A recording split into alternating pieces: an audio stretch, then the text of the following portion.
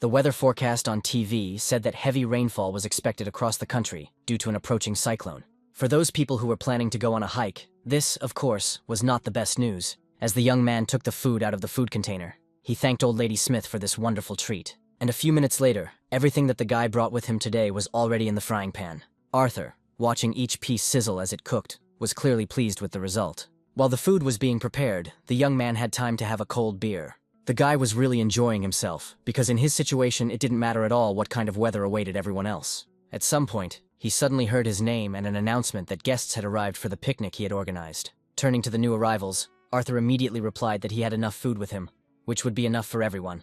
And from the nearby thickets, a man armed with a sword had already emerged, who was cheerfully asking whether his friend had thought to bring some alcohol with him today. Following this man, humanoid creatures appeared from the same thickets, which looked more like mutated cats. A few seconds later, a certain old man with a staff appeared, who did not fail to notice that something new in the world of cooking awaited them today. With words of apology for intruding into the company's rest, the elf girl soon approached the clearing, accompanied, as always, by her magical creature.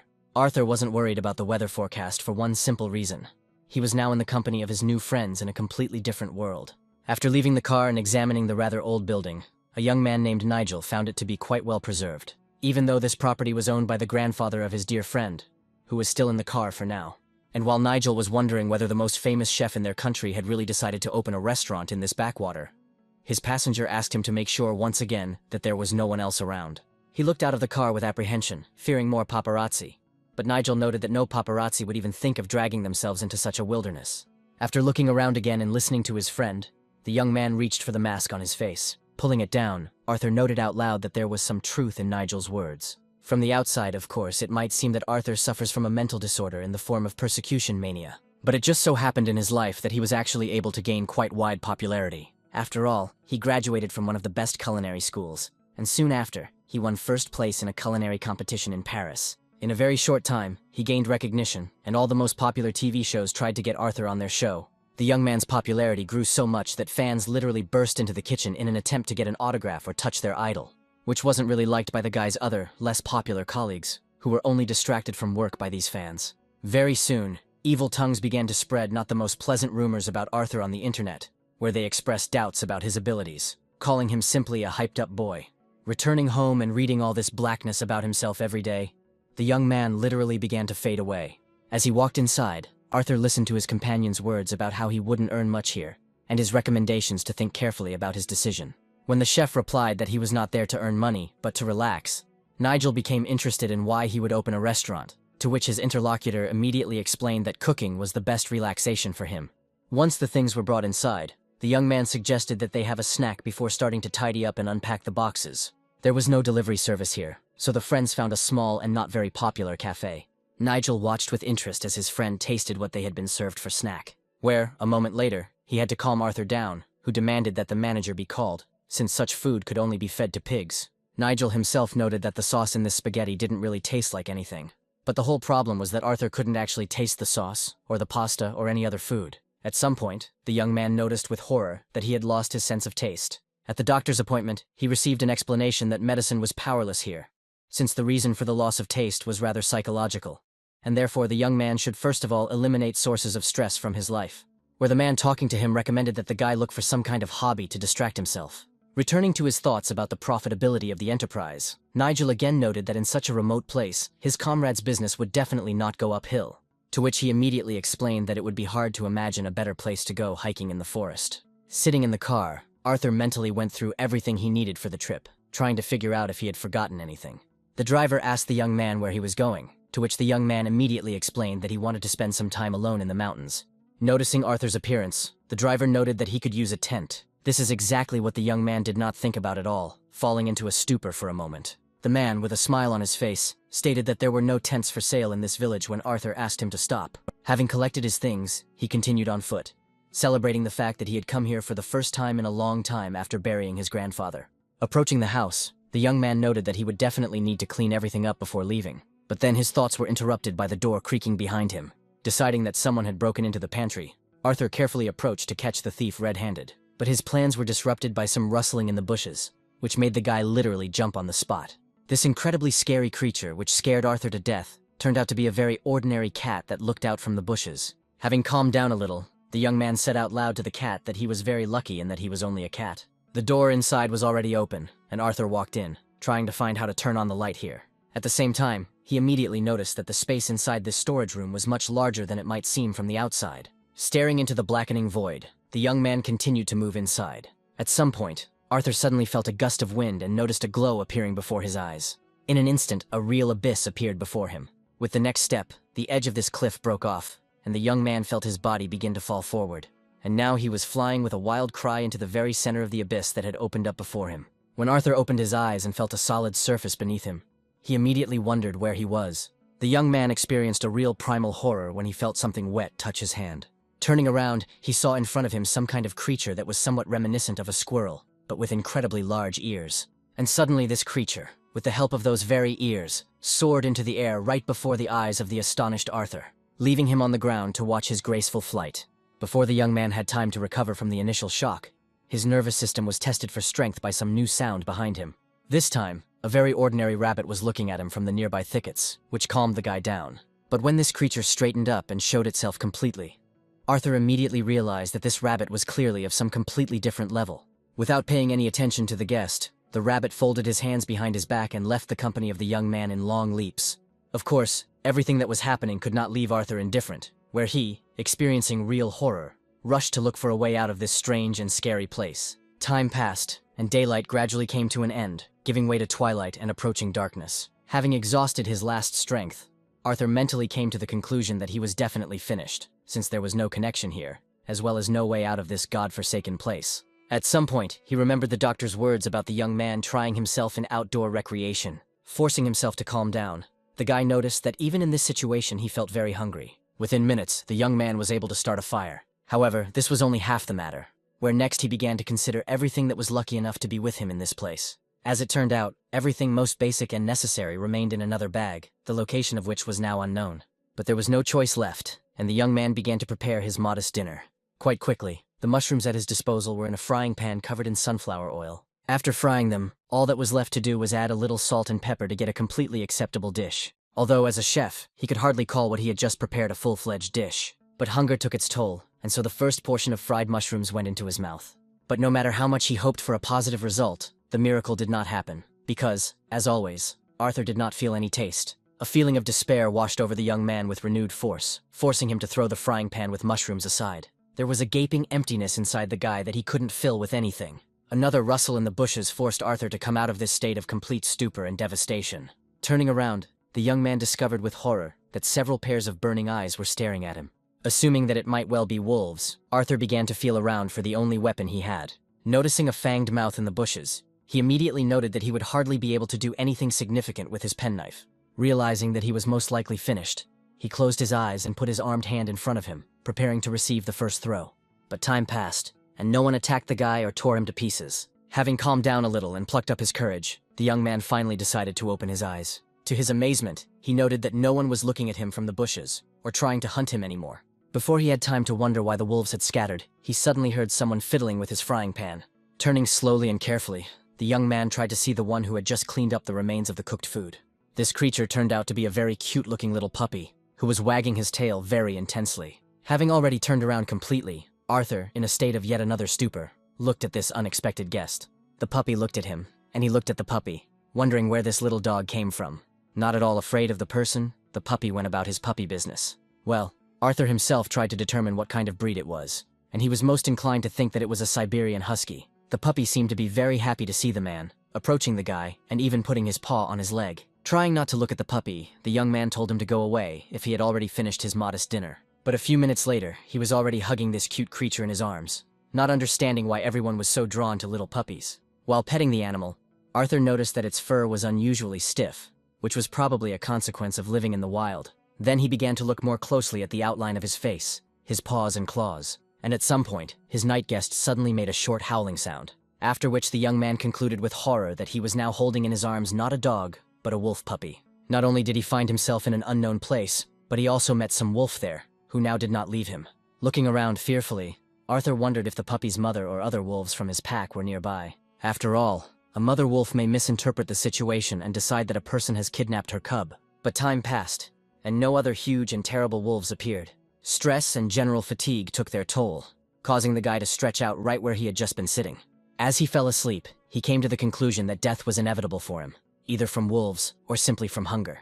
In his sleep, he felt the wolf cub dragging him somewhere, deciding that he himself had decided to keep the man for himself as a snack. But at some point the pull stopped, forcing the guy to pay attention to where the animal had dragged him. Looking under the tree, Arthur was amazed to find a place there similar to the one where he had fallen. At the same time, the young man was in a state of indecision, wondering whether he would be able to return if he entered this emptiness, or whether it would become even worse. Turning on logic, the young man thought that this passage most likely leads to another level lower, and does not guarantee a return home.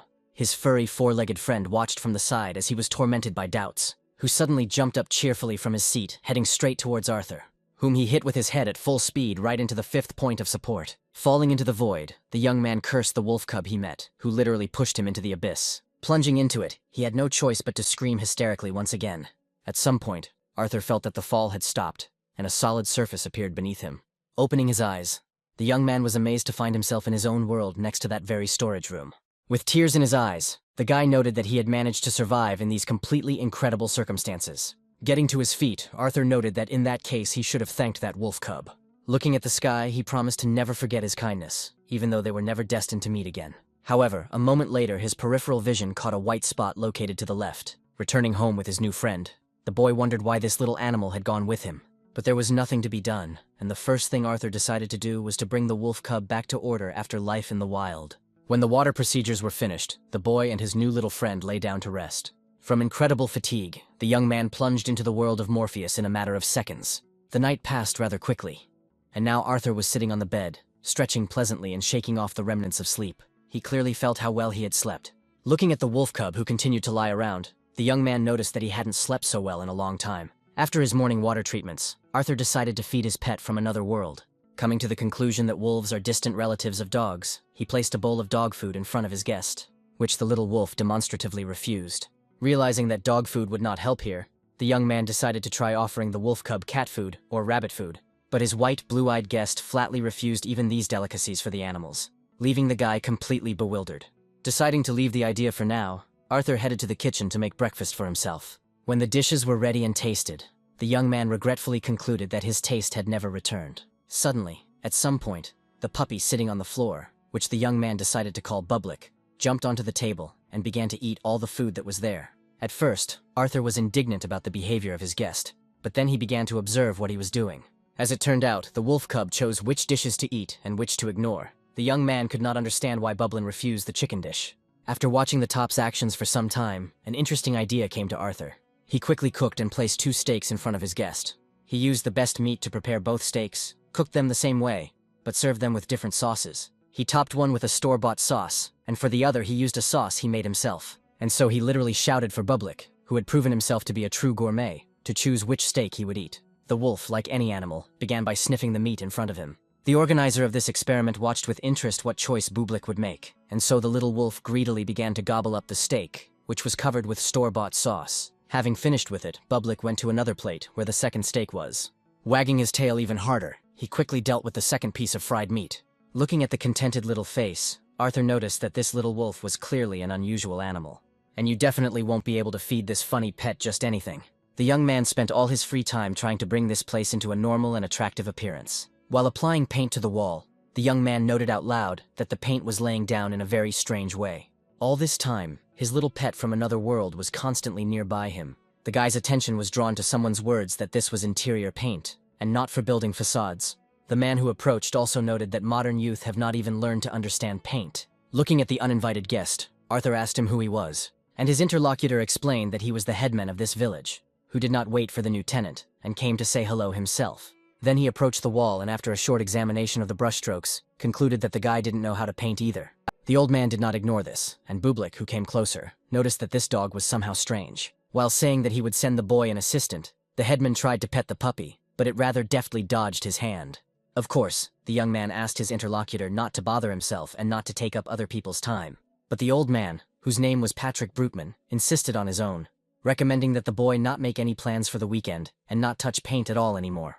Such persistence greatly irritated the guy, but he had little choice, and so Arthur agreed to help. The guy the headman brought with him introduced himself as Ron Oliver, and his companion added that he was the son of one of the local farmers.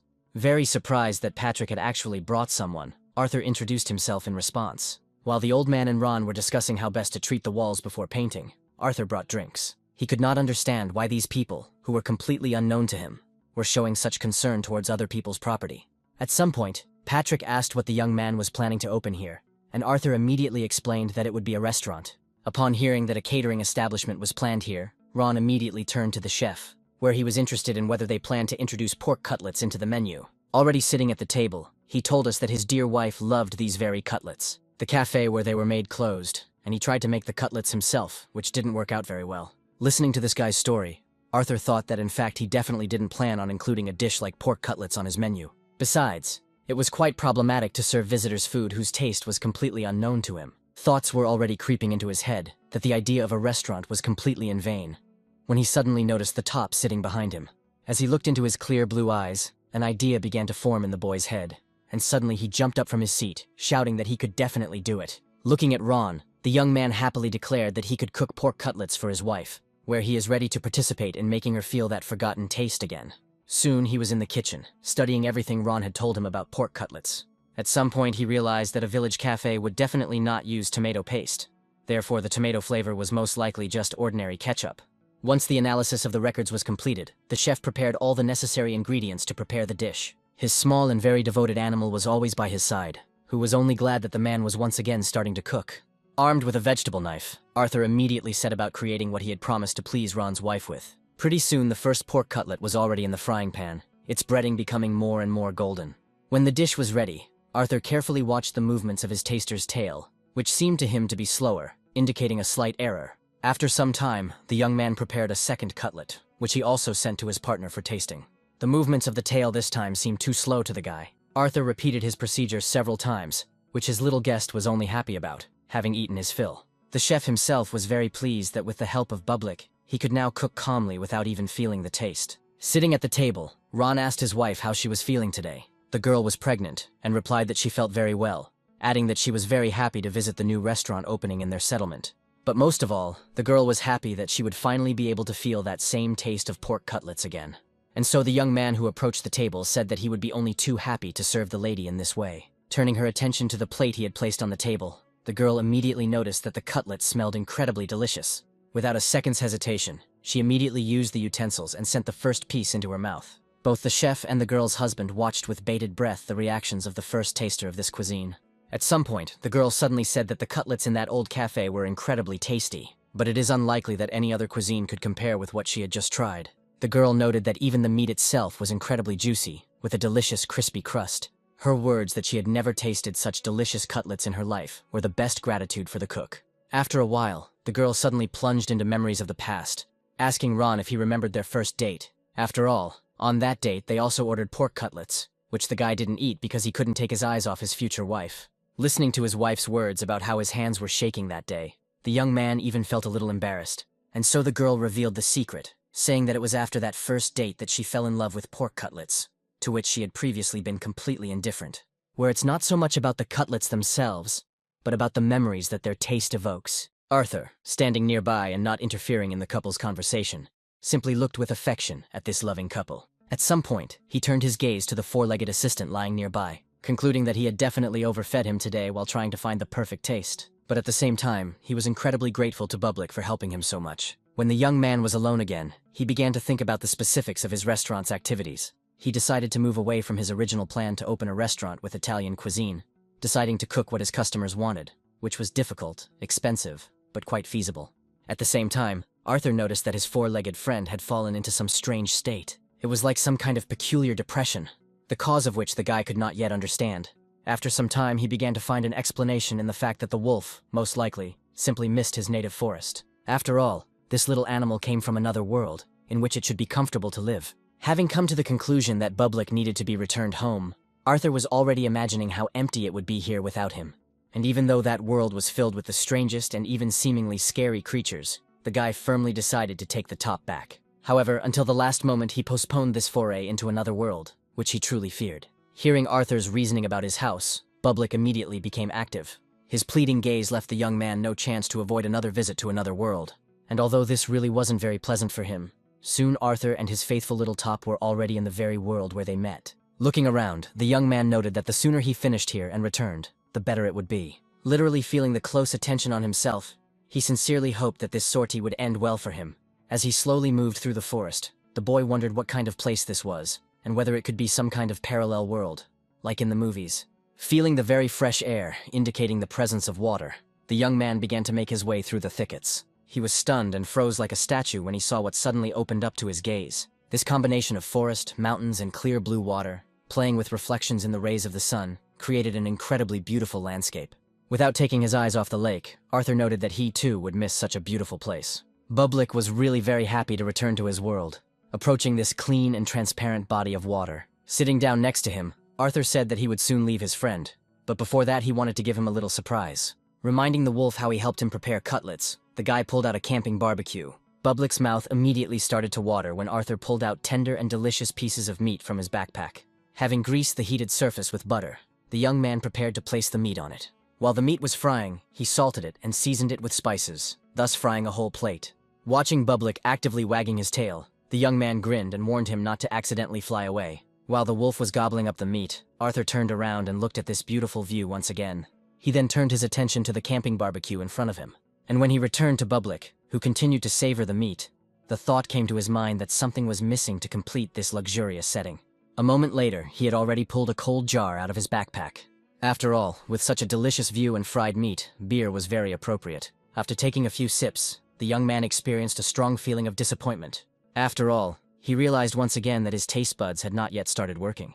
At the same time, he noted the opinion of some people that alcohol is not drunk for the taste, so he enjoyed what he could enjoy, until suddenly he felt cool steel at his neck. Glancing sideways at what had appeared to his left, Arthur mentally noted that he was looking at the tip of a real sword. Well, the one who was behind him for now menacingly asked who the guy was, a sorcerer or a spy from other countries. The frightened Arthur could not utter a word, and the man continued to insist on an explanation as to who his random encounter was. The sharp edge of the sword's blade pressed into the guy's neck more and more, forcing him to feverishly think about what he should do.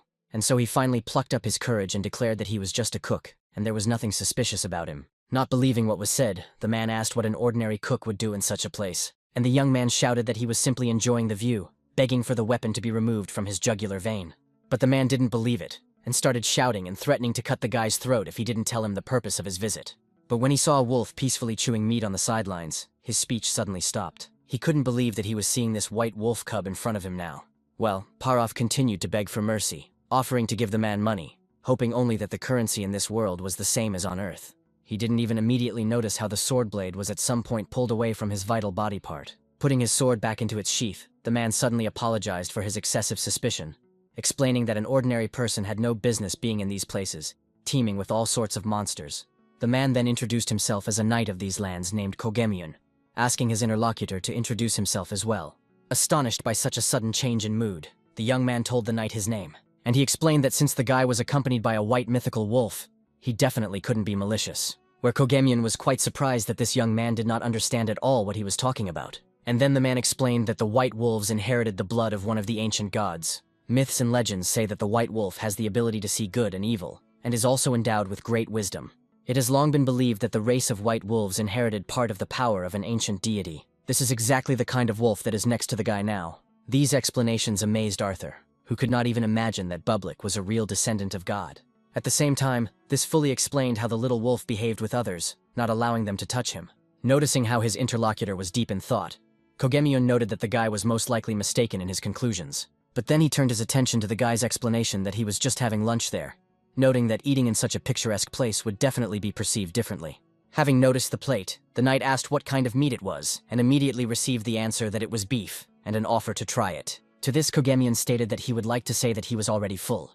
But this was not at all the case. He noted to himself that he would not be able to refuse food with such a pleasant aroma, even if he really was full. Displaying excessive modesty, the man said that he would only try one piece for the sake of decency and respect for the chef. Standing opposite, Arthur watched with interest as the big guy put the first piece straight into his mouth. When Kogemion began to chew, his face changed dramatically, where he did not understand how meat could be so tender and tasty that it literally melts in the mouth. Having come to the conclusion that nothing like this could be found in their world, he suddenly noticed what the guy was holding in his hand. To satisfy his new acquaintance's curiosity, Arthur explained that it was a light drink, But Kogamiun was interested not only in what was inside the vessel, but also in the jar itself, which he called a strange mug.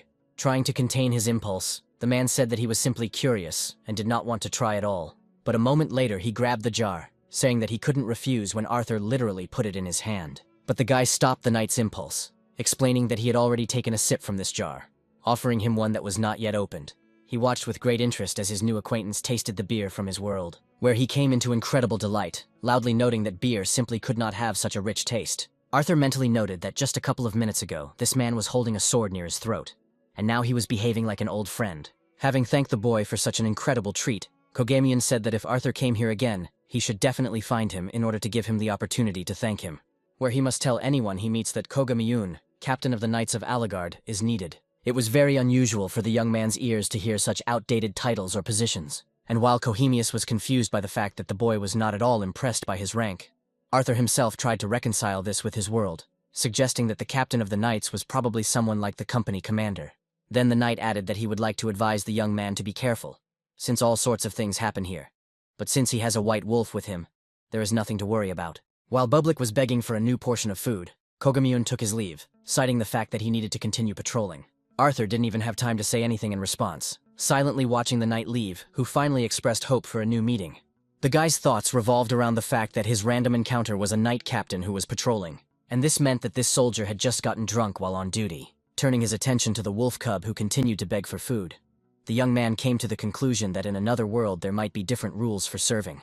After which, to the delight of the bagel, he dumped into its bowl everything that was left of the meat he had prepared. It was with pleasure that I watched the wolf cub gobble up his next portion. While he looked at Bublik, he remembered all those few, but very happy moments with him that filled his life, where now the guy was incredibly sorry to part with this funny guy. As he got ready, Arthur noted that although it had not been a long time, it was one of the happiest in his life. Noting that he could not be sure of their new meeting, the young man wished his four-legged friend good luck, after which the guy turned around and walked away, leaving the bagel to finish his last meal prepared by Arthur. After taking a few steps, the young man turned around a little to see how the top was behaving, but he didn't show it, continuing to gobble up everything that was still left in his bowl.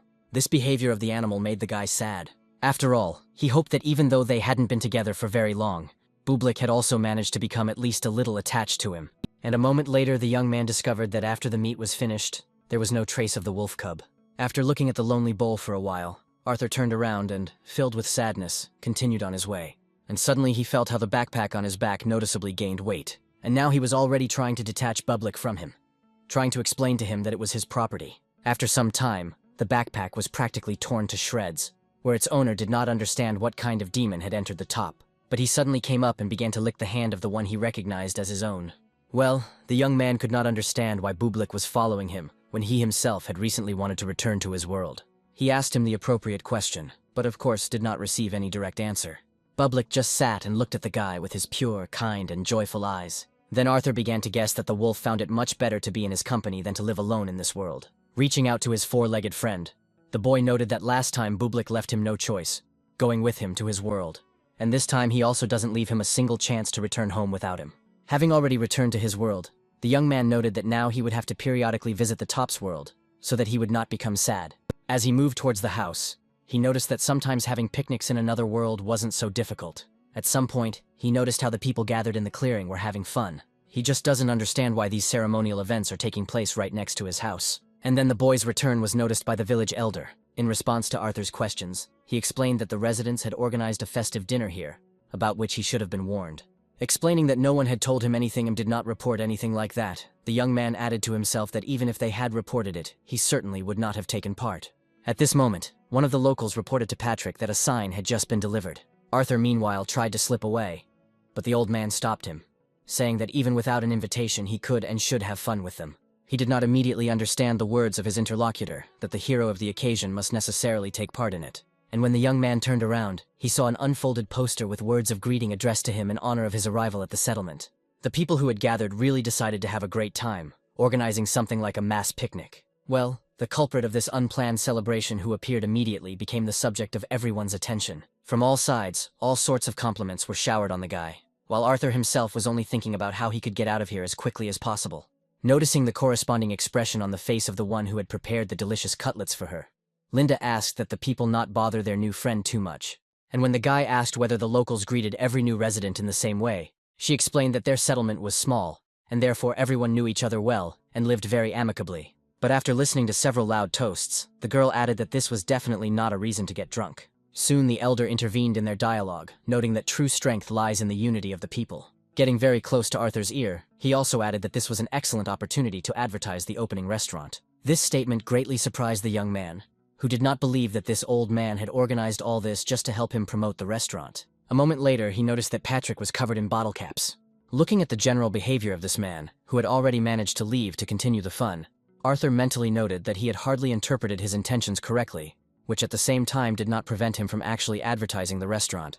Sitting to the side, the young man watched as those gathered were genuinely having fun and relaxing, where, despite the fact that they saw each other almost every day, they always had something to talk about. Slowly sipping his beer, Arthur couldn't take his eyes off these wonderful and kind people. At some point, the young man noticed that his faithful Bublik had stopped hanging around nearby and had started looking for him with his eyes. Well, the little top meanwhile successfully enjoyed the attention of those gathered, which of course, was reflected in the fact that he was fed quite a lot. But as soon as someone tried to touch the sacred white wolf, it immediately retreated from the touch. More than once attempts were made to pet or pick up this cute creature, but none of these attempts were successful for anyone present. People were amazed at how skillfully this little puppy dodged every attempt to touch him. But Bublik didn't keep himself waiting when another plate of food appeared in his field of vision. Not limiting himself to what was brought to him as a treat, he moved like lightning from one table to another, sweeping everything that was on the plates off them, where Arthur even felt a little ashamed of his little pet's behavior. Where he even thought about the fact that this little rascal really needed to be left in another world. Lost in his thoughts, the cook didn't notice how his gaze suddenly stopped on a boy sitting alone to the side.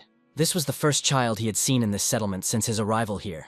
This boy looked very sad and lonely, which Arthur thought was a consequence of the lack of other children to be friends with and play with. Suddenly, an elderly woman approached the boy and brought him some kind of package, but only after seeing what she tried to give him.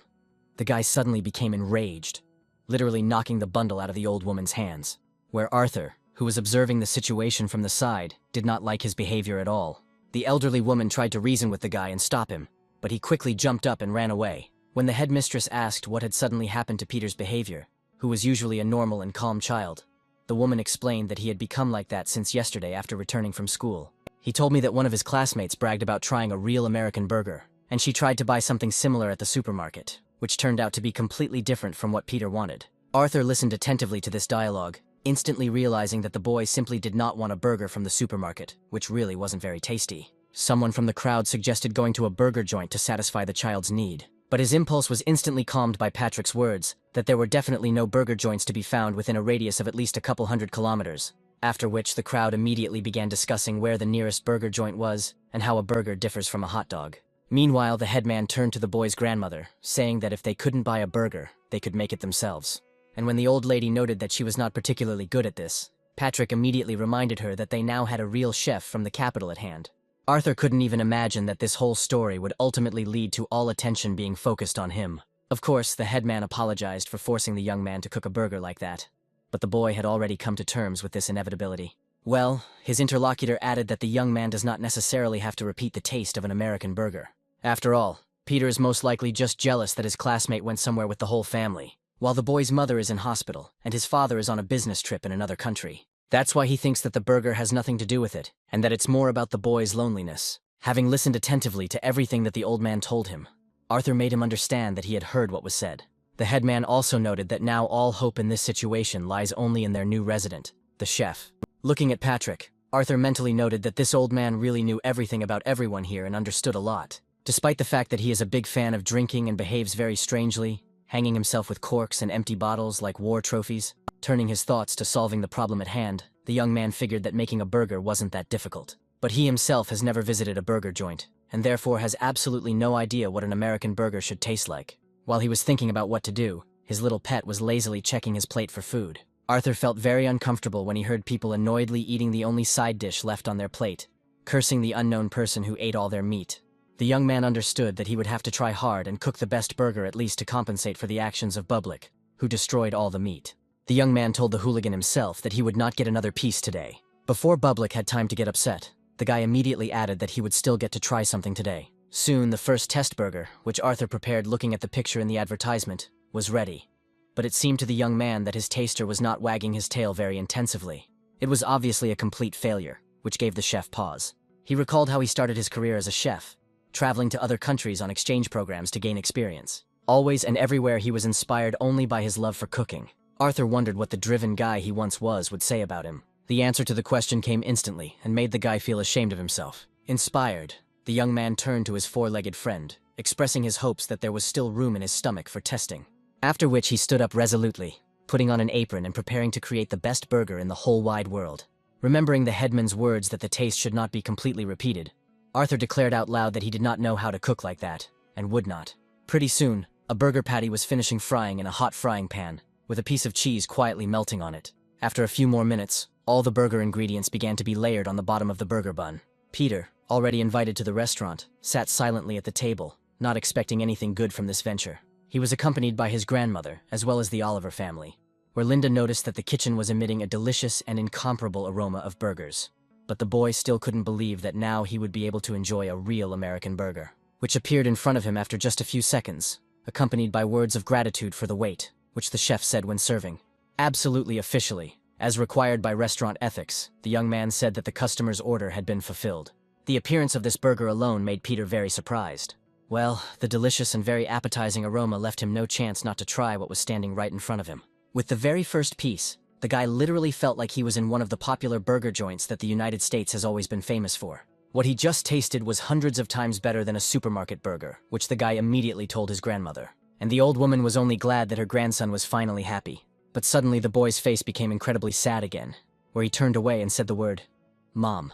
And then he explained to the astonished old lady that by demanding a good burger, he was counting on a trip to the capital to visit his mother in the hospital. It was only for this reason that he so strongly demanded a burger not from a supermarket, but from a burger shop, which he now deeply regrets. With tears in his eyes, Peter begged his grandmother to forgive him for this lie.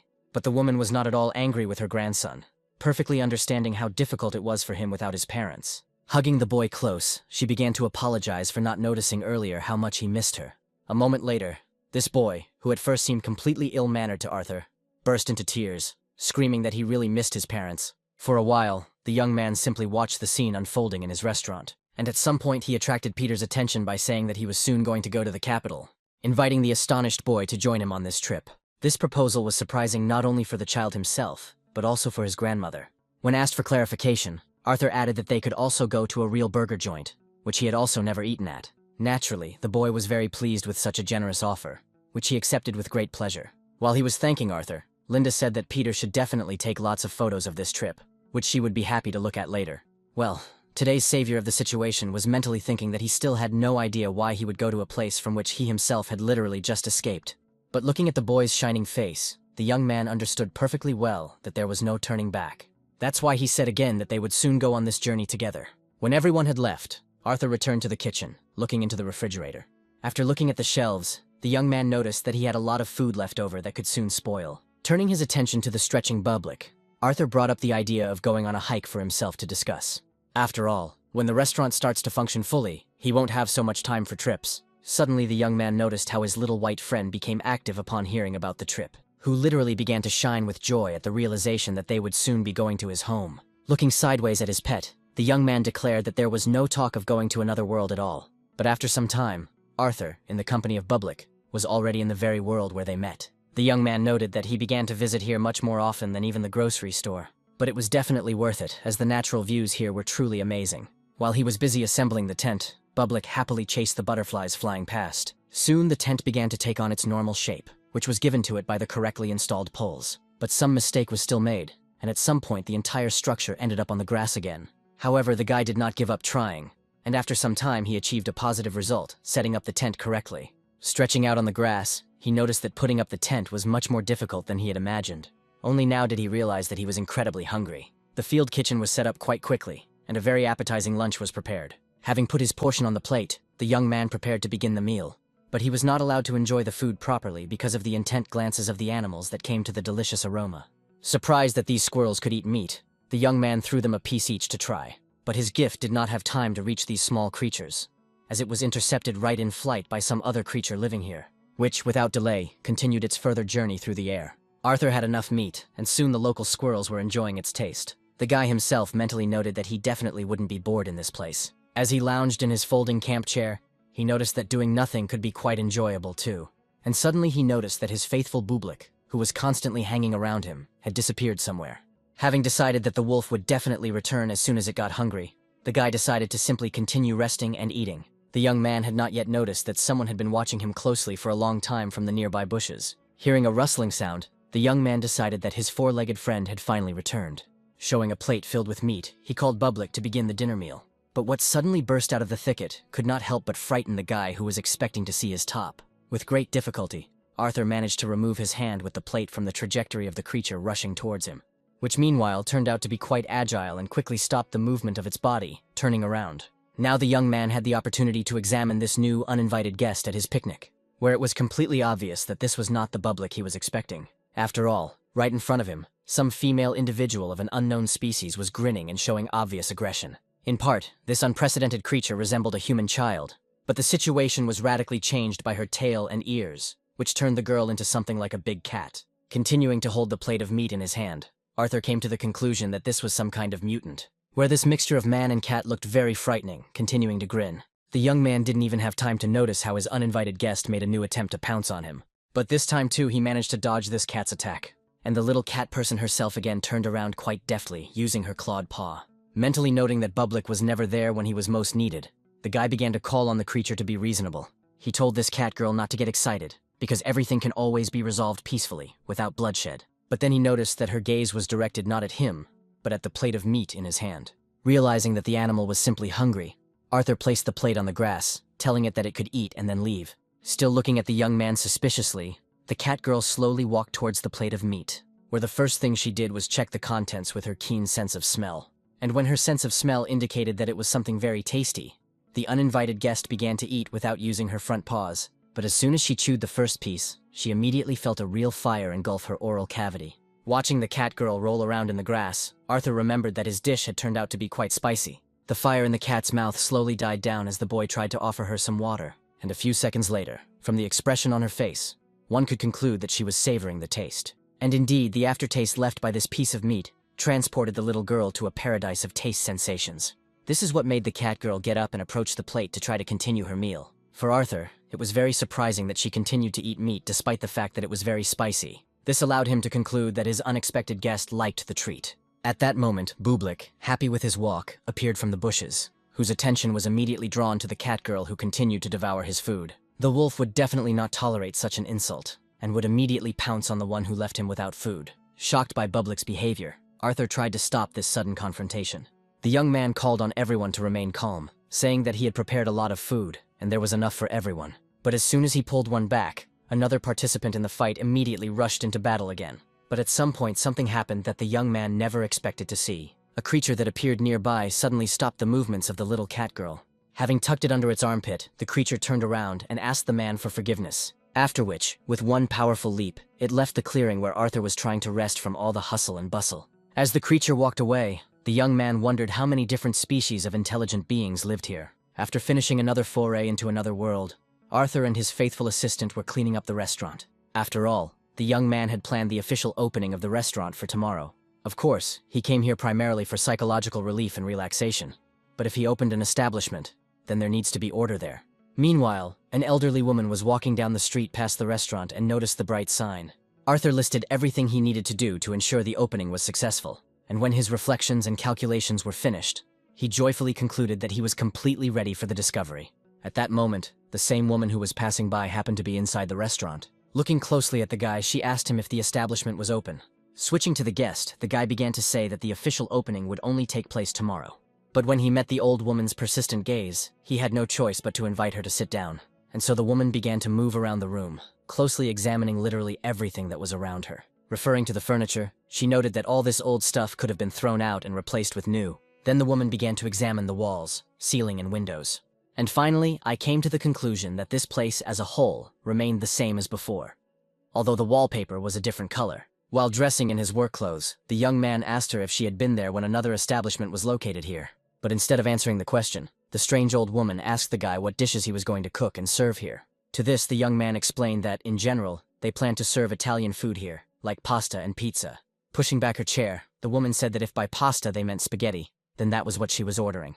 And when asked what kind of pasta she would like to try today, the guest said that she would leave the choice to the chef. Having accepted this strange order, Arthur retired to the kitchen, where he immediately began preparing the dish. Deciding that Grandma had never tried pasta before, he decided to make the most popular version of pasta with tomatoes. Since he had prepared this dish hundreds of times, it wasn't long before the plate of pasta was sitting on the table in front of the woman, and the young man obligingly wished the lady bon appetit. He couldn't personally judge the taste of what had come out, and so he relied only on his extensive experience. While the woman tasted what he had prepared, he recalled how often the pasta he had prepared had been praised, and therefore he did not allow a single thought to occur to him that it might turn out tasteless. But suddenly the old woman stopped eating, asking the young man how much she owed for this dish.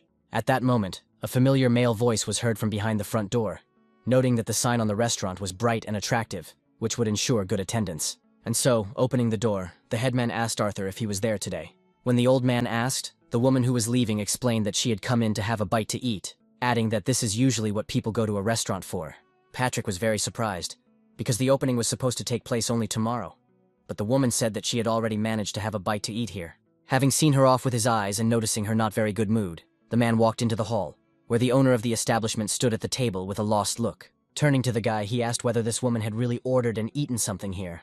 But Arthur did not answer the question, as he could not take his eyes off the plate, which remained almost full on the table. When a customer leaves the food untouched, this was the worst possible assessment of the chef's work, who now could not understand where he had gone wrong. Patrick, of course, couldn't help but notice how upset the guy was. Coming closer, he asked what the problem was that had thrown him so far out of his normal rhythm of life. Without answering the question directly, Arthur told the headman not to pay attention to what was happening.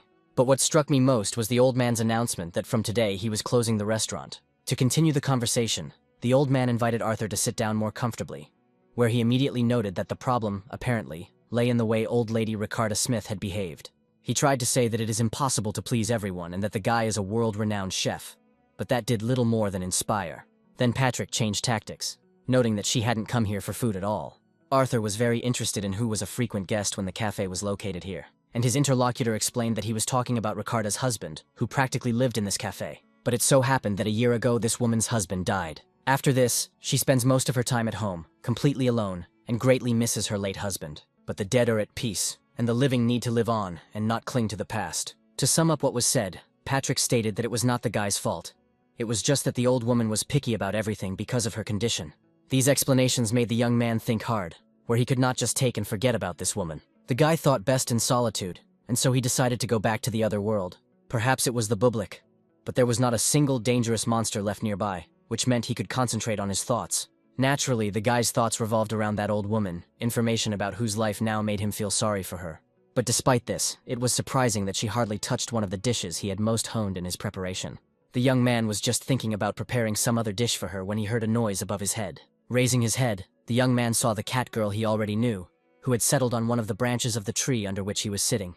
It was impossible to tell from Arthur's face that he was very glad to see this uninvited guest again. But the guest herself was in no hurry to go down this time, carefully watching the one who had treated her to a tasty and spicy dish last time. Deciding that this time the catgirl would not cause him any unnecessary trouble, the guy began to organize a picnic. While the young man was busy with preparations, the girl plucked up courage and climbed down from the tree. Pretty soon the whole area began to fill with the aroma of roasting meat. Taking out the red pepper, Arthur suddenly remembered how his guest had reacted to this seasoning last time. Along with the meat, the young man prepared a kind of side dish, part of which were mushrooms. Next came the pasta and grated parmesan, which formed the basis of the future side dish. First, the plate was filled with pasta and mushrooms, on top of which was placed a juicy, well-done steak. The catgirl continued to show her animal character when the young man placed a plate with a prepared dish in front of her. Of course, the uninvited guest really wanted to try the food, but she was stopped by the memory of her past spicy experience. But hunger was stronger than fear, and so the catgirl, closing her eyes, sank her teeth into the steak. To her great surprise, this time the girl was transported by a gamut of taste sensations. It was an incredible taste sensation that literally made this little creature meow. Arthur stood and watched intently as the catgirl gobbled up everything that was on the plate. When she finished, he could tell from her appearance alone that she really liked it, and that the guest would definitely not refuse more. And in general, this humanoid cat now looked much happier than at their first meeting. The guy himself didn't really like this type of pasta, since it turned out quite greasy due to the butter and steak. It would be hardly possible to call this dish traditional pasta. Suddenly, he felt his guest gently rubbing against his leg, noticing that just recently she had been ready to tear him to pieces. Seeing his guest's positive attitude, Arthur even decided to caress her a little with his hand. Now the young man understood that it didn't matter whether the traditions of preparing a dish were followed, as long as the customer liked it. Lost in his thoughts, he even stopped stroking his guest, which greatly surprised her. Already at home, inspired by his meeting with the catgirl and her reaction to the pasta he had prepared, Arthur began cooking. Having chosen the best greens, the young man called Bublik so that he, as the main and only taster, could express his opinion. But as it turned out, the little wolf was not at all inspired by the fact that he needed to taste the greens. Watching his friend turn away, the young man came to the conclusion that this time he would have to make do with his own strength. This created certain, but not the most critical difficulties. After all, he remembered the taste of every ingredient he was going to use, and he couldn't rely on Bublik's help forever. Patrick approached the restaurant and read a notice that the restaurant's opening had been postponed until next week. Old lady Ricarda Smith sat in her yard as usual, not talking to anyone and often turning her gaze to the sky. At some point, her attention was drawn to a familiar male voice expressing his satisfaction with the fact that she began to go outside more often. The mayor also added that Ricarda needs to go outside as often as possible, but the woman greeted him without much enthusiasm, asking rather rudely why the old man had come to see her at all. The man then said that Ricarda had managed to greatly upset that cook by not eating the dish he had prepared. To this, his interlocutor stated that she simply did not like the noodles, and therefore she should not have finished them. She was very surprised by Patrick's offer to visit the restaurant again, in order to give the guy a chance to rehabilitate himself. To her objections that once was enough, the headman added that this time everything could be different. Laughing, he also noted that it wasn't that far from her house to the restaurant for a short walk. Continuing to insist that she give Arthur another chance, the man turned around and headed for the exit, leaving the elderly woman soon in her usual solitude. Meanwhile, the young man stood and examined the result of his efforts in preparing a new dish. He liked the combination of ingredients he decided to use, where this paste included not only greens but also seafood. While he was thinking about how he could now invite the old woman to a second meal, the bell on the front door rang, and Ricarda, who appeared on the threshold of the establishment, asked whether the restaurant was open. Arthur was very glad to see the one he had just been thinking about inviting again, inviting the woman to come in and sit down. Having accepted the offer, Ricarda sat down at the table, thinking about what he would serve her this time. She had absolutely no desire to try again that pasta that she didn't like at all. But suddenly, her olfactory receptors sensed some incredibly pleasant aroma, before she had time to understand what smelled so delicious. A plate with a dish from which this divine aroma emanated suddenly appeared right in front of her, and Arthur, who delivered it to the woman as usual, thanked the visitor for waiting, noting that this dish is part of their restaurant's special menu and is prepared only in exceptional cases. Taking the chopsticks and examining what was on the plate, the woman could not help but notice the presence of seafood there. Thinking that perhaps this would be a little better than the last spaghetti, Ricarda tried it. At that very second, she was practically transported back to the past, to the springtime that she and her husband spent together. Having plucked a flower from a tree, the man suddenly handed it to his dear wife. Making the woman feel embarrassed, he accompanied his gesture with a question about whether she was free today and would like a cup of tea. Continuing to feel this incredible taste, Ricarda turned her gaze to the tree branches hanging outside the window. While wrapping a new portion of pasta on sticks, the woman noted that this type of pasta had definitely not been planned for the restaurant menu before. When the guy confessed that this dish was prepared for the first time today, Ricarda immediately concluded that Arthur did it especially for her. And when asked why he had to try so hard, the young man explained that he simply wanted to give the woman pleasant emotions. He also added that he himself would like to continue developing, constantly trying something new. Having finished his explanations, the young man thought again about the fact that this time he tried to satisfy the visitor's taste without Bublik's help, which was a big risk. But suddenly the young man noticed with surprise that Ricarda had no intention of leaving, continuing to eat the new type of pasta. The woman sent one portion after another into her mouth, enjoying this incredible taste. And when there was nothing left on the plate, she asked how much she had to pay for this pasta. Completely shocked, Arthur answered haltingly that he would not take money from the woman for this treat. But she was not at all happy with this state of affairs, where she insisted on payment, since every work must be paid for. The second time, Ricarda shocked the guy by declaring that he should definitely take money for such divine food. In addition, the woman recommended adding this dish to the restaurant's regular menu, explaining this at least by saying that he was going to come here exclusively to eat this kind of pasta. Absolutely pleased with how well everything had turned out, Arthur sprawled out in a hammock in the vastness of another world and watched the unknown birds flying above him. Its first visitor was absolutely satisfied. The restaurant can be considered open, which means it was possible to rest and relax a little. Bublik needed to visit his home, and so the young man found this an excellent opportunity to escape from the usual hustle and bustle of his life. Making himself comfortable, he loudly announced the beginning of complete relaxation and rest. But before he could finish, suddenly some dark spot flew right over his head, and Kogemian, who had peeked out from the bushes, cursed in annoyance, noticing that his prey had disappeared. But the prey not only disappeared, but also managed to completely disrupt the atmosphere of Arthur's rest, which the knight saw before him. Looking at the guy lying on the grass, the man cheerfully noted that they hadn't seen each other for a long time, asking the guy how things were going. Soon, they were sitting opposite each other, talking about everyday trifles and about the fact that the guy had come here often because of the beauty of the world. When the young man asked whether Kogemion was on duty today, he explained that he was simply hunting today. As soon as the little wolf cub heard the word hunt, he immediately beamed and became attentive. And suddenly Arthur's interlocutor also became inspired, saying that this time he would feed his friend, inviting a guy and his little pet to go hunting together. Of course, the young man was not at all interested in any kind of hunting, which only interfered with his planned vacation. But he didn't even notice how he was already accompanying the knight, armed with a bow and arrows. Bublik, on the contrary, was incredibly pleased that he had the chance to take part in the hunt. When Kogemion said that they would be hunting jumping birds, Arthur was very surprised, as he had never heard of such things. And then the man showed him the birds running around the clearing, one of which was supposed to be today's catch. When the guy looked at them, he noticed that these birds looked too cute to kill. But then the man suddenly noticed that the young man should not be deceived by their appearance, where in fact on their body there are not beautiful pink feathers, but short and rather stiff fur.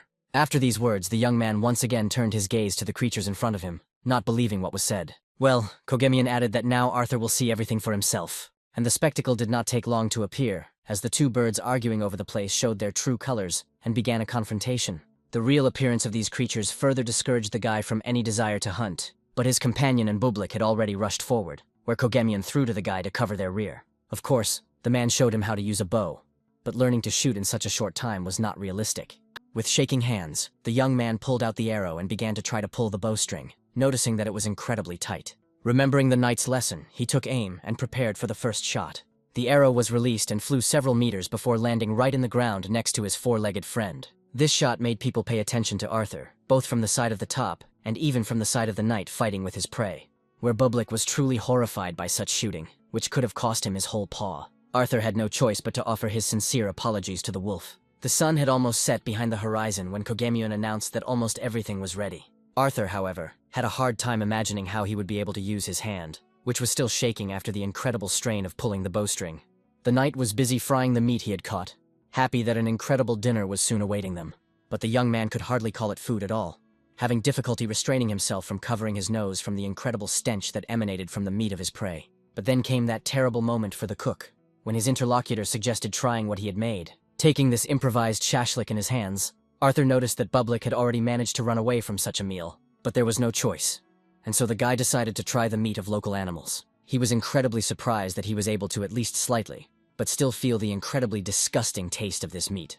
The man, meanwhile, was carefully watching the expression on the guy's face, which at the moment showed strong surprise. Having decided that the young man liked it, Kogemion immediately rushed to fry a new portion of his catch. Noticing this impulse, Arthur immediately jumped up from his seat, shouting that there was no need to fry any more shashlik. Throwing off his cape, he reminded his companion that he was a chef. That's why I would like to try to personally prepare something from this new product for him. It usually takes about a day to remove an unpleasant smell from meat, which in this case was not available. Therefore, the young man decided to resort to a faster method, pouring dark beer over the raw product, which would help get rid of most of the smell in the shortest possible time. Kogemion was shocked to see how thoughtlessly, in his opinion, Arthur was wasting such a valuable drink as beer. But the young man asked not to interfere with his cooking, sending the knight to tend to the fire, which needed adding wood, and also to build a device for the cauldron. The only seasonings he had with him were salt and pepper, which the guy added to the meat along with sugar, leaving it on an open fire for an hour. As if sensing that the person he had chosen was starting to cook, Bublik immediately appeared from the nearby thickets. After some time, the young man checked how things were going with the cooking. Well, Kogemion and Bublik sat and waited for when they could try the new masterpiece from the chef. When the man asked if the dish was ready, Arthur said that after it was well cooked, the meat would still need to be fried. And now the meat taken out of the pot was already strung onto skewers. And when the reheating process was completed, all that was left was to cut it into pieces that were easy to eat. Inhaling the delicious and pleasant aroma, the knight could not believe that this was the meat of the same bird that he had recently fried. After all, even the best chefs in this world have long since stopped trying to cook anything useful from the meat of this game. Still not fully believing that it could taste good, Kogemion decided to give it a try. All his taste buds literally went crazy as soon as they caught the pleasant notes of this dish. Now the man could no longer stop, devouring one piece after another. It was almost impossible to believe that the meat of this bird could be made so soft and juicy. It really seemed as if he had been given the meat of some other animal or bird. All that was missing to complete this taste picture was a few sips of beer, which Kogemion promptly took, from which the knight experienced truly incredible satisfaction. With a beer and a piece of jumping bird in his hands, the man tirelessly praised the talent of his new comrade. But the guy only thought that if he had time, he could completely rid the meat of this unpleasant smell and make it even more delicious. However, Bublik's clean plate objectively showed that the meat turned out excellent in this form. Continuing to consider all the pros and cons of the prepared dish, the young man came to the conclusion that he needed to start carrying more spices and bay leaves with him. The knight was quite surprised that the steam was so dissatisfied with the masterpiece he had managed to create from this worthless meat. Soon, the man cheerfully noted that today he tried to repay kindness with kindness and feed the guy. But again it turned out that Arthur fed him. Encouraging his companion to drink beer, the young man expressed his satisfaction that Kohemian liked the way he had prepared the catch. Then they continued to discuss the recipe that the young man used, and the satiated Bublik was already sleeping peacefully. The already slightly tipsy knight stated with absolute certainty that he knew many cooks, but had never met one as talented as Arthur. He also added that the young man should not downplay his true cooking abilities. People had been telling him things like that a lot lately, and the guy smiled and said that he would appreciate his gift. But Kohemian had no intention of stopping, saying that he still wanted to repay the treat with kindness. He managed to shock Arthur again with his announcement that he would teach him how to wield a sword. Not immediately understanding what had just been said, the young man asked his interlocutor in confusion, and he repeated that he was going to teach the boy how to use a sword, where such gratitude would be considered worthy of what Arthur had done for him. The young man, who had no interest in martial arts at all, tried to object, noting that he was just a cook. But the knight immediately shouted that he was asked to take dozens of people as students every day. But to this day, he has not shown such mercy to any of those who asked. And now he was already talking about the fact that the next time he visited, Arthur would be given his first lesson, and he should bring beer and snacks with him. In general, it was clear that the man was pursuing his own interests here, but at the same time, it did not escape attention that he was simply a little uncomfortable that he could not give anything in exchange for the treat. Looking at his future teacher, Arthur mentally noted that, in general, he did not feel sorry for meat, beer, or his time, but it would be incredibly difficult for him to teach the knight. However, he still did not refuse the offer, deciding that it wouldn't hurt to improve his fitness. A whole week has passed since Arthur opened the restaurant, and in the first days, a really large number of people came to the restaurant wanting to try something new. But already in the second week, the flow of visitors significantly decreased and literally stopped completely. Out of boredom, Bublik even became addicted to what was shown on local television. Noticing the interest with which the top was looking at the screen, Arthur approached in order to find out what had so interested his little pet from another world. And when he looked at the screen, he saw members of the very popular vocal group Best Stars participating in some kind of television show. The young man immediately noticed that the name of the group and its members were very familiar to him. Clutching his mobile phone, Nigel asked the girls if everything was okay, and at that very second I received a whole bunch of responses, where one of the girls complained about the unbearable heat, someone asked when the broadcast would start, and one even said that a grasshopper had just jumped on her. Not knowing what to answer to this endless and meaningless stream of information, the young man said that he was glad that the group was doing well. He also noted to himself that sitting and working in the office was much more pleasant than traveling anywhere. Looking at his diary, Nigel noted that he had fulfilled his plan for today, and since he was in these parts, it made sense to visit Arthur. And now he was already calling his friend, wondering if he had died of boredom in these parts. Having received some kind of answer, he said that he would drop by for a bite to eat after filming was finished. The whole group immediately pricked up their ears when Nigel talked about how there was no point in him going anywhere else when his best friend was a chef in his own restaurant. And while he continued to talk about coming alone, the members of the Best Stars group were already heatedly discussing something. They had clearly achieved some positive result in their negotiations, which was clear from the lights in their eyes. And so Nigel set out, leaving the girls in the care of one of his assistants. He strictly ordered the group to obey their assistant in everything until his return.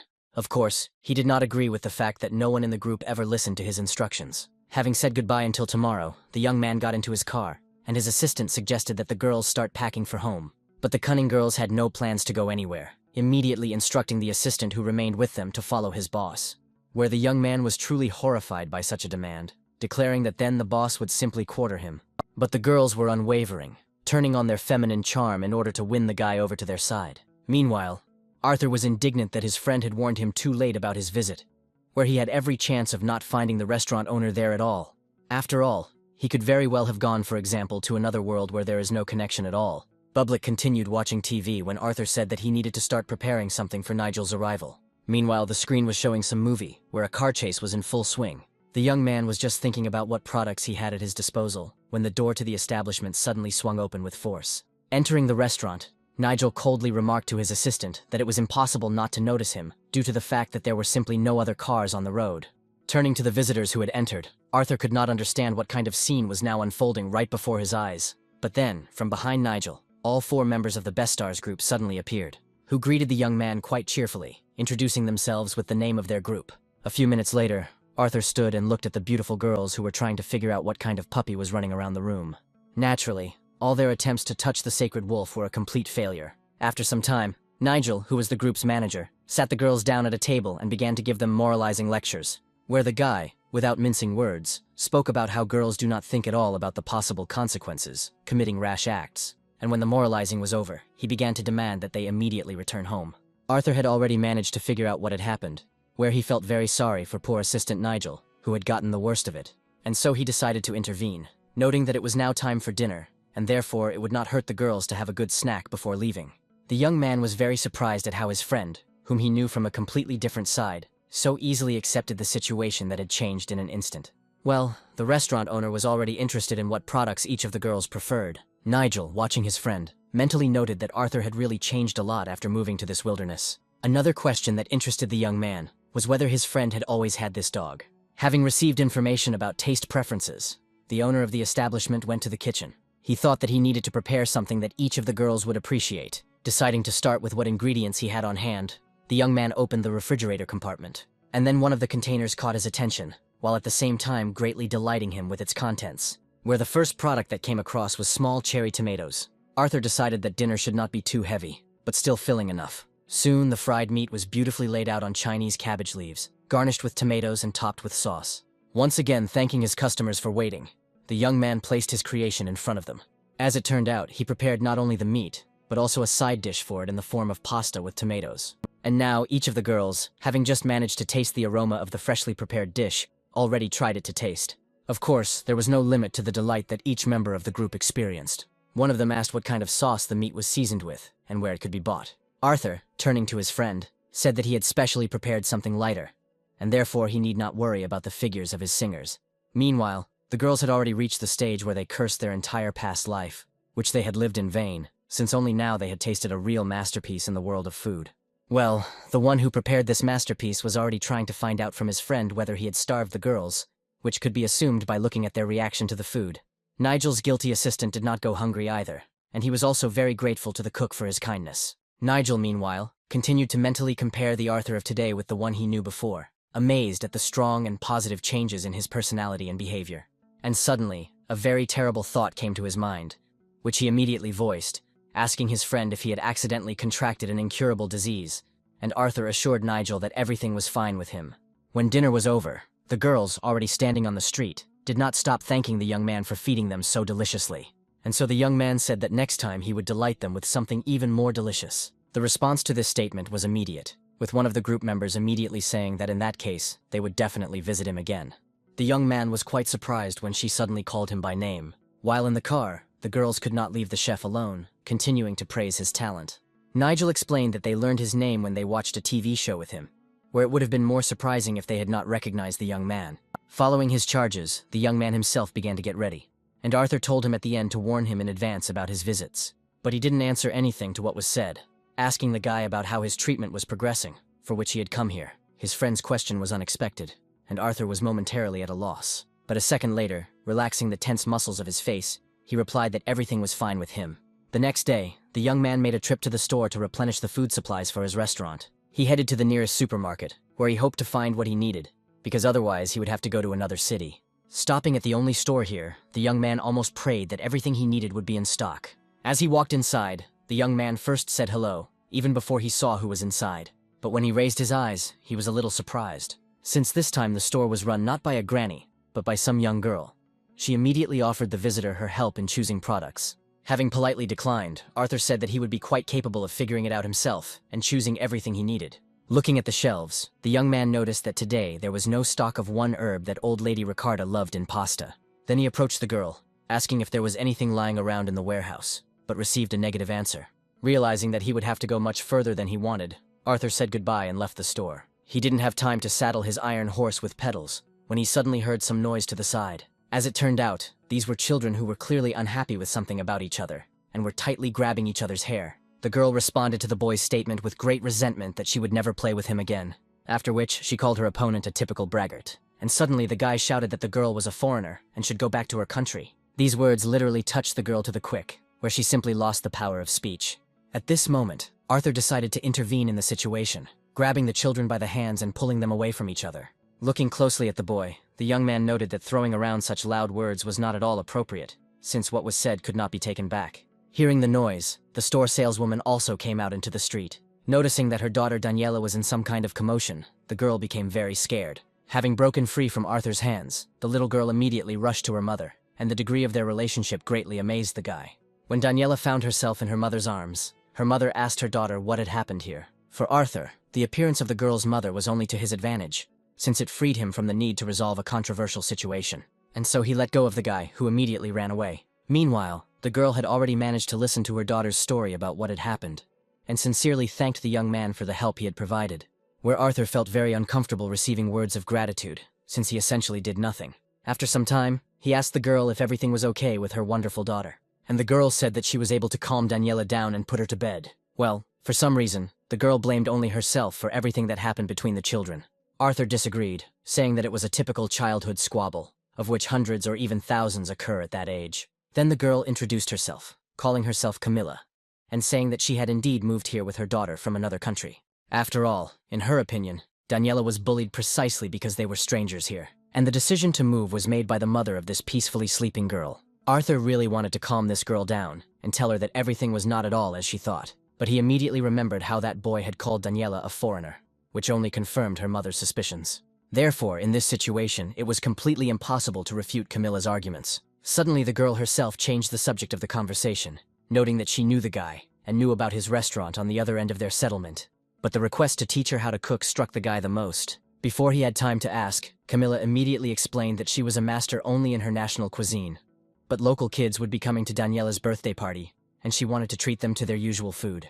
Already in his restaurant, the young man sat and thought about everything he had heard from his recent interlocutor. He understood perfectly well that the girl's request was more than serious, and he could not help her. Of course, he understood the reason why she wanted to learn how to cook local dishes. It was all about her daughter, whom she didn't want anyone else to bully. The boy felt how angry he was at the other children's prejudice against Daniela, but Bublik distracted him from his dark thoughts. At first, Arthur decided that the top had come to support him, but he quickly saw in its teeth a tin can with a black game, which, apparently, he needed to open. Surprised at where his pet got this jar, the young man nevertheless said that Bublik could empty it. This situation with the tin can allow him to realize one simple truth. There is no shame in asking for help when you really need it.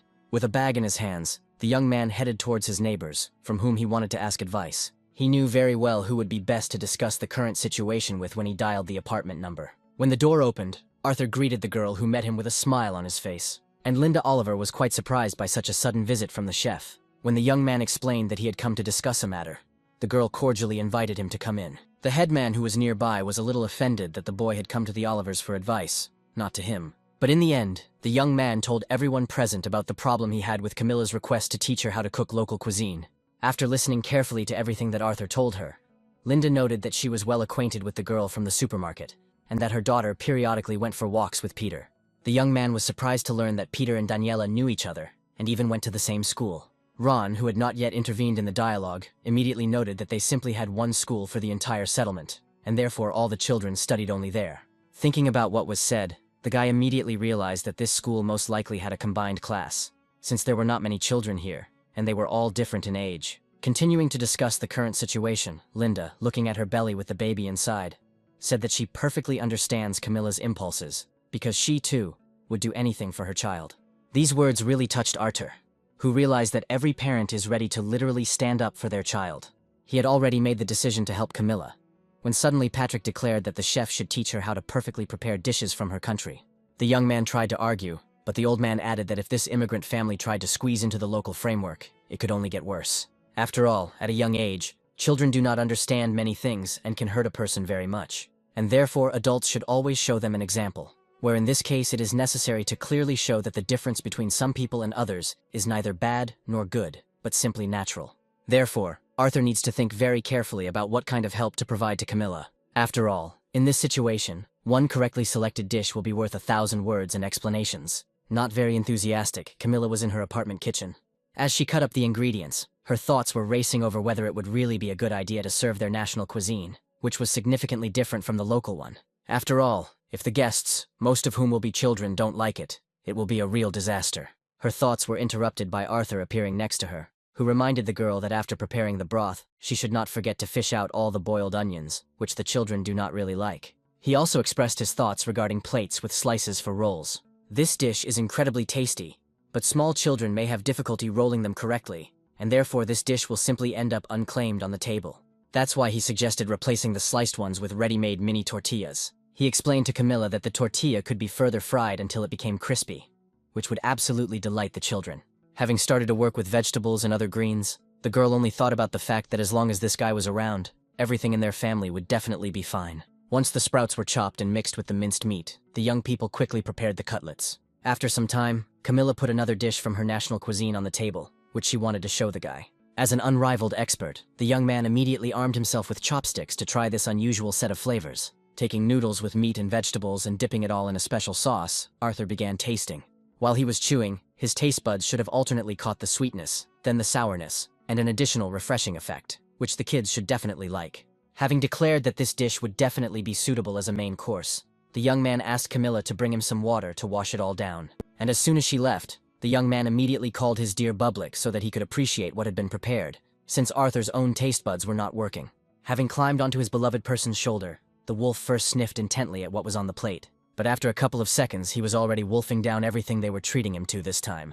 And when the young man asked how Bublik liked this dish, the reaction of his tail made everything clear without unnecessary words and emotions. When the girl returned, Arthur said that since the dish was intended for children, there was no need to add a lot of pepper to it. He also recommended using not only pork, but also some beef to make the dish even more tender. Overall, the young man concluded that the dish was truly delicious and should delight all the guests. These words even brought a slight blush to Camilla's cheeks as she thanked the guy for his feedback. Finding himself on the street with his ever-present Bublik in his arms, the young man breathed a sigh of relief. Overall, he was glad that the girl was already a pretty good cook, and that she was able to understand and absorb all of his recommendations instantly. While the guy was coming to the conclusion that there was no more reason to worry, someone called out to him from behind.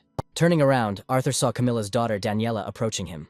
Coming closer, the girl handed the young man an invitation to her birthday, which she had drawn herself, and without which, according to her, it was impossible to get to the party.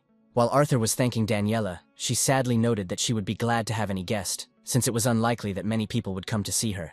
When the young man asked her, she explained that day she had fought with Duke Peterson, who was known to the whole area.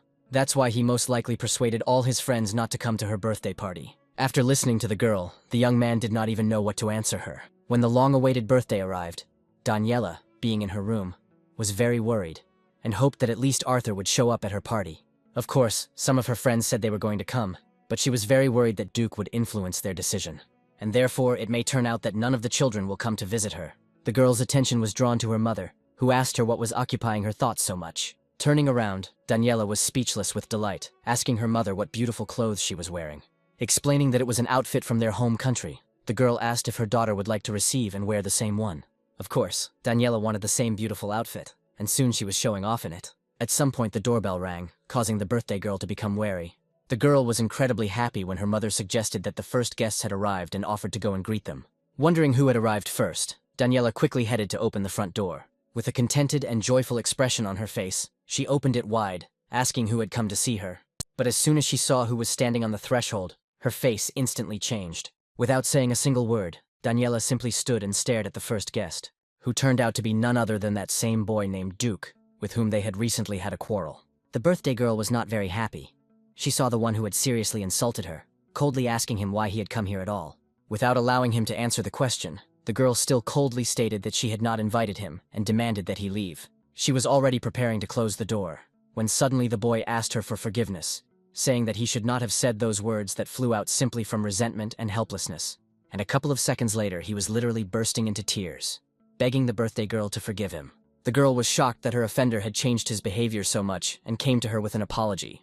After being silent for a while, Daniela suddenly said that under any circumstances the guy would not be able to come to her birthday party, where she explained this by the fact that he simply did not have a written invitation, without which it was impossible to enter. Nothing could have struck this boy more than such a strange statement. He had no choice but to admit that he really did not have such an invitation.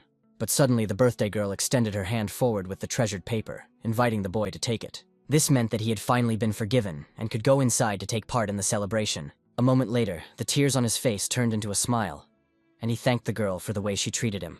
At this moment, other guests who had arrived looked out from around the corner, They had not interfered in the situation, but were now asking whether the reconciliation had been completed and whether it was possible to enter, where each of them considered it their duty to warn the former hooligan so that he would never again say such nasty things to people as he said to Daniele. After which, the entire crowd of children who had arrived to take part in the celebration poured out from around the corner, showing off their invitations. The girl's happiness knew no bounds as she listened to the words of congratulations and watched as all the children of the settlement entered the house. When everyone sat down at the table, everyone's attention was drawn to the strange dishes that everyone there saw for the first time. Arthur, who had also arrived in time for the celebration, acted as a waiter, amazed at how many children had gathered here today. Camilla explained to everyone gathered how to properly eat certain treats on the table, and so the children began to thread meat onto forks, twist noodles, and after dipping them in sauce, try this exclusive treat. Having chewed and swallowed the first portions, they were wildly delighted by the range of taste sensations that they had just experienced. Some of the girls even thought that when she grew up, she would definitely marry someone who could cook such dishes. Soon, the initial emotions from the treats faded a little, and the guests switched to what the hero of the occasion was wearing. Standing up to her full height, the girl happily declared that these clothes were straight from their home country. Camilla, standing on the sidelines, was incredibly happy to hear everyone there admire both her native cuisine and her clothes. Well, that girl who was going to marry the cook had already decided that she would definitely marry him in exactly those clothes. After some time, Daniela ran to her mother, asking her to go out with her to show everyone their identical outfits. The girl tried to say that she was busy cooking, but Arthur immediately interrupted her, saying that he could handle it himself. Camilla had no choice but to follow her dear daughter. Well, the one who essentially helped organize all this sat on the sidelines in Bublik's company and watched the events, where the girl had already managed to take off her apron and appear before the little guests in all her beauty next to her daughter. A fairly large number of yurts were set up on a fairly spacious clearing, and the entire settlement was surrounded by a wall. A humanoid adult female cat sitting in one of these yurts cheerfully noted that her daughter had once again run away, to which the same humanoid creature, located a few meters away from her, explained that she had succeeded in doing this despite the increase in the number of guards. The male then confirmed his interlocutor's assumption that she was heading towards that same person again. The girl was incredibly amazed and wondered what kind of person he was who was able to lure not only her daughter, but even the sacred white wolf. Her interlocutor was amazed when the chief gave the order to invite this man to their village, which had never happened before. But his interlocutor cheerfully noted that they have no ban on inviting people, and it is unlikely that anyone would dare to enter into an open confrontation with her guest. And she, as a mother, really wants to get to know the person to whom she ended up in debt, because her daughter was bothering him and was being fed by this person. In this truly magical forest, there was an equally magical atmosphere that could not leave anyone indifferent. The deer that came to the watering hole was attracted and a little frightened by the loud growling sounds that were heard throughout the forest. Covering his ears with his hands, the young man asked Bublik to stop, but his little four-legged friend did not calm down, continuing to bare his teeth and growl incredibly loudly. This was doubly surprising, since the wolf, which had rushed at the jumping birds without any fear, was now frightened by some dead shrimp. Looking at the shrimps lying in rows, the young man grinned, saying that they really looked disgusting. But considering that Bublik usually brought even more disgusting creatures, his reaction to the shrimp there remained unclear. It was difficult to explain to the wolf that this was a tasty product, and so the guy decided to simply demonstrate it to him. First, the shrimp had to be prepared for cooking by removing the insides. Then he put coarse salt in the frying pan, on which he placed the washed and prepared shrimp. After which all he had to do was cover it all with a lid and wait. A little calmer, Bublik sat and closely watched the frying pan where those incredibly scary creatures were. Soon, his new permanent guest, a catgirl, appeared in the clearing where the young man had settled. The young man did not notice her right away, and was even a little scared when he did notice her. He wanted to ask her how long she had been there, but changed his mind, noticing how the guest was already salivating, anticipating the meal. As he removed the lid, Arthur said that he would at least let her try the dish since she had come again. Having peeled the shrimp, the young man put several on plates, which he placed in front of Bublik and the guest. Very cautiously, they finally took the risk of trying what the chef had prepared today, where at that very second, both creatures felt the incredible freshness of the raging ocean. Arthur, having cleaned another shrimp, asked his tasters how they liked the taste. Of course, there was no response, where the loudest words were the speed and appetite with which both of them gobbled up the shrimp. Not denying himself the pleasure of trying what was prepared, the young man noted that he was very glad that Bublik and his guest liked it. Having finished everything on her plate, the catgirl looked at the boy, who immediately understood this look, saying, "Now clean some more." But then a loud voice caught the girl's attention, calling her Diona. Hearing a familiar voice, Arthur's guest was truly horrified, realizing that her meal was now over. In 1 second, she hid behind the guy who was sitting peacefully on his chair, who was looking with some fear at the creature that appeared in front of him. And the humanoid upright mutant cat menacingly declared that Diona had again left the village without permission. Arthur recognized the same creature that had once taken his guest. offering to let her first eat her fill and then take her home. He also added that he does not feed her anything dangerous, and therefore the person who came for her has nothing to worry about. But suddenly the creature declared that today he had come here not only to return Dion, but also wanted to take the man himself. The young man tried to ask this humanoid beast what he needed, but it simply told the boy to follow it. Looking warily at the monster towering over him, the young man was even afraid to guess why he had taken it with him. Having come to his senses a little, Arthur asked him where he was inviting him to go, and the creature explained that he must go to their village, since the chief herself, Dion's mother, was inviting him to visit. Turning his gaze to the girl hiding behind him, the guy immediately noticed that all this time he had been feeding the daughter of the leader of an entire tribe. Therefore, this could be a protective reaction of the mother, who knows what she might do to him, because he fed her child something unknown. Having decided that it was definitely not worth going with this big guy for now, Arthur said as politely as possible that he could not accept the invitation today, as he was busy with other things.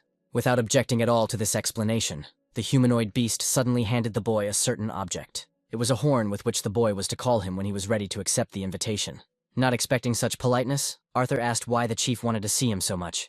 The creature's explanation that she wanted to see the one who lured her daughter to her did not bode well. At this point, the short dialogue ended, and the young man's interlocutor walked away, leaving him with his not very colorful thoughts. But at some point, the guy managed to pull himself together and asked the creature to stay a little longer. Having reached the village and found himself in his yurt, the one who carried out the leader's order opened the package he received from Arthur. He remembered how the young man had handed it to him, saying that although the shrimp might seem ugly, they were nevertheless delicious.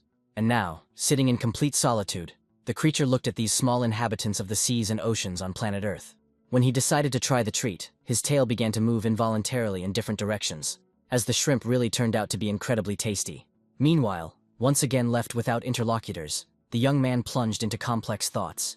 He tried to figure out whether he should accept the invitation and go to the village, considering that Bublik had not reacted in any way to the appearance of this creature, which showed the absence of danger. Of course, he was very curious, but going there without knowing anything about the nature of these creatures would be stupid. He was in dire need of advice, and the one who could give it appeared just in time, greeting the boy. Without even trying to shake off Dion and Bagel, who were stealing shrimp from each other, the young man greeted the knight. The man said that he himself saw this perfectly well when the young man said that he needed some help. But he was shocked when he learned that he was invited to the village by the leader of the beastmen herself. When the guy asked how unusual this was, Kogemian explained that this had never happened before. Glancing sideways at Diona, the man noted to himself that this practically uncontacted tribe was not afraid to leave their cub with this guy. Arthur, however, closely watched the reactions of his interlocutor, coming to the conclusion that the situation was truly non-trivial. And so the man gave his opinion, saying that the young man could safely accept the invitation, since the beastmen would definitely not harm him. Thanking the knight for his advice, Arthur said that he would visit this tribe another time. Well, now he invites his interlocutor to try something new and incredibly tasty. This time he decided to cook the shrimp a little differently, pouring a creamy sauce over them in a frying pan. Kogamian watched the cooking process with interest, and Bublik and Diona, who had already tasted the shrimp, waited impatiently. Soon the dish was ready, placed on a plate with a lemon garnish, which was supposed to help suppress the strong fishy smell. When Arthur showed how to properly clean a shrimp, the man, looking at it, wondered internally about where the guy even gets such products. With the first bite in his mouth, he was instantly transported to the seething and turbulent ocean. Never in his life had the man tasted anything like it or experienced such vivid taste sensations. Taking another one, he began to look more closely at what the guy was treating him to this time. Meanwhile, the chef himself was trying to pull his bagel away from Diona's plate, for whom one serving was not enough. Meanwhile, Kogemian decided to try eating the shrimp whole, since he was really tired of cleaning them. His example was followed by the four-legged ones, who also did not want to wait any longer for the shrimp to be cleaned. Watching the entire crowd gobble up the unpeeled shrimp, Arthur mentally concluded that it was even easier for him this way. Soon, having eaten too much shrimp, Bublik and Diona collapsed together on the grass, unable to move any longer. Well, the knight, having thanked the guy for the treat, noted that now it was his turn to devote himself entirely to training. Only now did the young man remember that he had accepted Kogemian's offer to learn how to wield a sword. Well, the man cheerfully noted that the guy shouldn't worry, since they would start the first day with simple exercises. Sometime later, Arthur lay on the grass, not having the strength to even breathe normally. A knight nearby noticed that the boy needed to work hard on his endurance in order to become a better warrior. He was very surprised that Arthur was exhausted after some 4-hour run, which indicated weak legs. Sympathizing with the young man, Bublik approached and began to lick his leg. At that very moment, the guy felt that the wild pain in his legs was beginning to subside, which was more like some kind of hallucination. But after a few seconds, he was completely convinced that the effect was real, and so he simply relaxed, enjoying how the pain and fatigue receded. Seeing what the wolf was doing, Diona began to lick Arthur's other leg, but this only made him wet. Having thanked the girl for her concern, he moved her away from his leg, which was quite wet from her saliva. Kogamian noted that his determination and fortitude were worthy of admiration, after which he pulled out a wooden sword from behind his back, which was lighter than the real one, but quite suitable for training. The young man was shocked and tried to refuse the gift, when his interlocutor explained that he had originally made the sword for his daughter. But the man immediately explained that his daughter had become a follower of completely different interests than sword training. Immediately after this, the man joyfully shouted that now he would teach Arthur everything that he could not teach his daughter. Realizing that the night was quite serious, the young man realized that he would definitely not be able to get rid of training now. Returning to his home world, the young man finished preparing dinner, which was closely watched by his little pet. Noting that he was incredibly tired, the guy complained that he had to have dinner quite late. Another quick version of pasta was laid out on plates, one of which was immediately placed at Bublik's disposal. Noticing the pet's reaction, the young man noted that apparently this quick dish turned out to be quite tasty, and Bublik really liked it. Rejoicing for the wolf cub, Arthur decided to start his belated meal himself. Even Bublik was scared when he noticed how the young man reacted to the first portion. Almost throwing his chopsticks on the table, he rushed to the closet, taking out everything that was there. Pretty soon the entire table was covered with a variety of sauces, seasonings, and some kind of food. And the astonished Arthur concluded for himself that his sense of taste had begun to return. While he was noticing that he was still only sensing individual notes, the top continued to watch him with concern. At that moment, the guy realized that if he had stayed to live in the capital, he would probably have completely abandoned cooking over time, not having a sense of taste. Overwhelmed with emotion, the young man could not stand on his wobbly legs, because he had almost no hope left for healing. And now he could once again start cooking everything the way he wanted, without worrying about the taste of his dishes. Turning to Bublik, who was sitting next to him, Arthur concluded that he was incredibly happy with his decision to move here. Lighting his way with a lantern, the headman of the settlement moved along the street, singing some cheerful song. The man once again allowed himself to relax and got quite tipsy. After some time, he reached the building of Arthur's restaurant, where he was very surprised that their chef was not sleeping at such a late hour, as evidenced by the light in the windows. But the guy couldn't sleep, and immediately began preparing food to please his four-legged friend from another world. One after another, a variety of ingredients appeared and were processed to form part of one dish. And now, finally, on the table appeared what he had been hesitant to cook for so long due to the loss of taste. Without waiting another second, the young man immediately tried what he had come up with. Of course, he had already caught some notes of taste, but this was not yet the full range of sensations of an ordinary person. Thinking that this was still better than nothing at all, the young man suddenly turned his attention to his little friend. The reactions clearly demonstrated that Arthur's dish turned out just right. Having become amused, the young man noted that even half of success can also be considered a success. As the morning approached, someone began to pound very loudly on the restaurant's entrance door, which didn't make his owner very happy, as he not only didn't sleep all night, but also continued to suffer from muscle pain after training in another world. Hearing the boy's voice, the headman began to shout even louder, telling him to hurry. Finally reaching the door, the young man wearily asked Patrick why he was so excited. The little top, who had spent the entire night eating, was in approximately the same state. He watched wearily as the man pushed the boy into the car without saying anything, and a few seconds later, the car took off, leaving Bublik completely alone. It was only when they were already racing down the hospital corridor that Patrick explained that Ron's wife was giving birth today, and very soon they saw their almost father sitting in the corridor. Other relatives nearby discussed whether the girl was giving birth too early. They bombarded the agitated man with dozens of questions, which he, naturally, was unable to answer. Old Lady Ricarda suddenly called everyone to order, reminding them that they were all in the hospital, not at a rally. The headman immediately supported her, saying that too many people had gathered there, asking them all to leave and leave the man alone. He himself wanted to stay close as the headman, but Ricarda did not allow him to do this, dragging him along with her. So the only one left next to Ron was Arthur. He also wanted to leave, but suddenly received instructions to stay close and support the future father. And when he asked why him, the old woman explained that friends should always support each other. Arthur didn't think his relationship with Ron could be called so close, and he was at a loss after what was said. Not only was he very embarrassed to find himself in such a situation, he also had absolutely no idea what to say in such cases. The young man was quite surprised when Ron suddenly thanked him for staying, after which he began to quietly repeat that he was now experiencing an incredibly strong feeling of fear. Arthur understood that Ron was also in this situation for the first time, and so he simply patted him on the shoulder in a friendly way, saying that everything would be fine. These must have been just the words that needed to be said, because after them, the young man turned to his interlocutor. His tense face suddenly relaxed, and he thanked his friend again for his support. After a while, a crowd of people on the street were shouting loudly that a girl had been born, and that it was absolutely necessary to celebrate.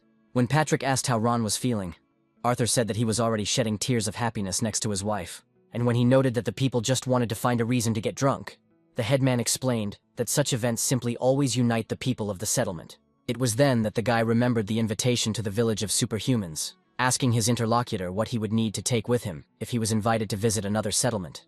Of course, the man took this information in his own way, where he became furious that someone wanted to lure their cook away. But when Arthur assured him it was just a friendly visit, Patrick advised them to take some drinks and some good local food. The food option was much more acceptable, and so the young man eagerly inquired about what dishes their settlement was famous for.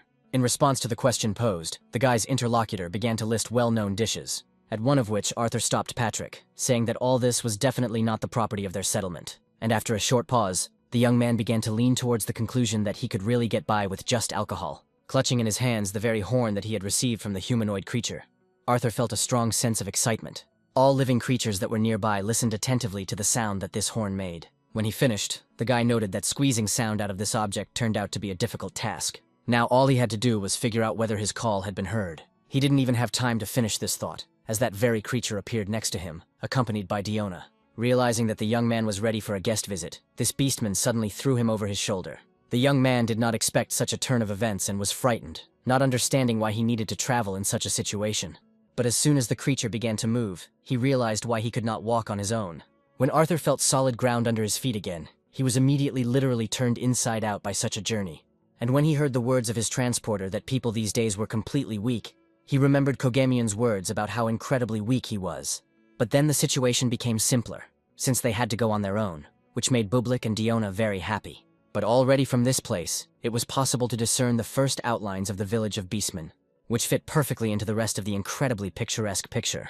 Looking at the buildings, the young man noticed that they were somewhat similar to Mongolian yurts. His companion was very surprised when he realized that people had villages that were similar to their settlement. Listening to what the creature was saying, the young man immediately remembered the dialogue that had taken place between him and Kogamian, where after the knight told the guy that he could safely go visit the beastmen, the man added that he shouldn't forget about the agreement just in case. In response to the guy's question, he explained that once upon a time in this world, there was a long and brutal war between the different intelligent species that inhabited it. This bloody confrontation lasted for hundreds of years. The entire continent was literally littered with corpses, where if it had not stopped, there might have been no one left alive.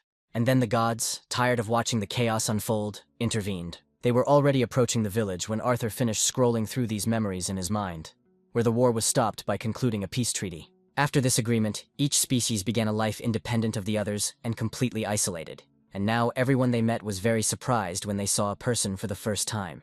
But one of the cries was especially unfriendly, where the creature that appeared on the path of Arthur and his companion spoke very disdainfully of the guest. In the company of his comrades, the beastman expressed his confusion as to why the leader had invited this man to them in the first place. Of course, Arthur did not miss this completely unveiled hostility directed towards him. Having pushed the guy behind his back, the creature accompanying him, calling the speaker Bulmir, reminded him that the leader's orders were not to be discussed, and that it was forbidden to touch her guests. Bulmir bared his teeth and began to mock Araton, saying that by standing up for a man he was only disgracing himself. He began to enter into open confrontation, not reacting in any way to Araton's demand to get out of the way and not interfere with the execution of the leader's order. Everyone was horrified by an incredibly loud growl that came from somewhere below. As it turned out, it was Bublik, who had entered a state of extreme rage, directing his anger towards Bulmir, where the presence of the sacred white wolf here and his behavior forced him to calm his ardor a little. The top's reaction was immediately adopted by the chieftain's daughter, Dion, who also bristled and hissed loudly. Everyone who witnessed this scene was amazed that a certain man was protected by both the sacred wolf and the chieftain's daughter. The young man himself felt like some kind of princess, protected by faithful knights. The young man really didn't want a fight to start because of him, until he noticed the appearance of a new character in this scene. Arthur was already praying for someone to stop all this when the chief of this tribe landed between the opponents. Turning to the guest, she cheerfully declared that he had been waiting so long to come to her that she had almost managed to grow old and die. When asked what kind of creature it was, Araton recommended that the guy show respect, because in front of him was now Quilasi, the leader of their tribe. Turning back to her guest, the catgirl said that he could also call him simply Quili, or Chief, as he felt more comfortable. The young man immediately began to bow involuntarily and thanked her for the invitation. Well, she urged the guy to put aside his worries, because she called him to apologize for her daughter's behavior. Relaxing, Arthur said that she hadn't caused him any problems, which Quilasi didn't quite believe, since she knew Diona well. At that moment, Bulmir decided to speak up, asking the leader why she was humiliatingly apologizing to some person. The girl glanced back and pretended that she had just noticed her commander. after which she cheerfully declared that she could not fully understand who was so brave here trying to break the peace treaty, and she was absolutely sure that Bulmir was not so stupid. Blushing deeply, the beastman had no choice but to say that he was smart enough not to do that. Laughing, Quilasi added that she had no doubt in the wisdom of her commander. When the squabble was over, the chief, inviting the guest into her yurt, apologized for such a meeting, explaining that most of them had simply never seen people, and the young man, even without these explanations, had already experienced intense gazes directed at him from all sides. The girl's next words, that she personally wanted to meet the hero of numerous rumors, amazed the young man.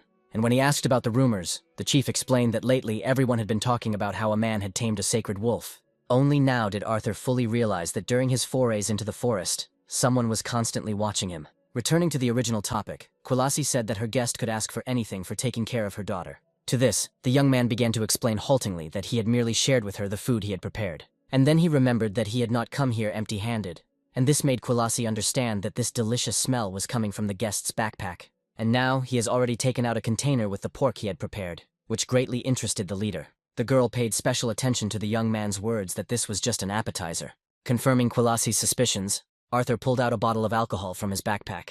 Accepting these magnificent gifts, the chief immediately understood how the boy had managed to tame her daughter.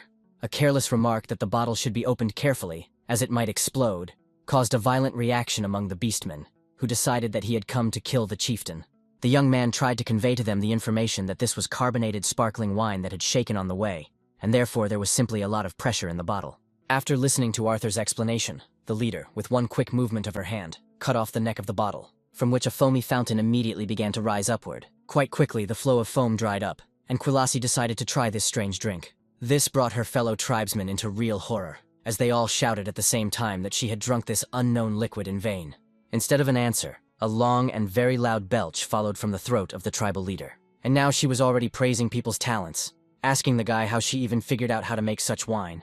The aperitif was over, and Quilasi suggested moving on to tasting the snacks the guest had brought. From the very first bite, she noted that the meat had no unpleasant smell at all, and it was cooked so tender that you didn't even have to chew it. It was so delicious that after such a dish, she considered it possible to say goodbye to this world forever. And once again, Quilasi apologized to Arthur for the behavior of the other beastmen, where they could not understand why she treated this alien so well. But there was nothing to be done, and those who just a couple of minutes ago were ready to tear the guest to pieces also apologized. With a homemade halberd in his hands, Eraton thanked the gods that he had not managed to stab his kinsman, who did not understand that a bad man could not be accompanied by a sacred wolf.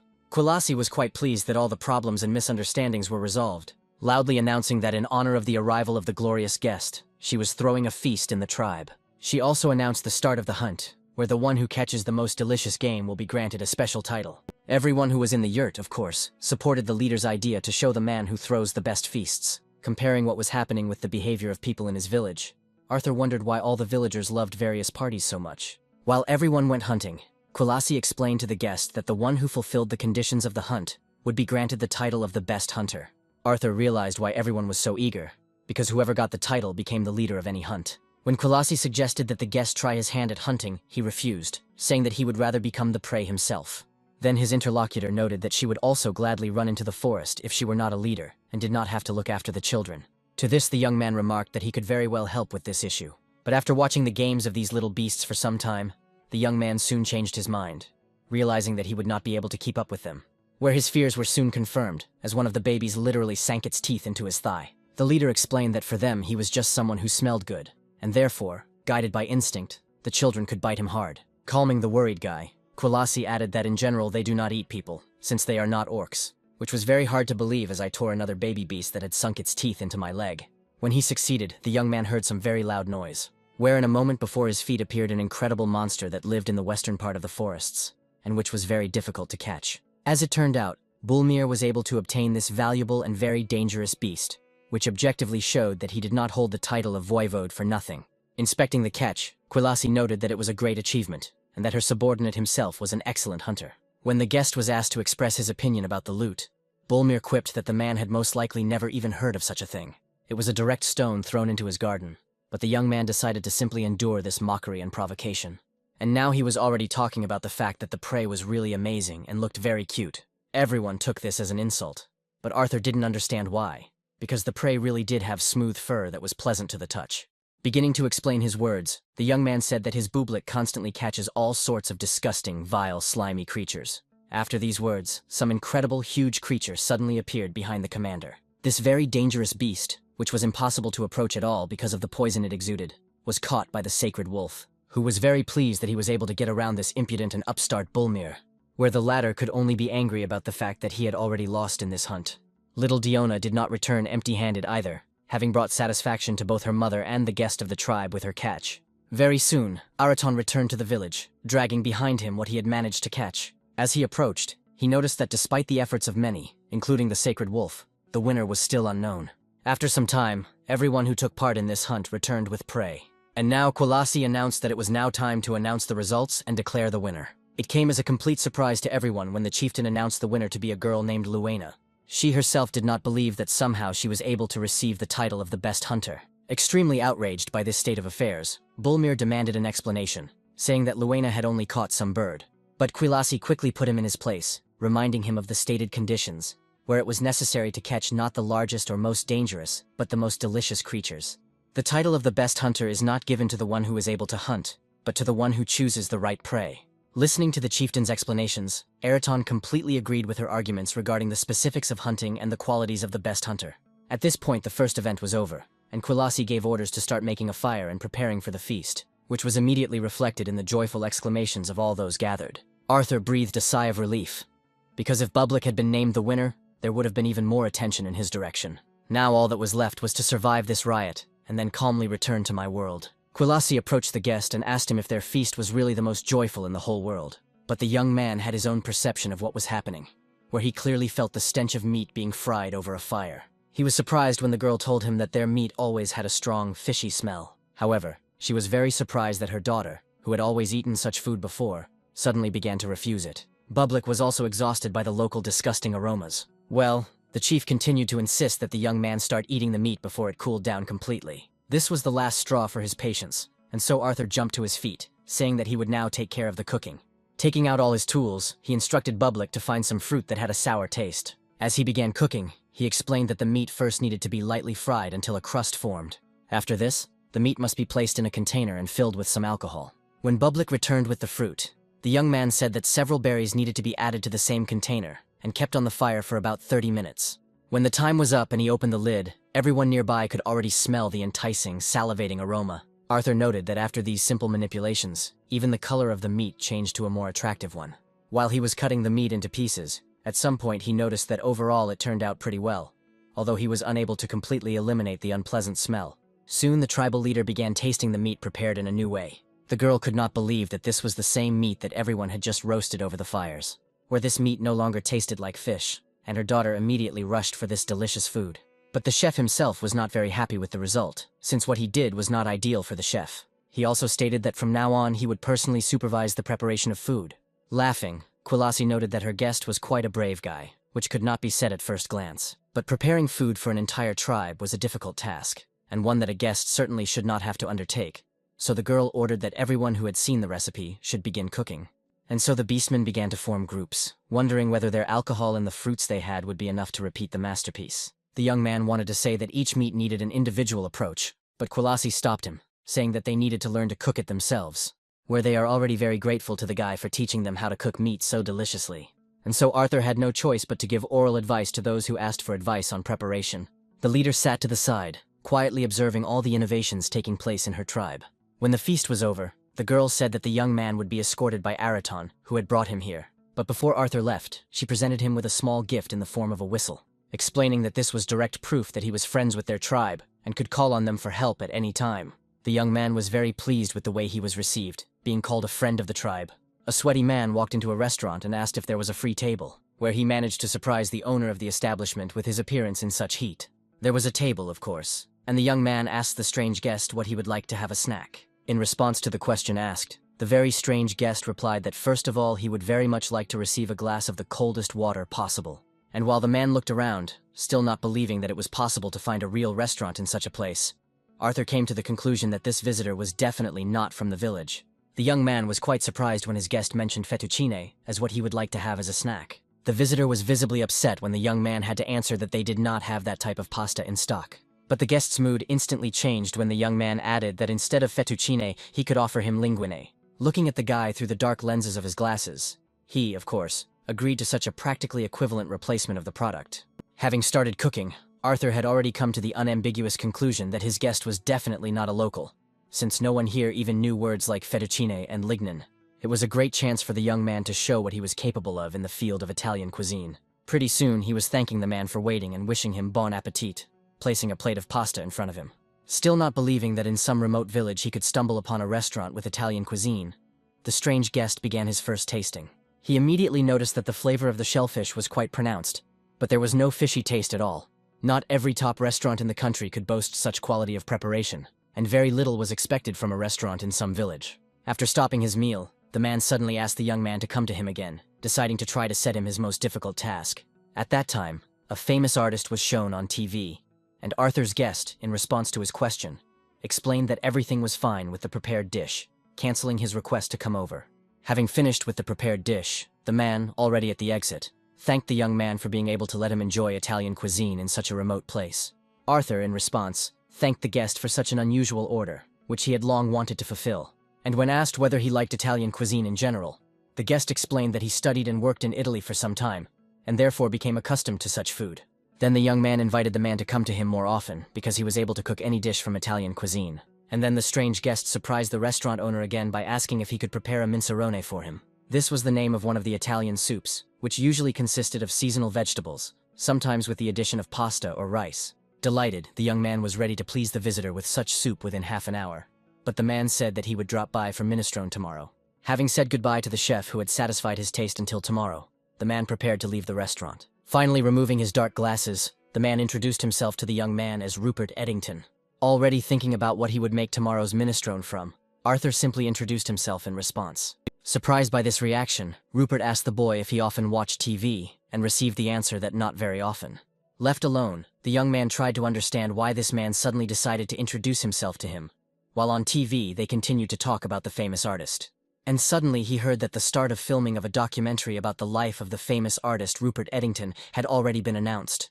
The cry of amazement and despair that escaped the guy's throat even woke up Bublik, who was resting on the street. The next day, the first thing he did was ask the man for forgiveness for not recognizing him the day before, adding that he was actually his devoted fan.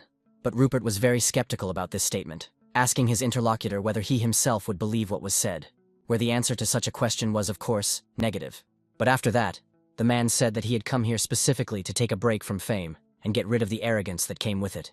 The only thing he was sorely missing here was food that would take him back to memories of the distant past. And then a plate appeared in front of him with that very treasured minestrone that he so longed to taste again.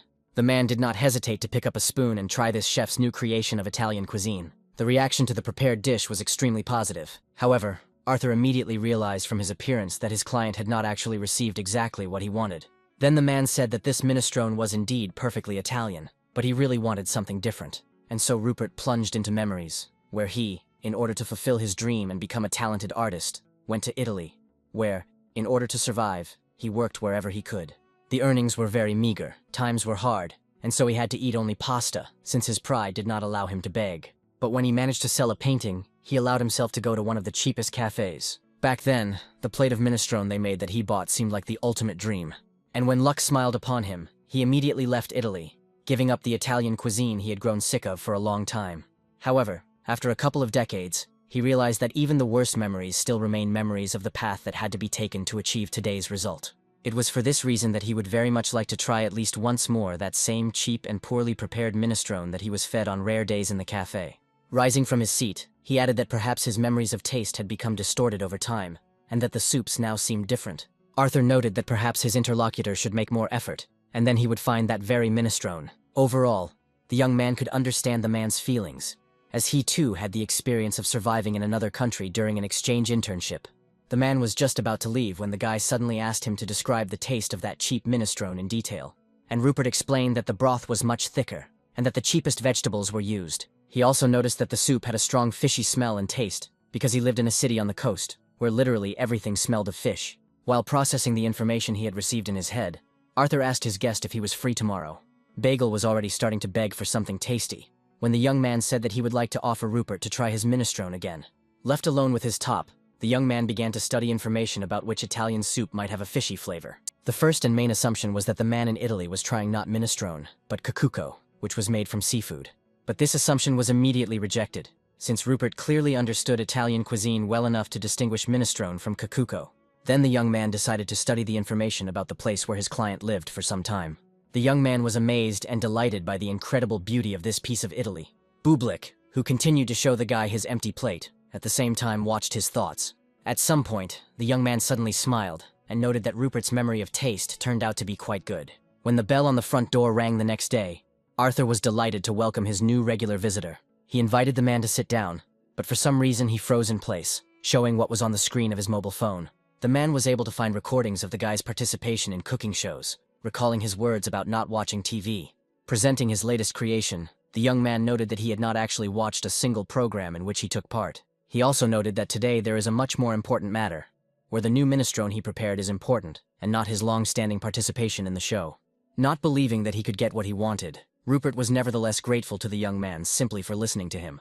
Arthur, standing next to him, of course immediately understood that the man did not expect anything extraordinary from the soup. Thinking that this time things would be different, he placed the plate on the table, removing the lid. Bringing the first spoon to his nose, the astonished man will immediately smell that same fishy smell. And now he was already sampling the new soup prepared by this talented chef. At that very moment, his thoughts were transported to that very small room in Italy in which he began his career as a famous artist. And his face broke into a satisfied smile because he was finally able to feel that disgusting taste again. He laughed and noted that if he had tried minestrone for the first time, he would have immediately poured the dish down the toilet. Well, the young man began to explain, saying that he had first assumed that the basis for this minestrone was the cacuco broth. But he soon realized that it would not be enough. After all, Rupert mentioned a thick consistency, and this could mean that some shellfish or mussels were simply chopped up very finely into that soup. This information could not help but leave the man completely amazed. At that very moment, he realized that the cook could not have failed to know that this would give the soup a disgusting taste, which meant that the one who prepared the soup was simply mocking the customers. Arthur couldn't agree with this, saying that there were many much simpler and cheaper ways to ruin a dish that didn't require chopping up the shellfish. Then a version appeared that someone could have added shellfish to the soup without the cook's knowledge, after preparing the dish in a specific portion. This man could simply be worried about the health of a young artist who was struggling to survive far from his home. This man did not want to hurt his pride, but wanted to feed him more satisfyingly, and therefore added shellfish to the soup. Only now, several decades later, Rupert realized that his savior was the same waitress who always served him minestrone. But if he had realized this then, he would certainly never have returned to that small cafe. Laughing, the man concluded that the woman really liked to poke her nose into other people's business. When saying goodbye, the man said that he lived very close by and therefore planned to visit the restaurant more often.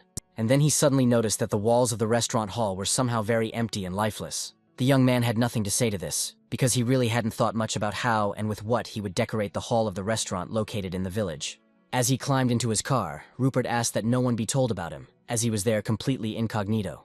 This request was very strange, considering that the man was helped into the car by his personal driver. Then Nigel, who appeared behind the guy, asked who this strange man was that his friend had just talked to.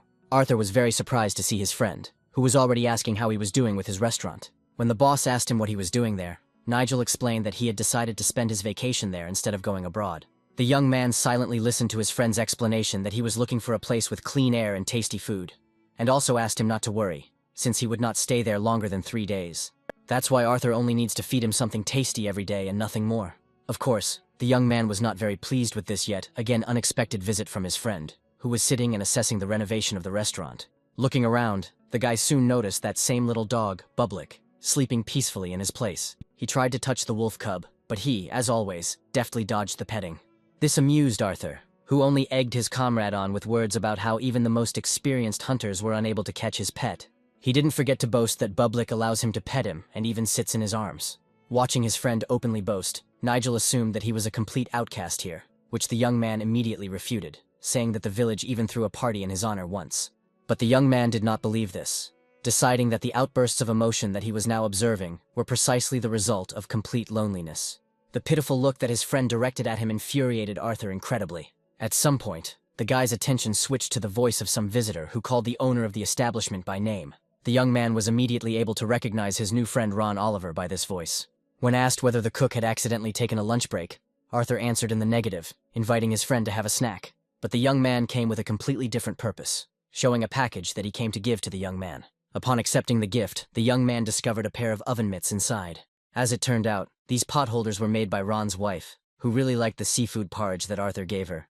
In this way, she showed her gratitude, where Bublik, whose silhouette she embroidered on potholders, was not left without attention. The young man asked to convey to Linda his sincere words of gratitude for this gift. But before he could finish speaking, his attention was drawn to the children who appeared in the restaurant. When asked why Peter and Daniela were not at school, the children explained that summer holidays had started there.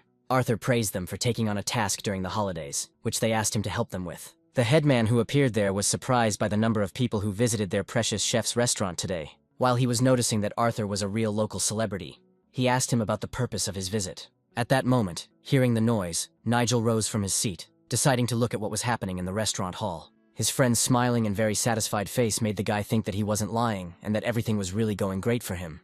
After all, he came here specifically to relieve Arthur from loneliness, but apparently there is no need for this. And so Nigel came to the conclusion that now he could just relax and enjoy rest and delicious food. Meanwhile, in response to the question posed, Patrick explained that he goes around looking for helpers. Since the season has started, there is a lot of work on the farm, and therefore he needs at least 2 more people to help him. At the same time, the old man noted that he understood perfectly well that the guy was busy in the restaurant and did not insist on where he would go to get people from the city if no one was found here, which amazed the young man. While the young man was thinking about how he could help, since there were no visitors anyway, but did not know what to do with the guest, the old man disappointedly noted that he was not insisting, but simply asking just in case.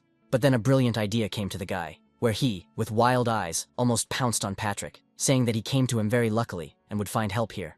While Nigel was comfortably settled on the sofa in front of the TV, Arthur announced to the headman that he had 2 new employees. Standing in the middle of the field, the young man spoke through his teeth about how he would definitely kill Arthur later. Well, Arthur himself, showing the last dug-up tubers, asked what he should do next. The woman in charge of the harvesting process noticed that the guy was stronger than he might seem at first glance. Thinking about what was said, the young man mentally noted that he had indeed become stronger and more resilient thanks to regular training with Kogemyun. Well, the woman was already comparing Arthur with his friend, who had long since deflated from fatigue and was sitting under a tree. Casting sidelong glances at his comrade, Nigel thought only about where to dig his future grave. When it was time for dinner, Arthur's guest remarked that he could guess his plans for the evening gathering, to which the chef immediately responded that this would be the case every time he showed up unannounced. The conversation then turned to the fact that Nigel had to work during his precious vacation. But his interlocutor countered this too, saying that it was vacation occupational therapy. All the other people who were involved in the work on the farm were also having lunch, discussing their own questions and problems. When Arthur, in order to compensate a little, suggested that his friend order any dish, he, after thinking a little, chose Jambalaya, which greatly surprised the young man, who expected something more sophisticated and complex than what had long since become the most ordinary street food. But Nigel insisted that he wanted exactly what he was told. When the work on the farm was completed, Arthur began to do his usual work in the kitchen. Nigel, fresh from his shower, watched with interest as his friend prepared the jambalaya he had ordered, frying the shrimp. Soon all the necessary ingredients were prepared, and the young man began to mix them together, adding rice.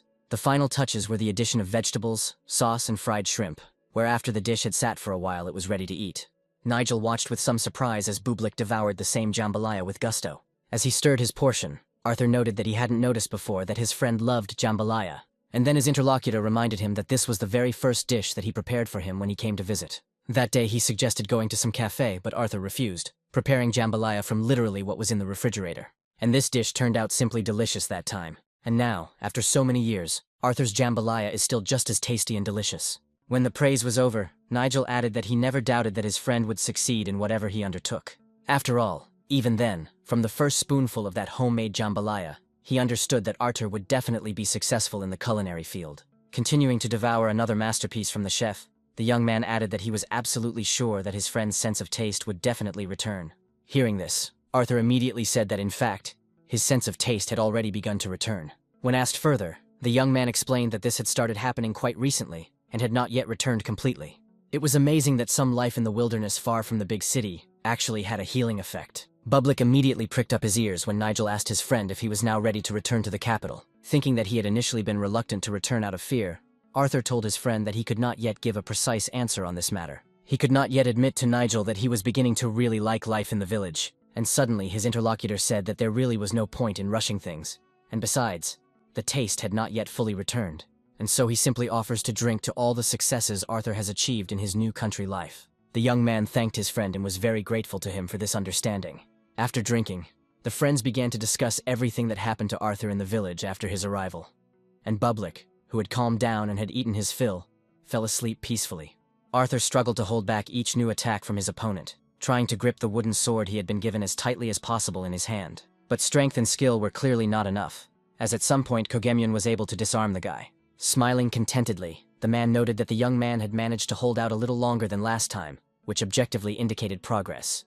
Arthur was very upset when he learned that with such skills, he would now be able to hold out for about 5 seconds against the most skilled knights. Having decided to consolidate the result, the knight ordered the young man to prepare for a new duel. But suddenly he turned towards the forest, saying that he felt like someone was watching them. And this someone was not slow to appear, having heard that his presence here had been exposed. It was Araton, who was accompanied by Dion, and who was greatly surprised that a man could discover him. Arthur was also surprised by the appearance of his familiar beastmen, and the daughter of the tribe's leader was already rushing towards him. And while he was answering the knight's question about whether he was familiar with these creatures, Diona's movement was interrupted by the nimble Bublik. Looking at Araton, Kogemyun focused on his menacing gaze, and the uninvited guest himself was surprised that people still had real warriors. The young man was very surprised by the man's request to find out from the guest whether he wanted to conduct a training sparring match. Then Kogemyun explained that he could not ask himself, since he did not have an artifact that could translate the speech of these creatures, which Arthur apparently had. Araton also noted that the guy would not have been able to communicate with him if he had not had such an artifact. The young man himself never asked himself why he understood the speech of the beastmen. Meanwhile, the knight noted that Araton most likely came to the young man on business, saying that training was over for today. Watching the man go, Arthur asked why Araton had come to him, and he explained that he was simply accompanying Diona, who wanted to visit the guy. The guest then asked if this man was really teaching Arthur the art of swordsmanship, to which the young man responded positively, saying that this was how the knight paid him for the treats.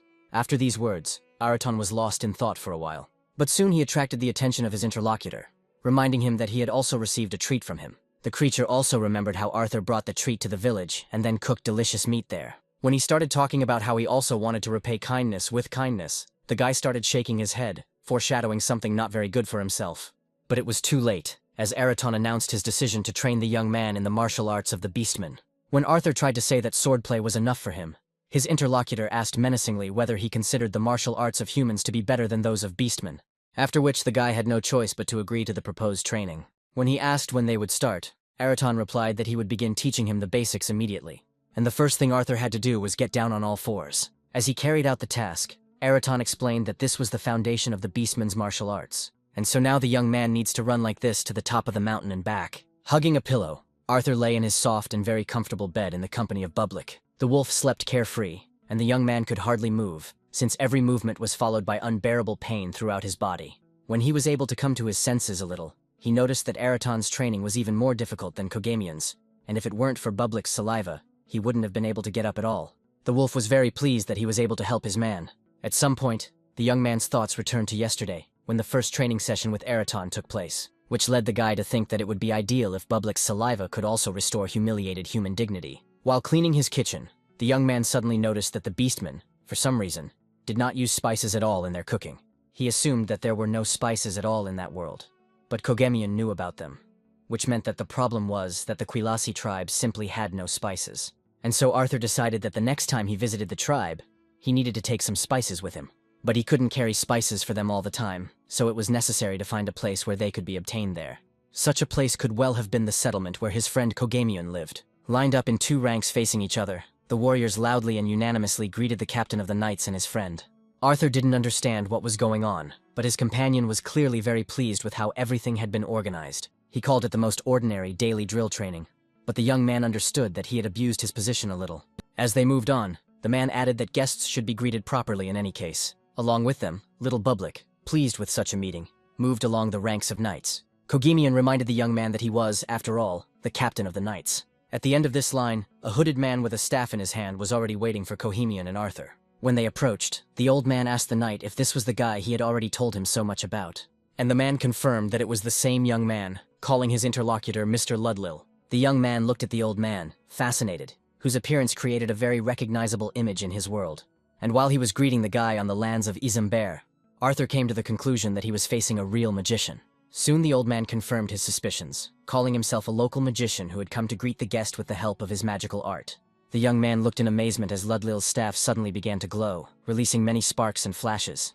but all the magic the old man claimed ended up as just a few flashes of fireworks in the air, which didn't really surprise the guy, who had seen such fireworks literally since birth in his world at every holiday. Ludlid immediately noticed that the young man was not very surprised, which meant he had often encountered magic, which only amused the young man, who had indeed often seen what they call magic here. While Kogamian was talking about how their local style of clothing suited Arthur, he was already looking at the market visible ahead. As he watched, the knight said he would leave him for a while, but if there was any trouble, he would only need to say his name. The man also added that he plans to have a small celebration in the evening, while trying to figure out whether Arthur is even listening to him. But his attention was completely occupied by the market, which turned out to be much larger than he had imagined. Noticing the strange vegetable, the young man, using his sense of smell, immediately noticed that it looked like an analog of hot pepper from his world.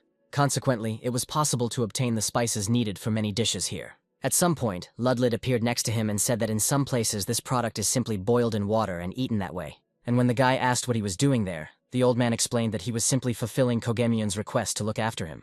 The young man did not understand why he needed an escort for the most ordinary walk through the market. Realizing that the guy was primarily interested in food, Ludlid added that he would help him now.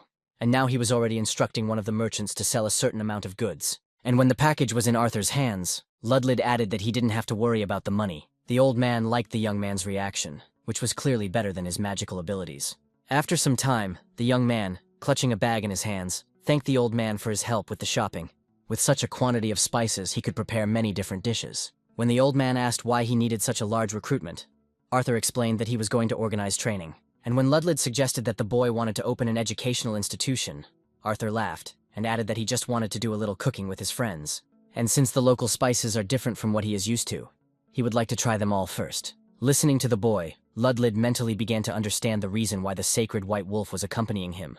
But suddenly the young man asked whether his companion had gotten hungry while he was walking around the market with him. And now he was already handing the old man a container containing the pancakes he had prepared. Having accepted the treat, Ludlid immediately took a sample of what he was trying for the first time in his life. The taste sensations that the local magician experienced after trying the treat could not be compared to anything else. And now he was already asking the young man for permission to try another pancake, which Arthur, naturally, did not object to at all. So the container migrated from the hands of the young man into the hands of Ludlid, who began to devour one pancake after another. Watching the old man, Arthur noticed that he was somehow very hungry, offering to give him another container of pancakes. While Ludlid was eating, the boy asked why he needed an escort to the market, suggesting that there were a lot of robberies there. When the old man replied that it would be much easier with the robbers, Bublik suddenly bristled and began to growl menacingly. Watching the people approach, Ludlid added that the sacred white wolf was a noble creature, but not all people recognize this and respect its noble and legendary origin.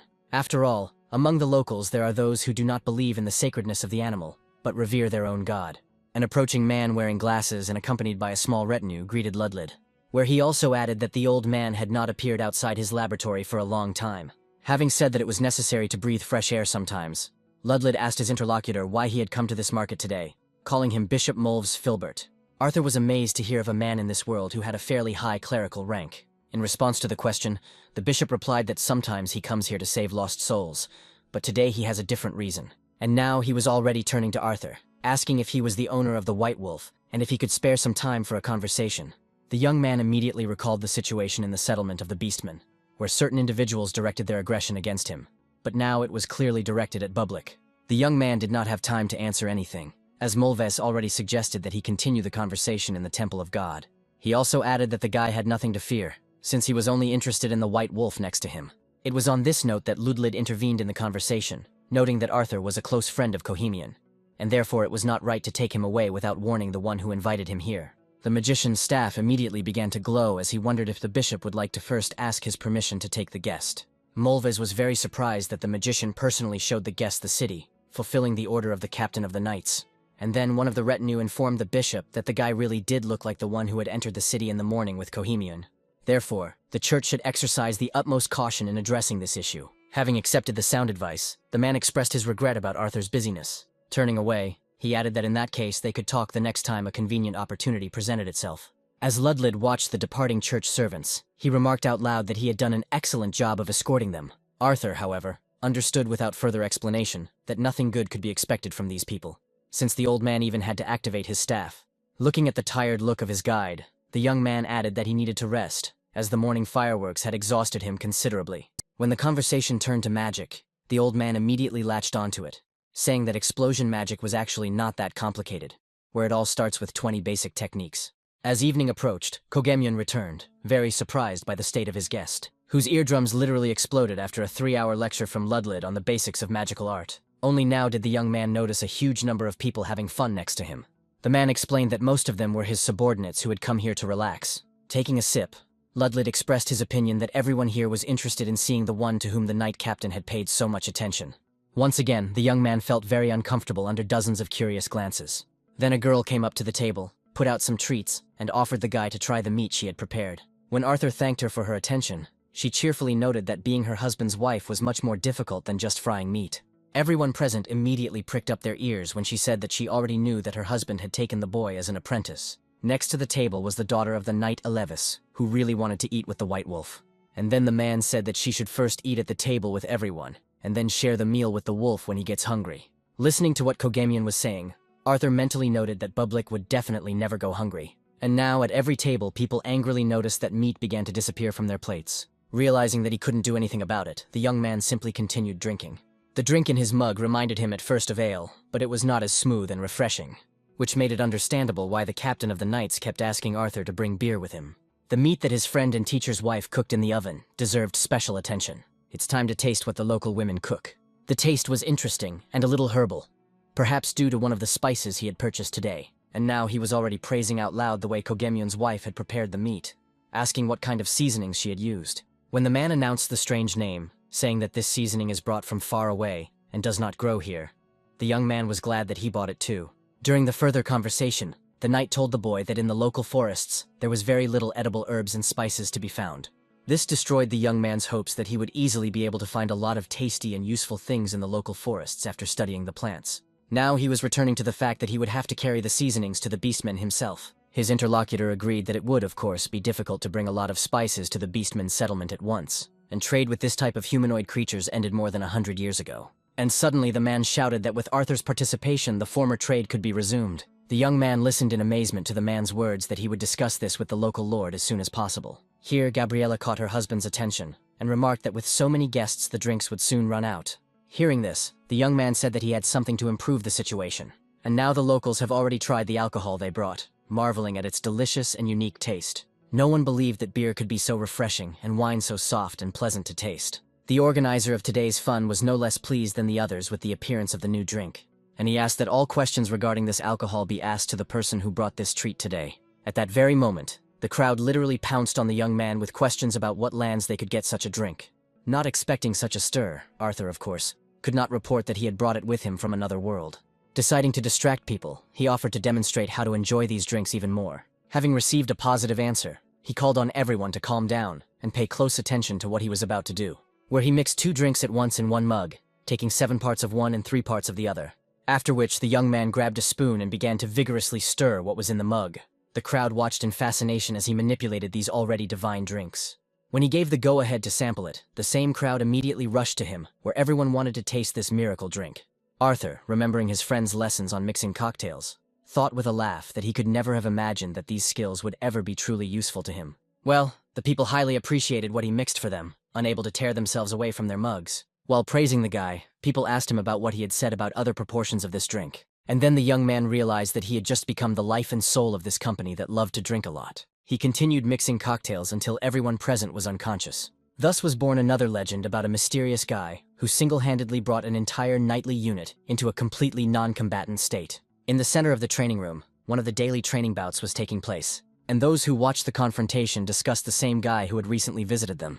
Everyone was interested in how good he could be, since the captain himself took him as his student. Many wanted to challenge him to a sparring match, but the next day they had a hard time waking up after drinking cocktails. Looking at Kogemyun, who was in charge of the training, the young knights wondered when he would invite this guy again.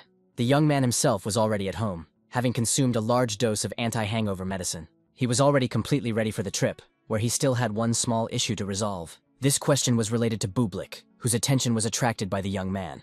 The wolf was shocked when the guy suddenly put a collar and leash on him.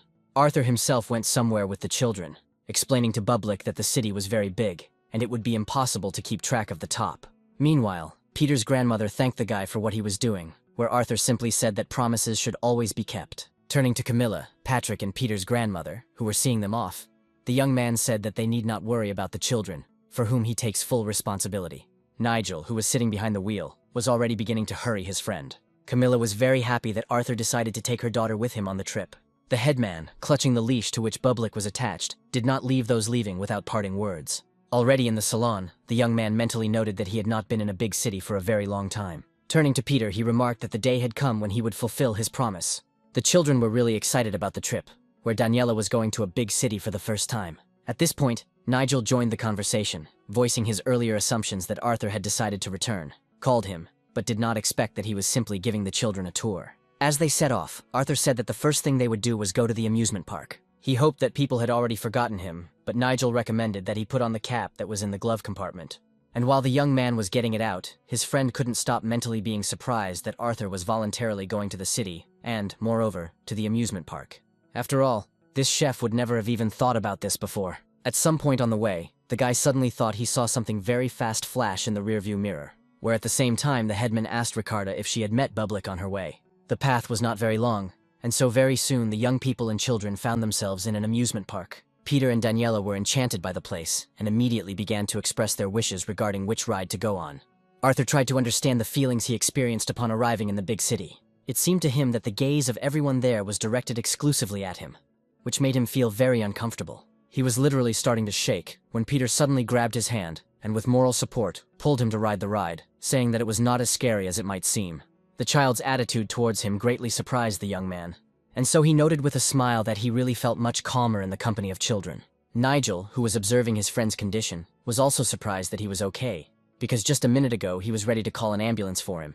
While the young man was thinking about what he should do here, he suddenly heard excited cries behind him.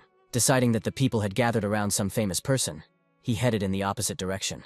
He joined everyone else on the roller coaster ride, where none of them saw the park security trying to catch Bublik. They didn't see these futile attempts to catch the top even when they were buying various holiday paraphernalia. And when the vacationers went in to have a bite to eat, security guards appeared in the cafe after them, asking if a white puppy had been seen there. The woman lay in a semi-recumbent position on a hospital bed, gazing up at the beautiful evening sky. Her attention was drawn to a loud scream, where Peter, who had burst into the room, called this woman Mom. Dumbfounded by such a surprise, she did not even immediately believe that her son could really be here. Pressing him to herself, the woman could not believe until the very end that Peter was really here. And the one who organized this long-awaited meeting remained outside the room, asking Daniela where she would like to go next. When he suggested some cafe, the girl suddenly said that she didn't want anything else, suggesting that they go home. After all, seeing how happy Peter was to meet his mother, she realized that during this time she too had managed to miss her mother very much. It was already dark outside when Arthur and the children returned to their small settlement. Filled with emotion, Daniela told her mother about the fun time they had in the city. Arthur noticed Bublik slowly walking along the road, looking incredibly tired. Taking the top in his arms, he noticed that it apparently didn't have time to get bored here either, and he instantly fell asleep in his arms from the wild fatigue that had accumulated over the whole day of running.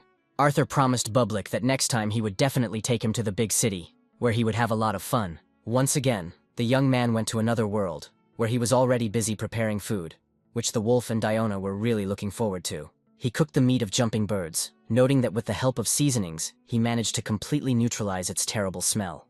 And when he tried his creation, he was positively surprised, as the taste was even better than expected. From Diona's reaction, he immediately realized that this simple recipe could be shared with her tribe. While he was also thinking that the recipe needed to be given to Gabriella, he did not notice how he was being watched from the tree, where the observer mentally noted that even today this man, who is constantly accompanied by the sacred white wolf and the child of the beastmen, is simply engaged in cooking.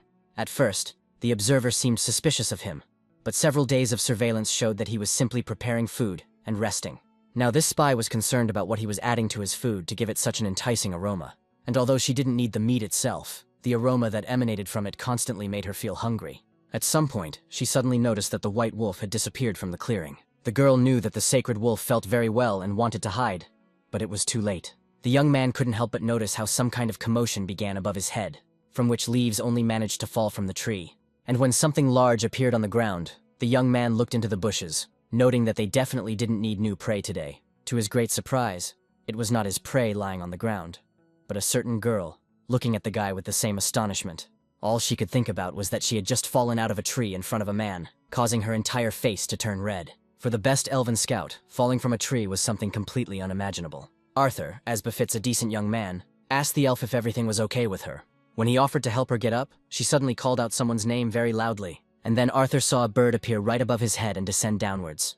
At some point, her movement accelerated so much that it resembled a lightning strike to the ground. Getting to her feet with her pet, the girl said that today she was unlucky enough to appear before a person in a very unsightly state, and she sincerely recommends that he keep his mouth shut and not talk about what he saw today. Otherwise, she promised to introduce him to the true wrath of the elf. After these words, the girl and her flying pet literally disappeared into thin air.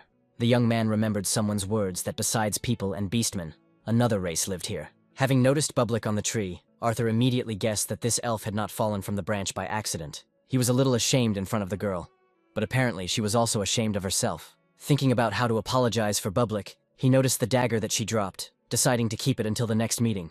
The young man was distracted from his thoughts about this meeting by the behavior of Diona, who was fiercely resisting something. As it turned out, the catgirl was once again caught by Eraton, who greeted the man. When the guy asked, he explained that she had once again run away without permission, and therefore Quilasi had ordered him to bring her back. The chief said that she should not treat her daughter in any special way, and therefore she would punish her for disobedience, like the others.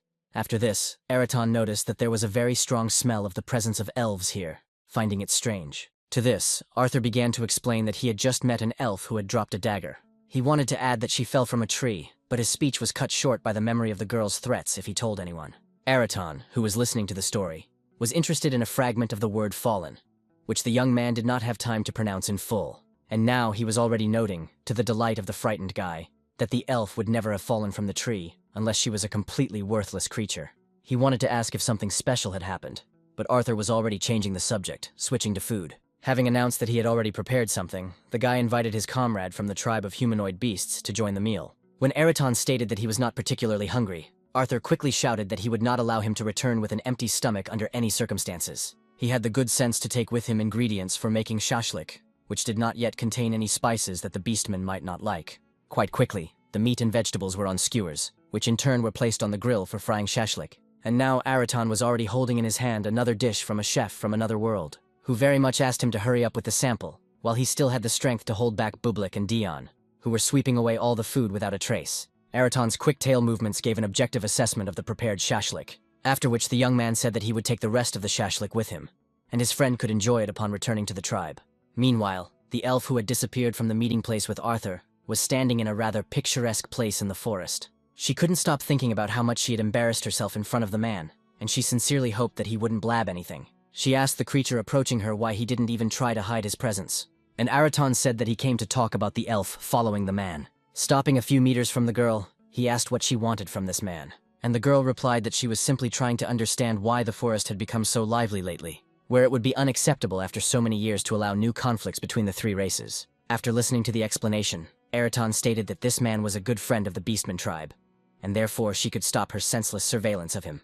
The elf instantly determined that this humanoid beast was one of the strongest in the tribe, and for some unknown reason he was now protecting the man. There were separate questions regarding the thing he was now holding in his hand. Noting to herself that this thing smelled very nice, the girl said that if the guy did not behave suspiciously, she would stop following him. The girl ran across the parking lot, loudly attracting the attention of her manager standing near the car.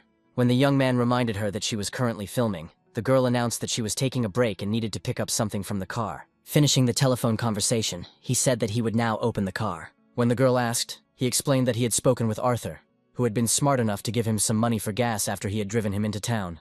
Then his interlocutor noted that in reality, this chef is not at all like how he is presented online, and so now she doesn't understand where such nasty rumors about him came from when he is actually a very good and pleasant person. Then the young man said that his friend had many enemies for the reason that he always told everyone everything and everyone directly, as it was. There was one rather influential person whom he also managed to cross. Arthur was very unlucky to run into one not very smart character, who apparently has some kind of inferiority complex.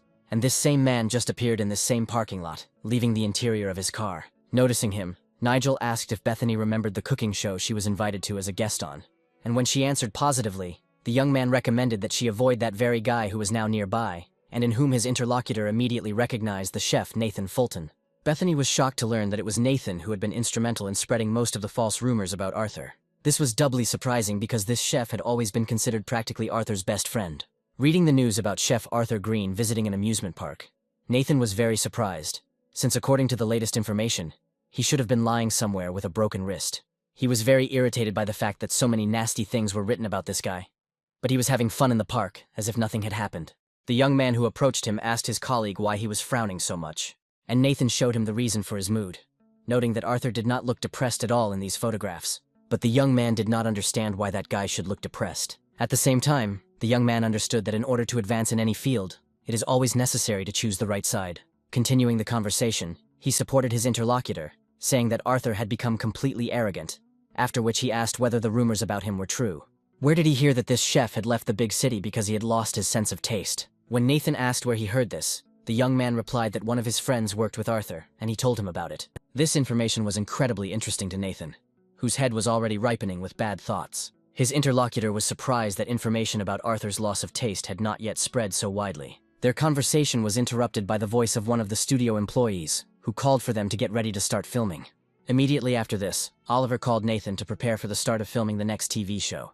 But he asked the guy if he had already seen the offer to participate in the culinary battle of chefs, to which he responded positively. And when he asked why Nathan remembered this battle, he did not answer, saying only that he was really looking forward to the start of the battle. Once again sitting in Arthur's restaurant, Rupert enjoyed another of his Italian masterpieces, which this time was pizza margherita. Along the way, the man only had time to thank the guy, and he replied that he was very lucky to have a regular customer. In addition, the young man noted that the artist gave him a very valuable gift in the form of a painting he had painted, the place of which was definitely not in a restaurant, but at some prestigious exhibition. Laughing, Rupert asked the young man to serve him another portion of pasta with vongole. Arthur was about to start fulfilling the order when suddenly his attention was drawn to a telephone ringing. As it turned out, it was Nigel who called and asked his friend if he was taking part in that show, where Arthur did not understand the question at all, asking what kind of show he meant.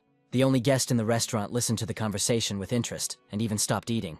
After receiving the answer, Nigel quickly told the guy not to go online for a while and cut off the connection, leaving him completely bewildered. Looking at the dim screen of his mobile phone, the young man wondered what kind of show his friend had in mind and why he was telling him not to go online. Of course, the young man did not wait for anything and visited one of the news resources, where he immediately saw a post stating that his participation in the Battle of Chefs had already been confirmed. Well, under the news there has already been a considerable number of the most negative comments, where unknown people wrote that such a talentless person should not have been invited. Arthur didn't understand what was going on, because no one had even officially invited him, and Rupert had already noticed that something was wrong with the guy.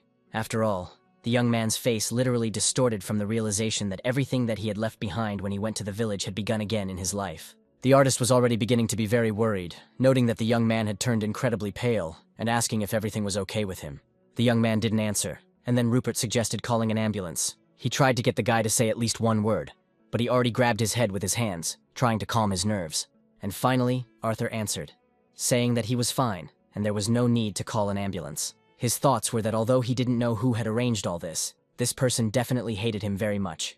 But life in the village made the young man much more resistant to stress, and now he was cheerfully talking about how he would immediately serve the guest his pasta with vongole. And as he headed towards the kitchen, Rupert noticed that the guy's appearance, in any case, was still not very good. And for some time he still thought about going after the cook and monitoring his condition. In another world, where the young man went to rest and reflect, it had already gotten dark. Looking at the starry sky, Arthur thought about his last conversation with Nigel, who first scolded him for going online, and then told him that the police were already looking for the person who organized all this. The young man had known for a long time, and once again came to the conclusion that he had a great friend. However, this whole situation and the thought that he had a very terrible hater exhausted the guy. At some point, Arthur noticed Bublik appearing, who was once again going hunting. Having first noticed that this time the prey was unusually small for the wolf, the young man also noticed that this bird looked very familiar. And a moment later, the silence of the forest was interrupted by the loud scream of the elf, who was horrified that Vikna had been caught by a white wolf.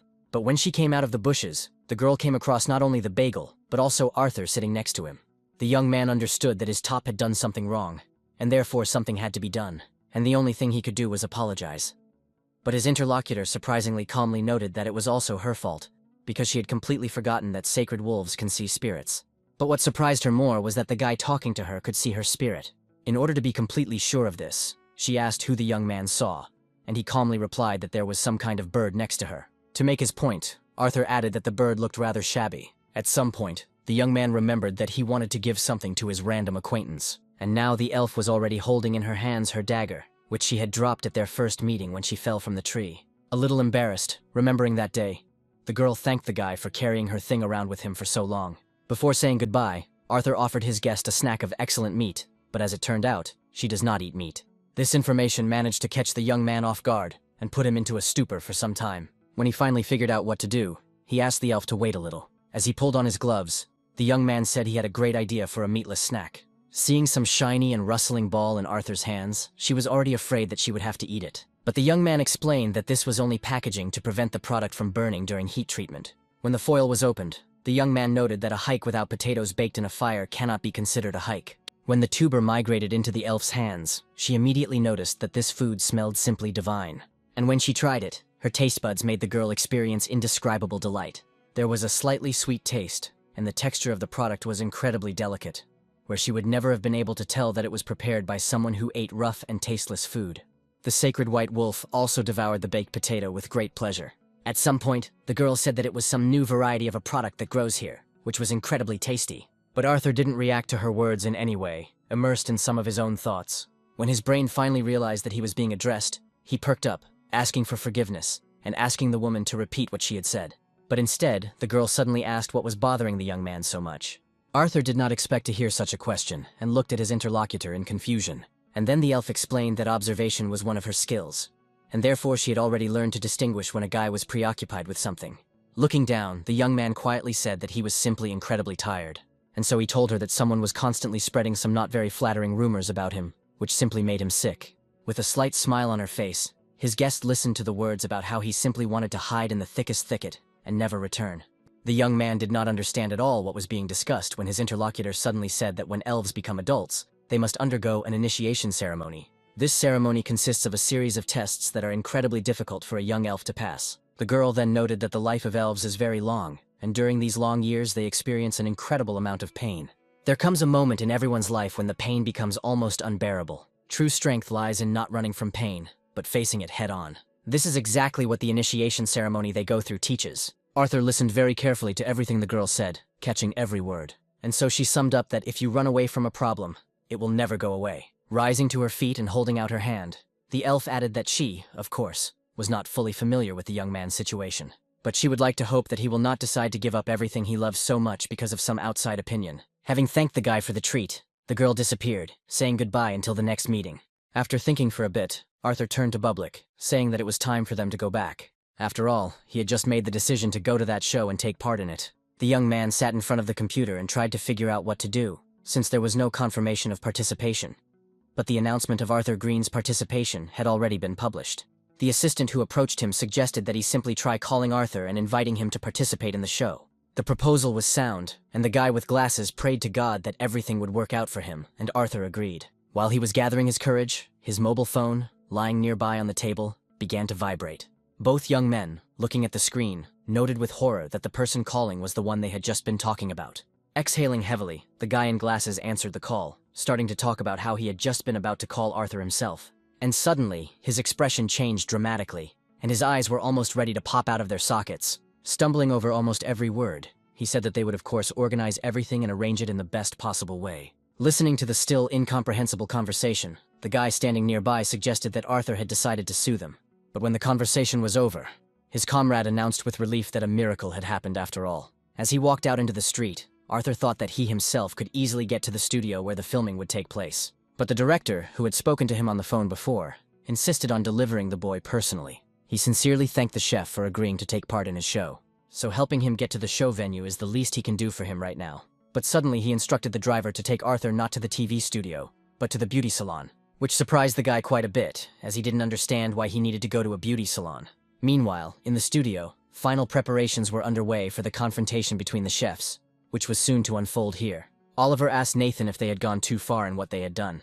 When his interlocutor indifferently stated that everything was fine, Oliver, lowering his head, recalled that Arthur had recently not really liked appearing on such shows. The guy was very worried about them being kicked out of the show, or even being held accountable. And now he had already noticed that if he had known what Nathan had planned, he would never have told him about Arthur's problem. Nathan understood perfectly well that Oliver was now his accomplice, and with a grin, he declared that it was too late to pretend to be an innocent lamb. But then, softening his tone a little, the man added that he had paid well so that no one would give them away, so there was nothing to worry about. At that moment, someone in the room loudly addressed Arthur by name, greeting the guy, and noting that they had not seen each other for a long time. Surrounding the guy, everyone admired how much he had changed in appearance for the better. The young man did not have time to thank everyone gathered for their warm words, where it was also noted that he had become much more muscular than he had been before, which indicated that he had been training hard during his vacation. Both Nathan and Oliver were a little surprised when they saw Arthur appear in the studio as well, where Nathan noticed that the guy didn't even come up to say hello to his old friend, but started talking to others. He tried to attract the attention of the young man, who was apologizing to the people around him, offering to talk a little later. Nathan tried again to say that Arthur should show him respect as an elder, but the young man walked past, and only when the man was practically screaming, he turned around, pretending that he hadn't noticed him at all. Looking at him, Arthur said that he mistook Nathan for one of the service staff. Everyone nearby was surprised when they heard him openly speak out against his one-time comrade. Nathan was shaking with rage, but Arthur already knew that it was this man who had been plotting, and was plotting all sorts of intrigues behind his back. Remembering that the guy had no taste, the man's mood improved dramatically, and he advised him not to be so confident in himself. And now he has revealed his true colors, saying that Arthur became famous only because of his good looks, and not because of his culinary talent. At that moment, the young man's attention was drawn to a girl who appeared from behind him and greeted Arthur. Smiling sweetly, Emily said that she and Arthur saw each other much more often when Nigel was her manager.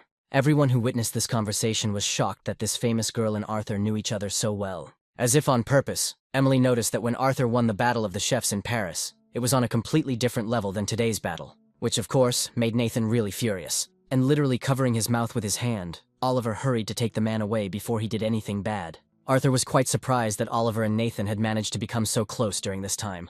When they were alone, Emily asked how much longer the guy was going to tolerate Nathan's bullying, and he explained that he had learned to ignore it all. However, he was very upset by the fact that they had once been on very good terms. But now Nathan was behaving very inappropriately. Only now did he begin to understand how poorly he had judged people before. Watching the young man, Emily mentally noted that during this time he had matured a lot and become wiser. Leaving her friend, she wished him luck in the upcoming battle, and she also added that Arthur would literally crush his opponents, especially Nathan. Watching the girl go, the young man noticed that Emily was still the same little hooligan. And so the show began, where the theme of today's challenge was dishes that the whole family could enjoy. It was not Arthur's turn yet, so he took a comfortable position to watch how the others were coping. The young man saw that the first to participate in the battle was the same Oliver who had taken Nathan away. 2 chefs from different teams took part in the battle, and their names were announced by the hosts. As soon as the start was given, a young man named Tim immediately set to work on the lamb ribs. Arthur, watching from above, immediately understood what he was about to cook, where the lamb meat in this dish was supposed to be very tender and soft. But his opponent chose a seafood dish, where he had already cut up a lobster tail. At the same time, he was turning over a piece of meat in the frying pan, from which he was also preparing a steak. It was a dish that combined meat and seafood, and was not an easy task to prepare. In addition, the competition had a time limit, and the cooking was done in public, which made the process more difficult. However, for Arthur, such competitions seemed like an incredibly fun activity. At some point, Oliver raised his head and met the eyes of Arthur, who was watching his actions. But not even a second had passed before he suddenly turned away, leaving the young man perplexed by such a gesture. The guy got so excited that at some point the food from his table scattered across the floor. Well, the host didn't forget to comment on what was happening, calling it an incredible mistake that significantly reduced the chef's score. Arthur, who had been watching Oliver constantly, came to the conclusion that the boy was not feeling very well. Oliver himself mentally tried to calm down, not yet understanding why he was so nervous today. Forcing himself to pull himself together, he literally ordered himself not to be distracted by anything anymore, because he had not yet managed to fall behind his opponent. But his thoughts were at the moment when his eyes met Arthur's. Oliver, after hiding his eyes, began to wonder why he was watching him so closely. His paranoia was consuming him, and he came to the conclusion that the guy knew that he was one of those who had contributed to the news of his involvement without his consent. But then he remembered Nathan's words about how he had paid everyone to keep quiet about what had happened.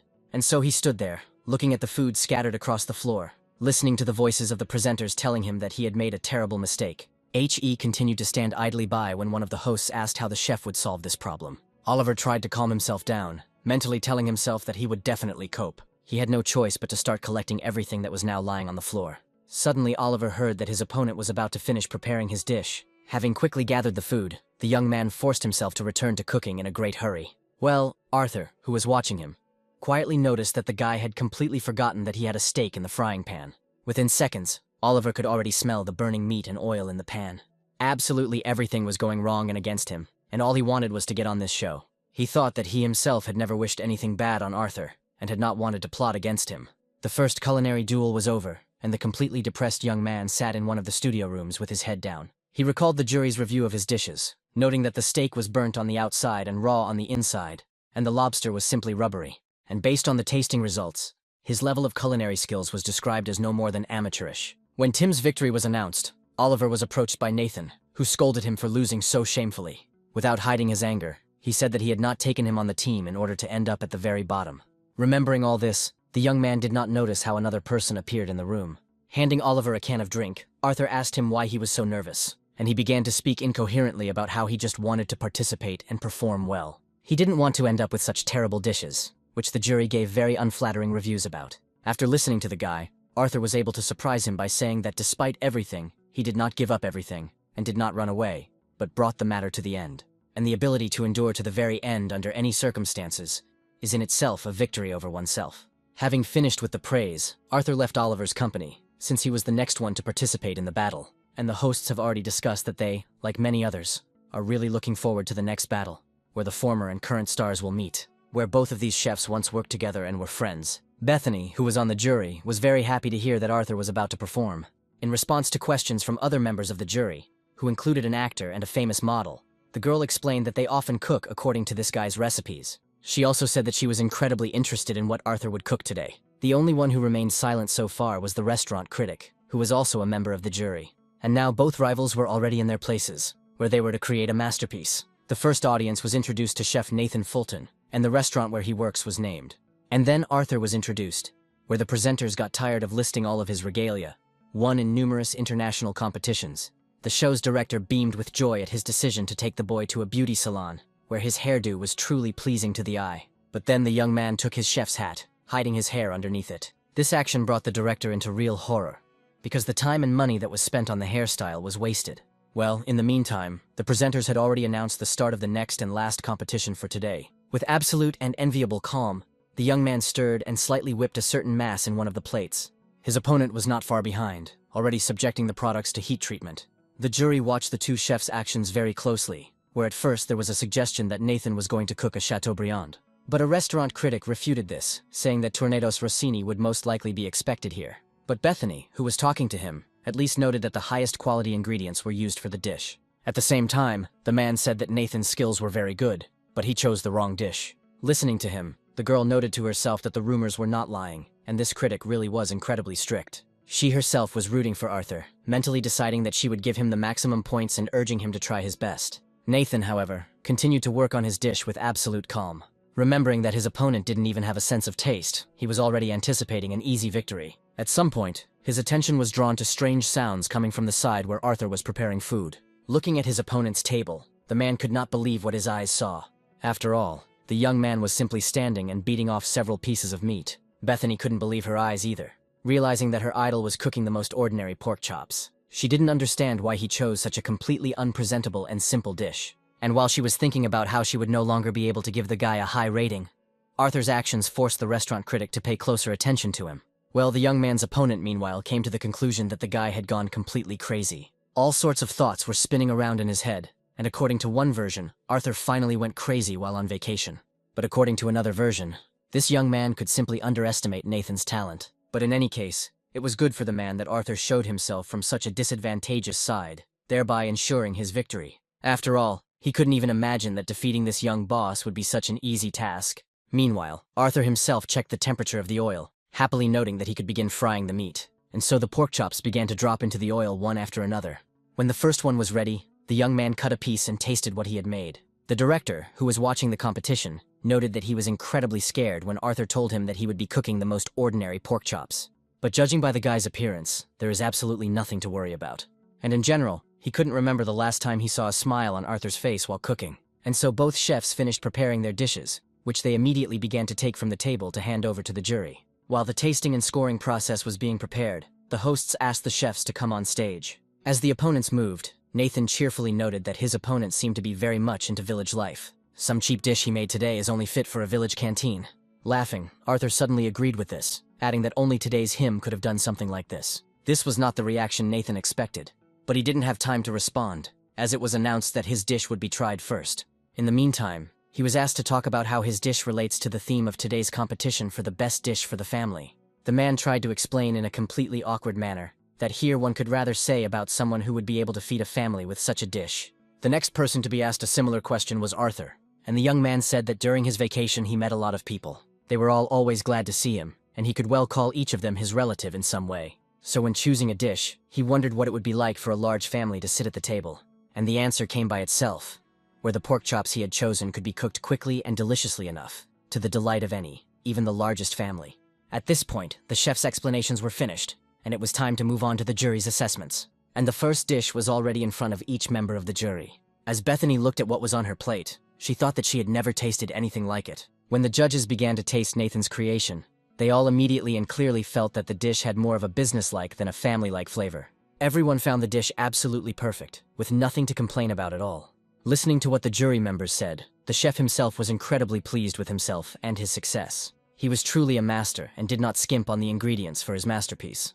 Compared to Arthur's dish, it was like night and day, and he was already sarcastically noting to his opponent that the jury had excellent taste. But then a restaurant critic was heard saying that of all the similar dishes he had eaten, this one was absolutely nothing special. This is not at all what you would put on the table for a family evening, and the chef's choice only shows an attempt to elevate himself. Nathan never expected to hear such an openly negative and belittling review of his dish. Arthur, listening to this member of the jury, immediately noted that this directness and honesty sounded very familiar. Now it's time to rate the dish prepared by Nathan, where a low score from a food critic resulted in the chef being able to score 88 points. In response to questions from his colleagues, the man stated that he did not intend to give high marks for unworthy dishes. Meanwhile, a dish prepared by Arthur was delivered to the jury room, and now everyone was looking at the most ordinary pork cutlet, served with sauce and vegetables. The first one to grab the cutlery noted that, apparently, Chef Green had come here today just to have fun. Nobody expected that some pork cutlet could be cooked so deliciously. With the very first piece, Bethany literally dissolved in the range of taste sensations from the meat melting in her mouth. Another colleague of hers from today's jury couldn't tear himself away from this dish either. The model girl even stated that she had never tried anything better, and now she will probably never try it again. Another woman who recently accused a restaurant critic of giving low marks completely agreed with her. The person who first started this tasting process noticed that each subsequent piece felt different from the previous one. Well, the restaurant critic immediately determined that green chili peppers had been added to the cutlet, and now he was already stating that he definitely liked this new level of skill that Arthur showed him today. Bethany noted that the previous dish was also delicious, but it left the feeling that it should be eaten during a business dinner, and not with family. Listening to all the feedback from the jury, whose faces were hidden, the young man noticed that the girl's voice sounded very familiar. But now it was time to rate the dish by Chef Arthur Green, as announced by the hosts. Without hiding her joy, Emily announced that Arthur had scored 96 points and was therefore the winner. Listening to the result, the young man was pleased with how he had performed in this battle, into which Nathan had dragged him to his own detriment. The organizer of his defeat himself could not believe that he had just played. In a state of extreme rage, he began to ask the guy what he had done to win.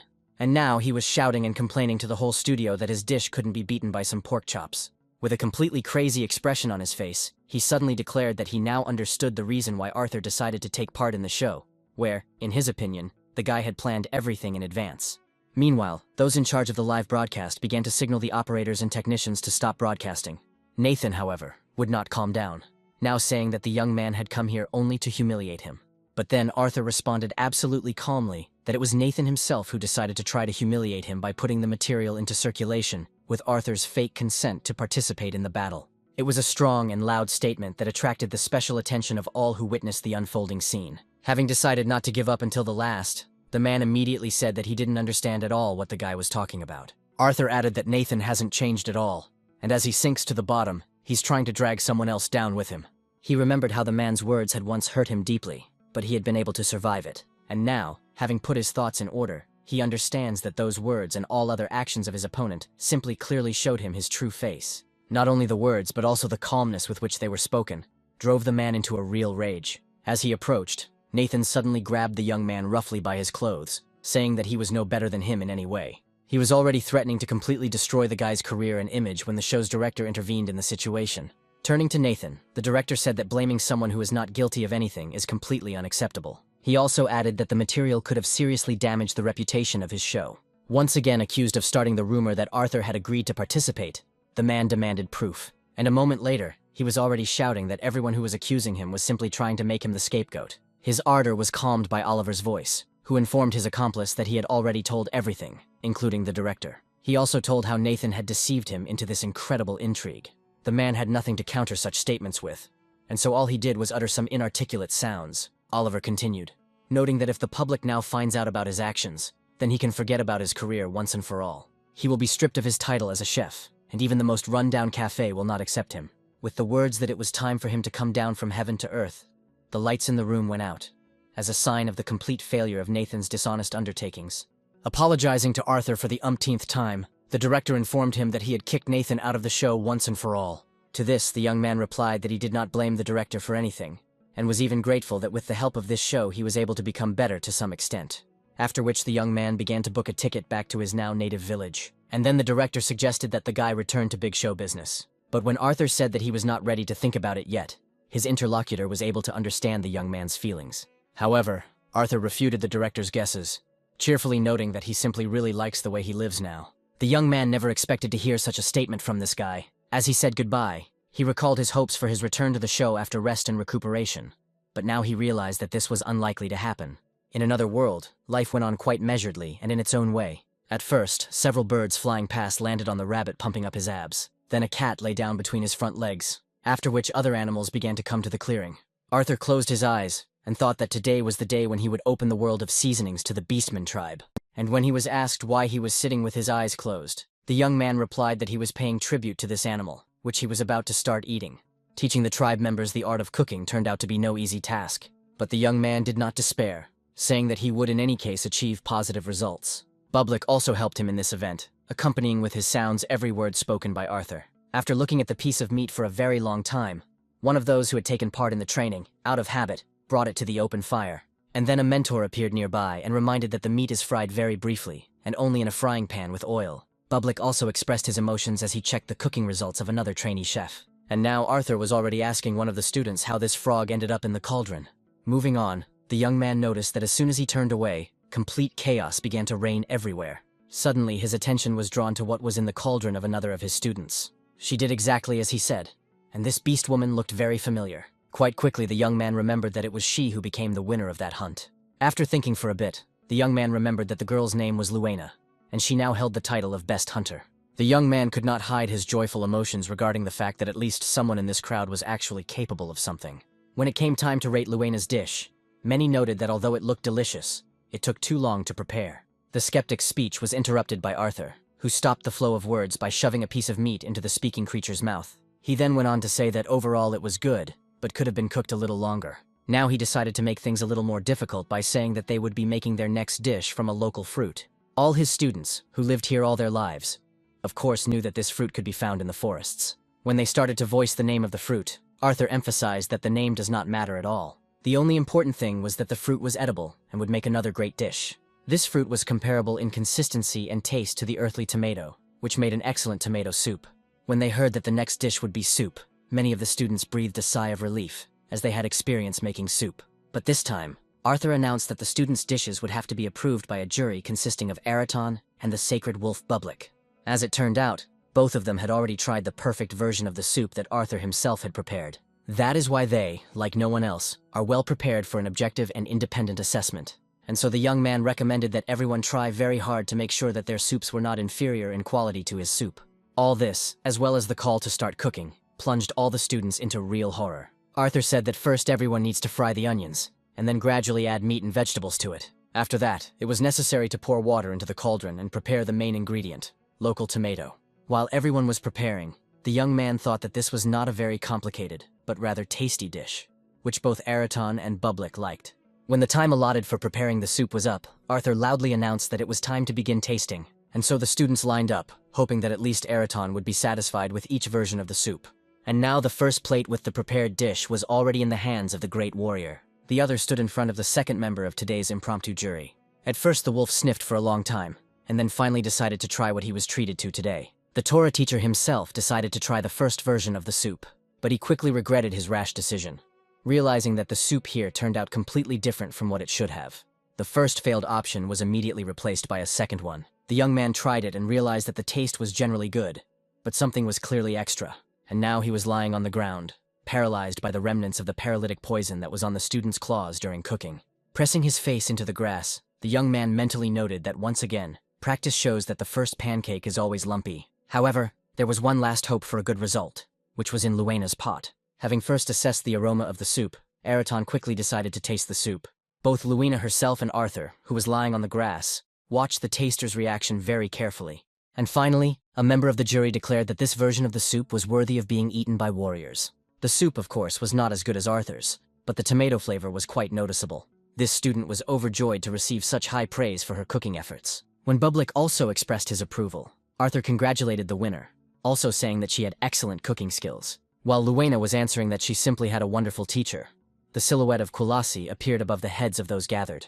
Landing noisily, the leader greeted the young man. She explained that she just wanted to check on them, but she saw that her presence was not required at all. Smelling a delicious aroma, she asked Luena to let her try what she had prepared. Kulasi couldn't quite believe that someone from her tribe was capable of preparing such flavorful food. Turning to the guy, she said that she would definitely repay him with kindness for kindness. And despite his claims that he himself wanted to try to teach one of the locals how to cook, the chief insisted that he had done a service to the entire tribe. That's why she won't take no for an answer and intends to thank him properly. Realizing that there was no way out of this, the young man agreed to accept the gratitude.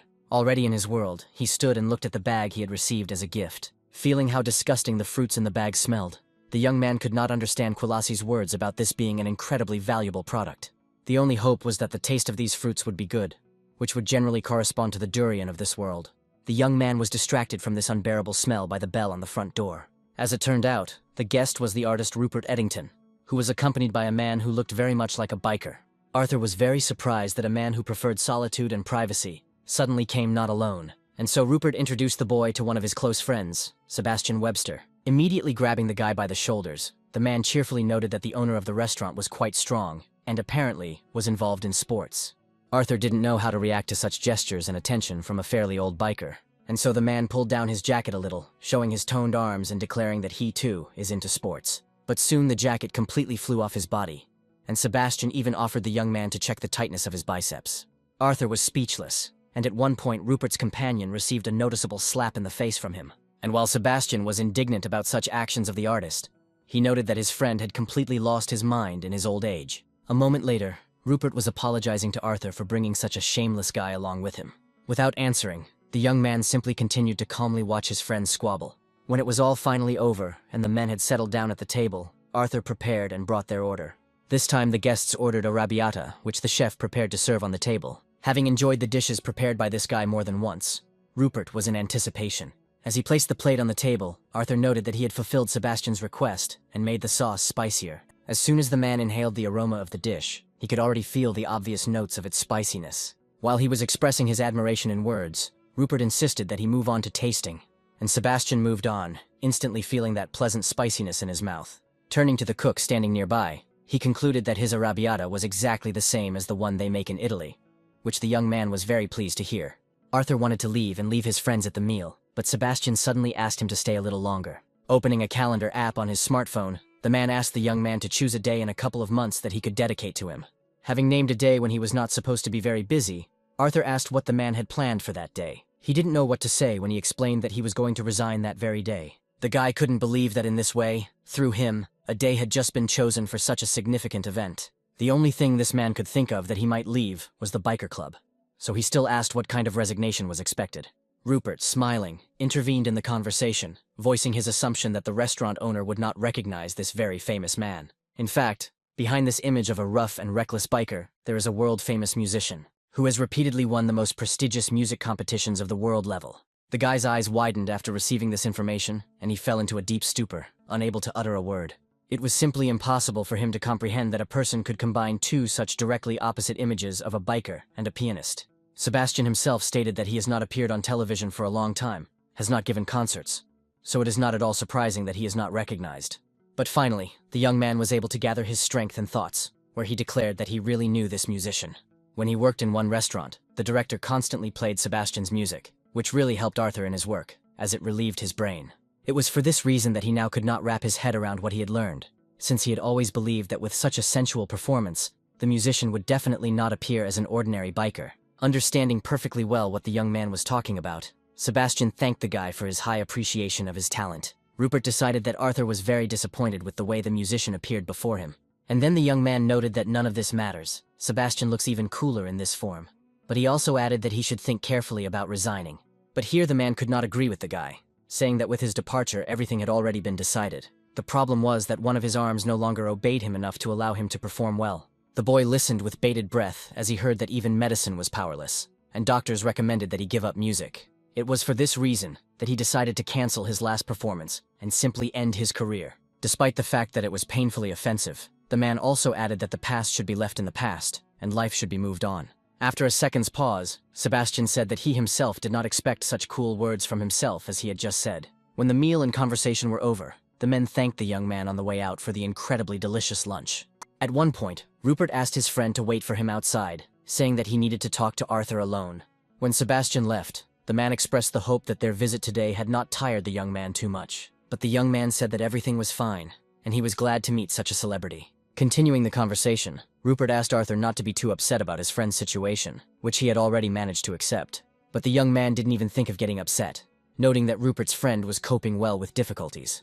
In general, he could understand Sebastian, because when he himself lost his sense of taste, he also felt hopelessness and looked for an opportunity to somehow live on. And his interlocutor noted that not everyone, and not always, is given the opportunity to choose how everything ends and to realize all their dreams. After these words, Sebastian entered the room again, tired of waiting for his friend to finish talking.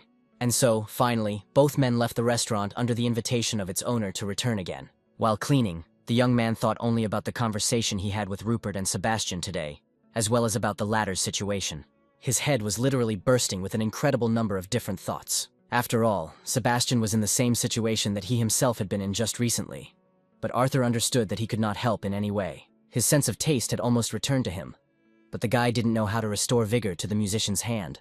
The young man was distracted from these thoughts by Bublik's voice, which sounded behind him. Looking at the top, Arthur was amazed at how dirty it was walking on the floor he had just washed. His four-legged friend looked as if he had just dug deep into the ground. While he was wiping it off, Bublik started licking the guy's hand, which was quite a pleasant feeling. And then the young man began to remember how the top brought his muscles back into order after terrible training with the help of its saliva. Suddenly it dawned on the guy that the top's saliva could very well cure the musician's hand. But in that case, the authorities will immediately take Bublik away and begin to conduct various experiments on him. Continuing to wipe the top, the young man quickly abandoned the idea of treating Sebastian's hand with Bublik's saliva. His further thoughts were that he was very lucky with the return of his sense of taste. After all, he persisted and strove to improve his perception and his life in general. And so all that was left to do was to hope that Sebastian would not give up, and would be able to wait for the moment when luck smiled upon him. Soberly assessing the situation, the guy understood that the musician's hand, of course, would not heal on its own. All this time the top listened attentively to the young man's reasoning, and suddenly he grabbed him by the pants and started dragging him somewhere. Watching Bublik's movements, Arthur instantly realized that he wanted to take him somewhere. Pretty soon they found themselves on the street, where the guy even had to use a flashlight. Apparently having reached the right place, the little guide pointed to an area where someone had clearly recently dug the earth. And now the donut has already turned into a small excavator, starting to very quickly tear up the earth. When he finished, the young man saw the very same bag of foul-smelling fruit that he had received as a gift from Kilasi. At that very moment, the young man scolded the wolf for burying the gift, telling him to never do that again, even if the gift smelled bad. Taking out the bag, the young man did not understand why he had to bury it at all, so that he could later show what he had done. After all, Bublik was smart enough to understand the young man's reaction to his actions, but nevertheless, for some unknown reason, the top led him to the place where he hid the fruits. And then he remembered Kulasi's words that these were very valuable fruits, which were disgusting, like any other medicine. Also remembering her words that people did not have such a potion, the young man was already taking one fruit out of the bag. As soon as he touched it with his hand, he immediately felt a wave of freshness pass through his body. And it wasn't just a refreshing effect. His body felt incredibly light, as if he'd just had a year's rest. Now Arthur began to guess that these fruits had the same healing properties as Bublik's saliva, which his little friend immediately confirmed by making a cheerful barking sound. Realizing that Kulasi had given him something truly incredible, the boy was already thinking about what he could feed Sebastian with the fruits. But he will probably start to wonder where the young man got these incredible fruits from. Besides, the smell of this fruit was really disgusting. For a while, the young man thought about the fact that this medicinal fruit had a structure similar to that of meat. Thanking the other world for such gifts, he had already decided that the smell could always be covered with some kind of sauce. Therefore, this fruit can be easily stuffed into some dish, and Sebastian will not even notice its presence. The young man found the ideal option to be making ravioli, where all the ingredients would be chopped. Sebastian walked slowly away from his mansion, where he temporarily lived. The man was quite surprised when he was suddenly called out by the familiar voice of the approaching restaurant owner. When the guy asked how he was able to find it, he explained that Rupert helped him with this. This allowed the musician to assume that Arthur's visit was of some business nature. While he was asking him what brought him here, he calmly opened his bag. Handing the container to his interlocutor, the young man asked if he would like a little snack, where he cooked a new dish today and wanted Sebastian to try it first. Having found ravioli in the container, the man was surprised that the guy did not invite Rupert to try the new dish, to which Arthur sheepishly stated that it would get to him too in time. The young man was very surprised when Sebastian suggested that he was simply worried about him, which was understandable after Arthur recently learned about his health problems. Already armed with a fork, Sebastian said that he would not back down from his idea of going on vacation in any case. After a short pause, Arthur noted that he understood perfectly well that, no matter what he said, his interlocutor did not stop loving his work. And the musician did not deny this, saying that inside he was most likely not yet ready to completely give up and retreat. He had the desire to leave on a fine note, but with his hand he can only make a fool of himself. That is why he decided to end his career as quietly and unnoticed as possible, without unnecessary noise and public attention. Having said that he perfectly understands the feelings and desires of the musician, the young man also noted that he personally would very much like to hear his latest melody. The man was very touched by the fact that his interlocutor respected his work so much, and suddenly he burst out laughing, noting that Arthur was still incredibly young and had not lost his courage. The boy tried to apologize if he said something wrong, but Sebastian said that everything was fine, and he just liked his energy. Where possible, in order to leave peacefully, he needed to hear exactly these words. Arthur turned out to be the first and only person who told him these words, for which he is incredibly grateful to him, and will never forget his attitude towards him. When Sebastian finished speaking, Bublik approached the young man and made a very sad sound. Only now did the young man remember that he had completely forgotten to feed the wolf by giving him food. Noticing how Arthur's pet was eating, the musician remembered that he was also going to have a snack. His taste buds instantly gave him signals about how much they liked the taste of these ravioli, which were also flavored with arrabbiata. The man loved spicy food, and therefore sincerely enjoyed the treat prepared for him. At some point, the musician suddenly felt that with each ravioli he ate, he seemed to begin to feel better. And now he noted with amazement that the constant trembling in his left hand had stopped. Well, the young man pulled out a few more containers, saying that he had grabbed a few more portions for the man for later. Having forgotten himself, he even began to give recommendations to eat ravioli every day, but quickly recovered, simply wishing the musician a pleasant appetite. Sebastian didn't say anything in response, turning his attention again to his hand, which was no longer shaking. While in the kitchen of his restaurant, the young man heard the sound of a bell on the front door. It was the postman who said that he had an envelope for a certain Arthur Green at the given address. While accepting the mail, the young man thanked the man. After reading the information about the sender, the young man was surprised to discover that it was Sebastian Webster. At that moment, a satisfied Bublik approached him from another room. When the envelope was opened, the young man found 2 tickets to a concert and some kind of letter inside. Unfolding the paper, Arthur read that the musician's hand was fine, and he invited him to his concert, which would take place next Saturday. On the other hand, there was a postscript where Sebastian thanked the young man for giving him this desired ending. This made the young man think for a while, where, looking at his little pet, the young man realized that the musician had guessed everything. Sitting in the car, Nigel read a message from Arthur about him having an extra ticket to the concert and an offer to go to it. The young man was surprised that his friend was going to some concert that he hadn't really gone to before, but he himself could not keep him company, since he already had plans for the coming Saturday. And so he decided that pianist Sebastian Webster would have enough fans without him. Having found the right number in his address book, Nigel asked the girl who answered what he did, and she explained that she was just relaxing in a cafe for now, asking about the reasons for such interest on the part of the guy. It was Emily who also noticed that Nigel had stopped calling her altogether when he stopped acting as her manager. The young man was already in the hall where the maestro's long-awaited performance was to take place. Emily, who sat down next to him, cheerfully declared that she was very lucky, because she had not managed to buy a ticket. The girl also noted that she did not know about Arthur's passion for the work of Sebastian Weber. Having said that he had met him not so long ago, the young man asked his interlocutor how long she had been listening to his music. And Emily said that she started listening to him from the moment he made his debut on the big stage. And Nigel, who was accompanying her at the time, always asked to change the music because he began to fall asleep to it. The young man immediately remembered that when his friend worked with Emily, they met more and more often, where it seemed to him that he and this girl were much closer at that time. The young man was so immersed in his memories that his interlocutor had to raise her voice a little to attract his attention, where the girl cheerfully suggested that her beauty had only made the guy lose his head in connection with reality. At some point, the conversation of the young people was interrupted by someone's joyful exclamation, which indicated that Emily had just been recognized as a famous actress. The girl easily agreed to give an autograph to one of her devoted fans, who really liked the TV series with her. What surprised Arthur was that his friend started acting in TV series. Emily was amazed that the young man didn't even know how dramatically her career had turned. After all, Arthur really believed that she was still a singer and gave concerts. Noticing that the guy was completely behind the times in his village, the girl advised him to at least turn on the TV occasionally. Having apologized for this misunderstanding, the young man mentally noted that he really needed to watch the news from time to time. Well, Emily continued to tease the guy, saying that it was very sweet of him to forget about everyone around him. The young man was thinking that there was nothing cute about this, of course, and there couldn't be, when the whole hall suddenly became silent. And now everyone has focused their gaze on the musician who appeared on stage. The way Sebastian looked today was simply heaven and earth compared to the way he appeared to Arthur twice. Silently approaching his instrument, the man bowed to his listeners. At that moment, Emily whispered that she was literally filled with a feeling of fear. In response to Arthur's question, she explained that everyone had known for a long time that Sebastian had big problems with his hand. And so today, he is taking a very big risk by deciding to perform in the face of such a problem.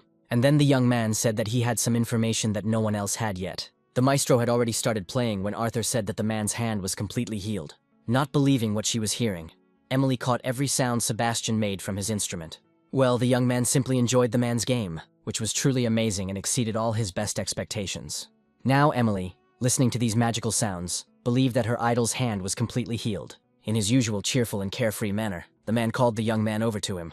Laughing, he noted that he had no doubt that his girlfriend would have the second ticket, to which Arthur had to explain that Emily was only his friend. The girl herself was very angry at the guy for not even telling her that he personally knew Sebastian. When asked how he performed, Arthur immediately said that it was simply amazing. Well, sitting on the sofa to the side, Rupert coldly noted that it was not bad at the beginning, but in the middle the man sped up a lot. Before he could finish criticizing, the maestro's butterfly immediately flew into his face. Sebastian said that he had not asked Rupert's opinion at all, but that he had advised him to take any criticism calmly. Once again, with a slight smile on his face, the young man watched as these bosom friends argued among themselves. He said again that the performance had been excellent, and Emily, looking out from behind him, was amazed to recognize one of the debaters as the famous artist Rupert Edington. When the girl asked how he knew such famous people, the young man said that these two were regular customers of his restaurant. And now she was asking for the address of the restaurant, claiming that she really loved to eat and would also become a regular visitor. Then it came to getting an autograph from Emily's idol, who was incredibly happy with such luck. Looking at Sebastian, she declared that his performance today was amazing. And while he was answering, saying that he tried, the girl added that it would definitely go down in history as one of the best.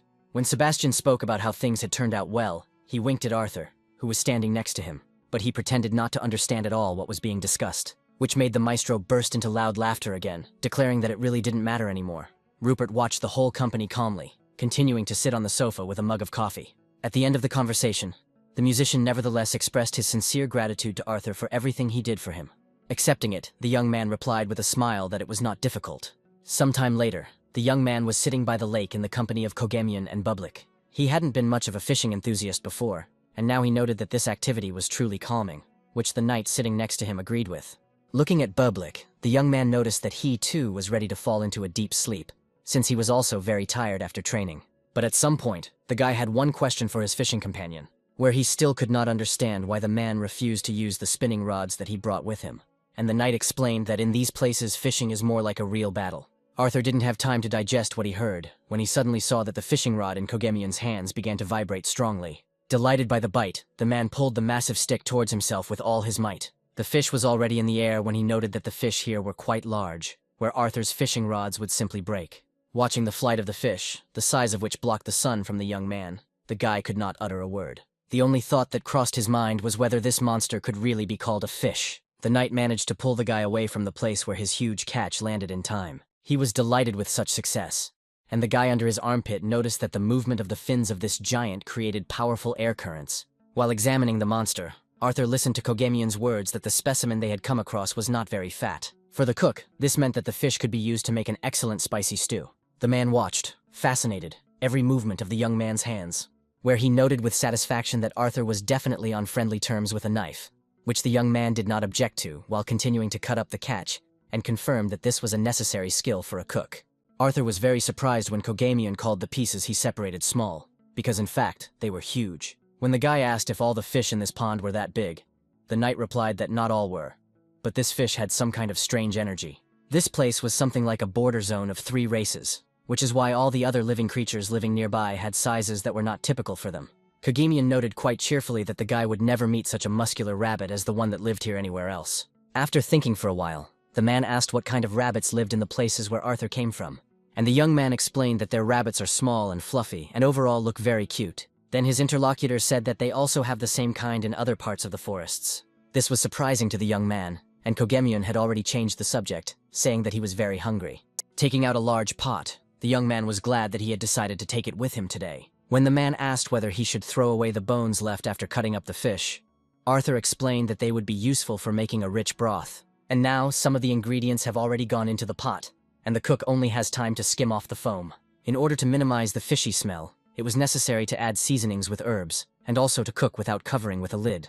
After some time, Kogemyun and Bublik were already standing there, drooling and waiting for the moment when they could try the new dish. The man was about to start taking the sample, but Arthur stopped his impulse. To the surprised looks of Kogemyun and Bublik, he explained that they only had bones in the pot, but they also needed meat. Where today he decided to please his friends with the freshest sashimi he had just prepared. The man was surprised that raw fish could be cooked and eaten this way, and the young man added that one shouldn't forget about sauces. As soon as he tried the first piece, he immediately returned to the moment when he was just pulling this fish out of the water. Kogemyun never ceased to be amazed that simple raw fish with sauces could be so delicious. He really liked a certain incredibly spicy green sauce, which literally brought tears to his eyes. While pouring the soup, Arthur explained that it was wasabi, which is usually served with sashimi in their area. Soon the man moved on to tasting the soup, but at some point he literally fell onto the grass. When the young man asked what had happened, the knight explained that something was missing to complete the experience. After a few minutes, 2 glasses with a clear liquid inside connected with a loud sound. After a short toast, the knight began to try the new type of alcohol. The flavor was simply incredible, and complemented both the sashimi and the hot spicy soup perfectly. With a completely satisfied face, Kogemyun declared that whoever came up with such a combination of food and drink was definitely a genius. Then he asked the guy if he too felt that pleasant heat inside his body. Having answered that he also felt the heat, the young man also noted that he had assumed the taste of the fish would be similar to the flounder from his area. But as it turned out, this fish reminded him more of sea bass. After listening to the guy, the knight noted that he was a cook. Therefore, he knew better. Glad that his sense of taste had almost completely returned, Arthur agreed with this argument. He remembered his recent torments while preparing certain dishes. Then he tried to figure out what kind of sauce to make to cover up the strong smell of the fruit. Even then, he caught himself thinking that he had always been able to sense taste perfectly well. But something strange was starting to happen to his sense of taste. Now the young man felt absolutely happy, because he could enjoy the taste of the food. Having petted his dear Bublik, the young man noted that now he would be able to let him try many more different dishes. Hearing this, Kogemyun cheerfully declared that he was ready to try all of his dishes right now. While drinking alcohol, the day and evening flew by rather quickly. And now in another world, another beautiful starry night has arrived. With great difficulty, with shaking arms and legs, the young man somehow crawled out of his tent in search of some kind of liquid. He was already cursing himself for having decided to join the night in such a copious consumption of alcohol, which he himself had brought. At some point, his drinking buddy also came to his senses and was frightenedly asking what time it was, since his wife had asked him to come back early today. Continuing to stay outside, where it was much cooler and better for the hangover, the young man enjoyed the night breeze. Suddenly, he noticed someone's silhouette not far from him, where the late guest was apparently also enjoying the evening coolness. At first, the young man could not understand who had decided to visit him here at night, but turning around, the elf he already knew, whose name he learned was Arella, greeted Arthur. The young man was glad to see the girl because he would really like to meet her again. In response to his gratitude for the previous advice, the girl replied that she was always happy to help in any way she could. After this, the young man expressed his desire to treat her to something as a token of gratitude, since she had appeared here. Having asked her to wait a little, the young man tried to get to his feet. When he failed to do this, Arella noted that she did not really want to eat food prepared by someone who could not even stand on his feet. But at the same time, she wanted to offer the guy something. When Arthur inquired about the nature of the proposal, Arella summoned her bird, which accompanied her everywhere. When Vikna settled on her forearm, the elf remembered the boy's words about him being able to see her. Looking at the bird, the young man confirmed this again. And then Arella explained that usually people can't see spirits like her Vikna, because they don't have the same strong connection to nature that elves have. But Arthur, who until now had been a strange man to her, someone who had appeared out of nowhere, for some reason could see spirits. This made the girl think that there might be some deeper meaning to it, and so today she came here to offer the guy to try to get his spirit. She went on to say that this was not something like getting a pet, but a mutually beneficial cooperation between two beings from different worlds. And since the young man sees her Vikna, this means that he is quite capable of connecting himself with some spirit. And now she was already asking Arthur whether he would like to try to contact the spirit. The young man made it clear to the girl that he understood everything she said, but his stomach no longer allowed him to continue this fascinating dialogue. And a moment later, the guy literally turned inside out, which was a logical consequence of the fact that he had overdone it with alcohol. In the morning, the young man had to apologize to the girl for what she had seen yesterday. He said something about how he had shown his less than ideal side yesterday, but Arella was understanding. Bublik listened with great interest to the young man's reasoning about the elf's proposal to begin cooperating with the spirit. The young man spoke of great responsibility, but Bublik imagined it in his own way, deciding that his man had decided to get another pet of a larger size, and now the little wolf with its little paw was already attracting Arthur's attention. His whole appearance indicated that he didn't need another pet at all, where only Bublik himself was enough. Arthur looked at the expression on the wolf's face, trying to figure out what he was thinking about. Having decided that Bublik wanted a friend, the young man immediately agreed to establish a connection, which greatly enraged the white wolf cub. While Arella was expressing her joyful emotions regarding the decision made, Bublik was showing the guy how unpleasant this decision was for him. And now she was already handing something to the guy, saying that now he should change into the summoner's costume. For Arthur, the suit was certainly a questionable choice of clothing, but Arella found it to be a delightful fit. When asked if he really needed to be in this, the girl stated that all these objects improve the connection with the spirit world. But the young man noted that despite this, he felt literally naked. He was shocked when his interlocutor told him that in this summoner's suit, her grandfather had established a connection with the spirit. She then instructed the guy to think about what kind of spirit he would like to have as a partner. The boy tried to say that it didn't matter, but Arella insisted, explaining that age, values, and other qualities that the summoner would think about could have a strong influence on the result. After which Arella began to use some ancient magic, saying that it would not take much time to summon the spirit. The young man watched with some amazement as some energy flows appeared above him, in which, after a few more seconds, some spots glowing in different colors appeared. Realizing that these were spirits, Arthur began to think about which spirit he would like to establish contact with. When the thought formed in his head that the main quality of the spirit should not be picky about food, the orange spot rapidly spiraled downwards. Arella, who was watching what was happening, immediately noted that luck had smiled on the guy, and the highest spirit had descended upon him. Rejoicing at such luck, Arthur carefully watched what the orange clot was transforming into. He expected to see anything except some strange little creature that reminded him of a hamster. And so the young man, squatting down, looked at the spirit, and the spirit stood and looked at the man. The young man greeted him, and the little creature, looking at the man, noted that he looked simply delightful. But suddenly this little hamster grabbed his head and began to quickly burrow underground like a mole. In an instant, this small creature dug a trench underground to the sacred wolf, which forced the fugitive to stop and appear on the surface. Looking closely at the spirit, Arella noticed that he was able to use 2 elements, which is an extremely rare thing.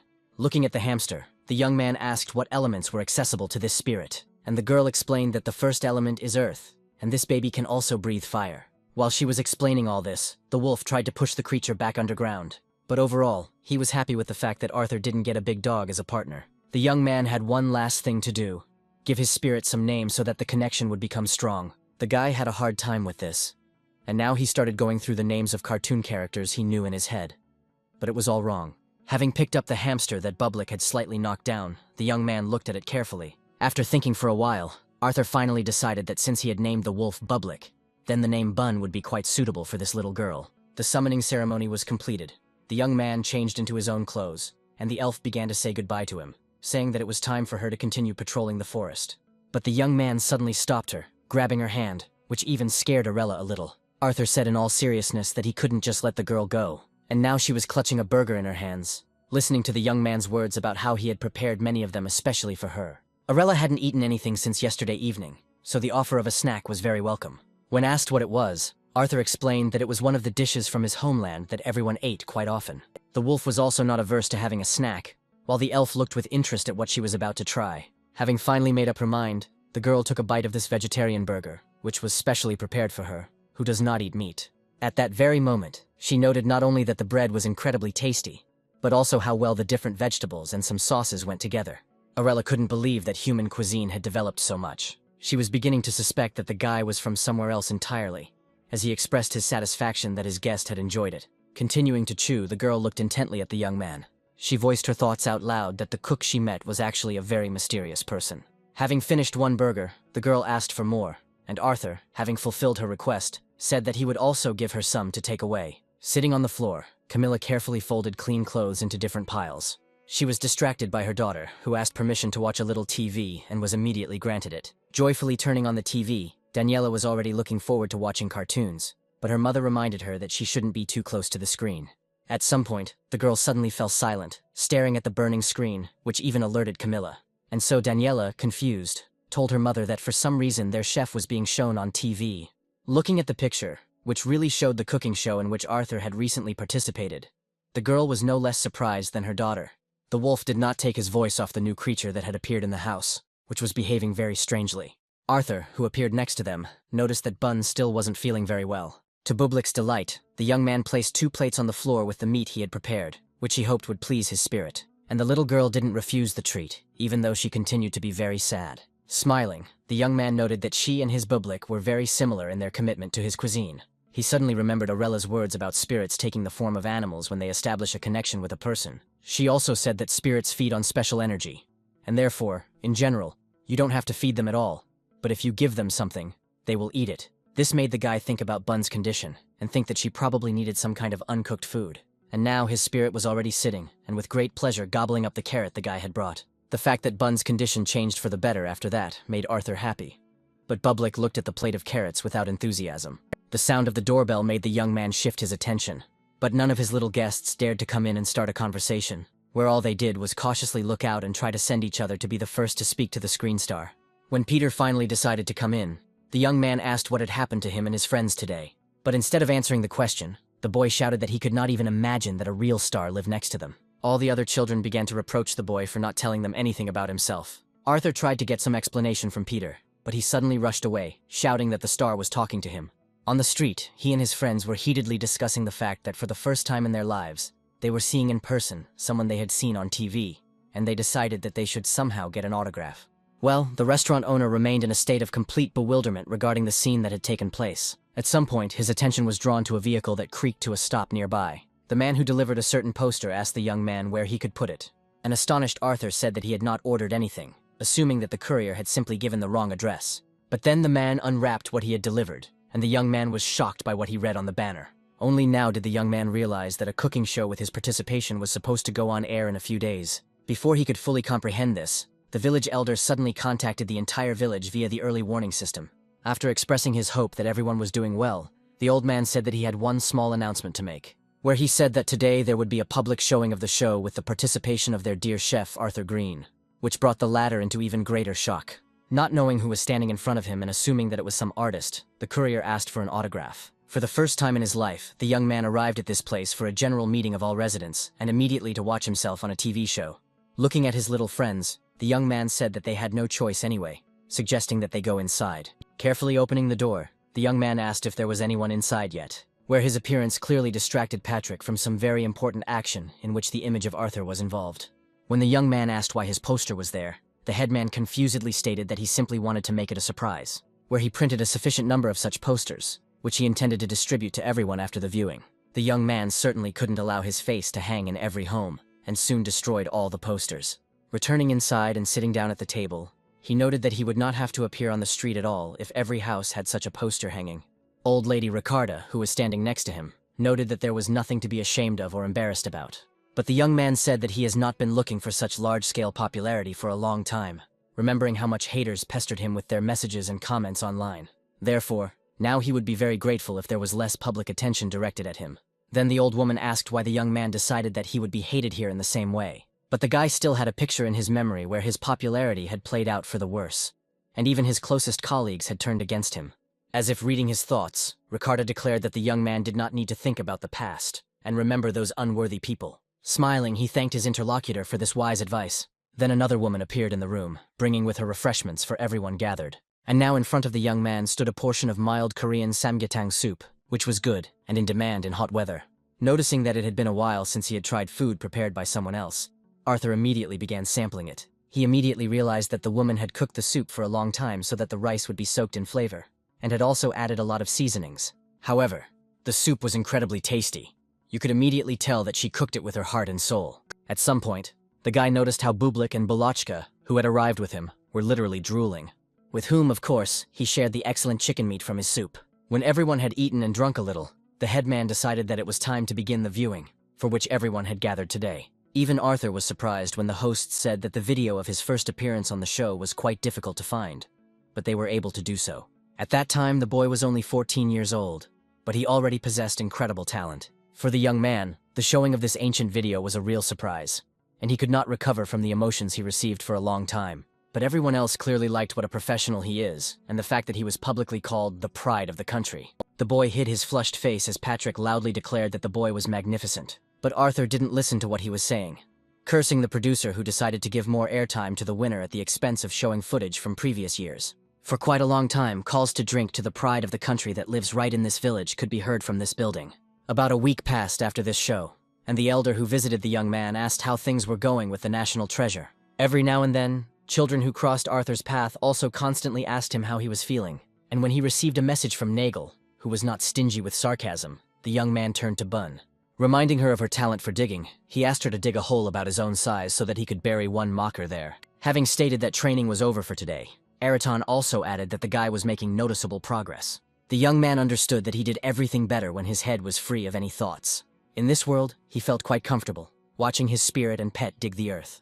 It also didn't escape Arthur's attention that Bun was also feeling much better here. When his trainer asked him who Bun was, the young man replied that it was a spirit with whom he now had a connection. He also told Eraton that she was now right next to his public, digging the ground. And when he noticed that his elf friend had helped him get the spirit, the beastman suddenly picked up a stone from the grass. And suddenly, with all his might, Eraton threw the stone he had lifted. Looking at how the stone broke through the bark of the tree, entering its trunk, Arella noted out loud that this creature was truly wild. Well, Eraton, who had managed to get closer to the tree where she was, reminded her of his demand not to approach this man. With an incredibly menacing look, he tried to find out from the representative of the elven race what she was planning. Casting a pitiful glance at her interlocutor, Arella noted that the whole problem with the beastmen was that they were too cruel and rude. The enraged Eraton was already ready to enter into open confrontation, but Arthur arrived in time and began to calm his ardor. Not understanding why his coach was suddenly so angry, the young man suggested that they discuss everything calmly. First of all, the guy was interested in how they understood each other, because last time Eraton could not understand Kogemian's speech. Unexpectedly, Arella, who had managed to jump from the tree, gave him an answer. The girl explained that elves, and especially rangers like her, know at least 3 languages, and she even had the chance to learn the most ancient language. But for Eraton, this was not at all surprising, because he knew that the elf simply lived in the times when that ancient language was used, and she was tens, if not hundreds of times older than Arthur. However, the hostility did not subside, and the young man had to remind that interracial strife was prohibited by the treaty. At that moment, Kogemian appeared nearby, noting that it was time for him and Arthur to train. Seeing that all 3 representatives of different races had gathered in one place, Bublik and Bulochka prepared to watch an interesting spectacle, thinking about who would win. At one point, the young man declared that all those gathered were his friends, and therefore he did not want them to fight at all. Having seated them all in front of him, he decided to begin by simply introducing the 3 representatives of the 3 races. The guy wanted to tell Kogemian that he would translate the speech, but he boasted about the translation artifact that he had acquired for himself. He began by telling everyone present his name and position as captain of the knights. Next to introduce herself was Arella, who called herself a very ordinary forest ranger. The last one to introduce himself to the whole company was Eraton, who simply stated his name. At this point, the short conversation between the representatives of the 3 races ended, and a ringing silence reigned around. The young man was acutely aware of the awkwardness that hung in the air next to the silence, but he knew exactly what to do in such situations, asking just in case whether his comrades liked something spicy. After all, now he is going to prepare a very tasty dish that is very popular where he came from. This was the young man's plan, to cook something tasty and unite his friends in one meal. While he was busy with his business, Kogemian suddenly spoke up, noting that an incredible amount of time had passed since the end of the war, where he noted that since then the races have not interacted with each other in any way, each living its own life, but they were able to gather together some cook who appeared to them from nowhere. This led the man to think that this young man could be a messenger of the gods. This combination of messenger of the gods and cook greatly amused Arella, but at the same time, to the surprise of Eraton, who was sitting next to her, she agreed with this assumption, adding that because this guy was very unusual, she suggested that he establish a connection with the spirit. Noticing the beastman's sidelong glance, the girl added that she had no intention of harming Arthur, and so he finally gave in, saying that he was ready to believe the words of his interlocutor. While preparing food, the young man noticed how his friends suddenly began to engage in constructive dialogues. He picked up the pace, and soon the rice with scrambled eggs and meat in a fragrant spicy sauce was ready. As he set out the filled plates, inviting them to continue the conversation over the meal, everyone gathered could not help but notice the incredible aroma of the dish. But the young man experienced real horror when he heard Eraton's remark that, according to his information, elves cannot eat meat, something Arthur had completely forgotten. Eraton was about to take Arella's portion for himself, but she suddenly said that she didn't eat meat only because she didn't want to kill living beings, and not because she couldn't. And in order to eat this meat, she just needs to thank the animal that fed her. Meanwhile, Kogamian had already managed to try the dish, experiencing incredible taste sensations from the spiciness of the dish. Even though there was a real fire burning in the beastman's mouth, he couldn't stop eating this delicacy. Arella also noted that the dish was incredibly spicy, but the rice and egg helped to put out the flames. Naturally, Kogamian was the first to say that a couple of shots wouldn't hurt right now. Arthur immediately fulfilled his wish by pouring him a drink. Now the knight could say with absolute certainty that he was practically in heaven. Bagel and Bun were also devouring this dish, and at some point the knight said that he had already drunk it, which meant he would not be able to conduct the training. Meanwhile, Eraton decided to try the drink, mentally noting that the last time he brought something different to their settlement. During the meal, Kogamian suddenly remembered the young man's desire to give the beastman access to spices, and now he was informing the guy that someone had agreed to discuss this issue with him. The young man was quite surprised when the man said that they would soon meet his master. In response to Arthur's question, he explained that spices were considered a very valuable commodity, and therefore it was necessary to obtain permission to trade from the local lord. But the young man was most frightened when his interlocutor said that the lord himself really wanted to meet him. He immediately began to say that this was just a thought, because the beastman tribe itself could speak out against trade. When asked by Eraton, who heard everything, the guy explained that he simply wanted to diversify their cuisine, which required buying spices from people. With a surprised face, Eraton asked if Arthur really wanted them to trade with humans. He wanted to explain something, but Kogamian beat him to it, asking the beastmen what they were losing from this. He reminded him that trade between the races had taken place before the Great War, hundreds of years ago, and it could be revived. To everyone's surprise, Eraton, after a short pause, declared that he agreed with the man's opinion. Arthur looked at him with astonishment when he added that the final word, in any case, was with the leader. But he is sure that Kalasi will not mind, since the mood in the tribe is very good after the young man taught them how to cook properly. And so, thanks to Arthur, the entire tribe's opinion of the human race changed greatly in a positive direction, which makes it much easier to negotiate mutually beneficial trade. After drinking some more, the man turned to the elf, asking her what she thought about this, and the girl stated that most of her relatives personally participated in that war, and therefore it would be much more difficult for their race to establish interaction. Listening to her, the young man looked at Arella with an understanding look. And then the elf added that she personally was convinced that everything could soon change for the better. While she was saying this, Arthur was literally attacked by his top and little spirit, demanding more. Already well drunk, Kogamian stated that he found it quite surprising that 3 races were able to conduct a dialogue. But at the same time, he called for an end to business talk, turning the company's attention to the drinks at their disposal. After some time, the man literally demanded that his interlocutor repeat what he had just said. And Eraton repeated, once again declaring that he had taken up the training of Arthur in the martial arts of his tribe. Looking at his student, Kogamian noted that he had long since begun to notice changes in the boy's body, which was becoming stronger much faster than expected. And when he reproached him for not telling him anything, the young man laughingly added that so far he had only learned to move quickly on all 4s. He wanted to show the knight his skills, but suddenly realized that he was no longer able to, and the man stated that he definitely did not need 2 teachers. And now he has already offered Eraton a fight, where the loser will refuse to teach the boy. There was no need to offer him twice, because he immediately agreed to enter into confrontation, squeezing the bottle with force.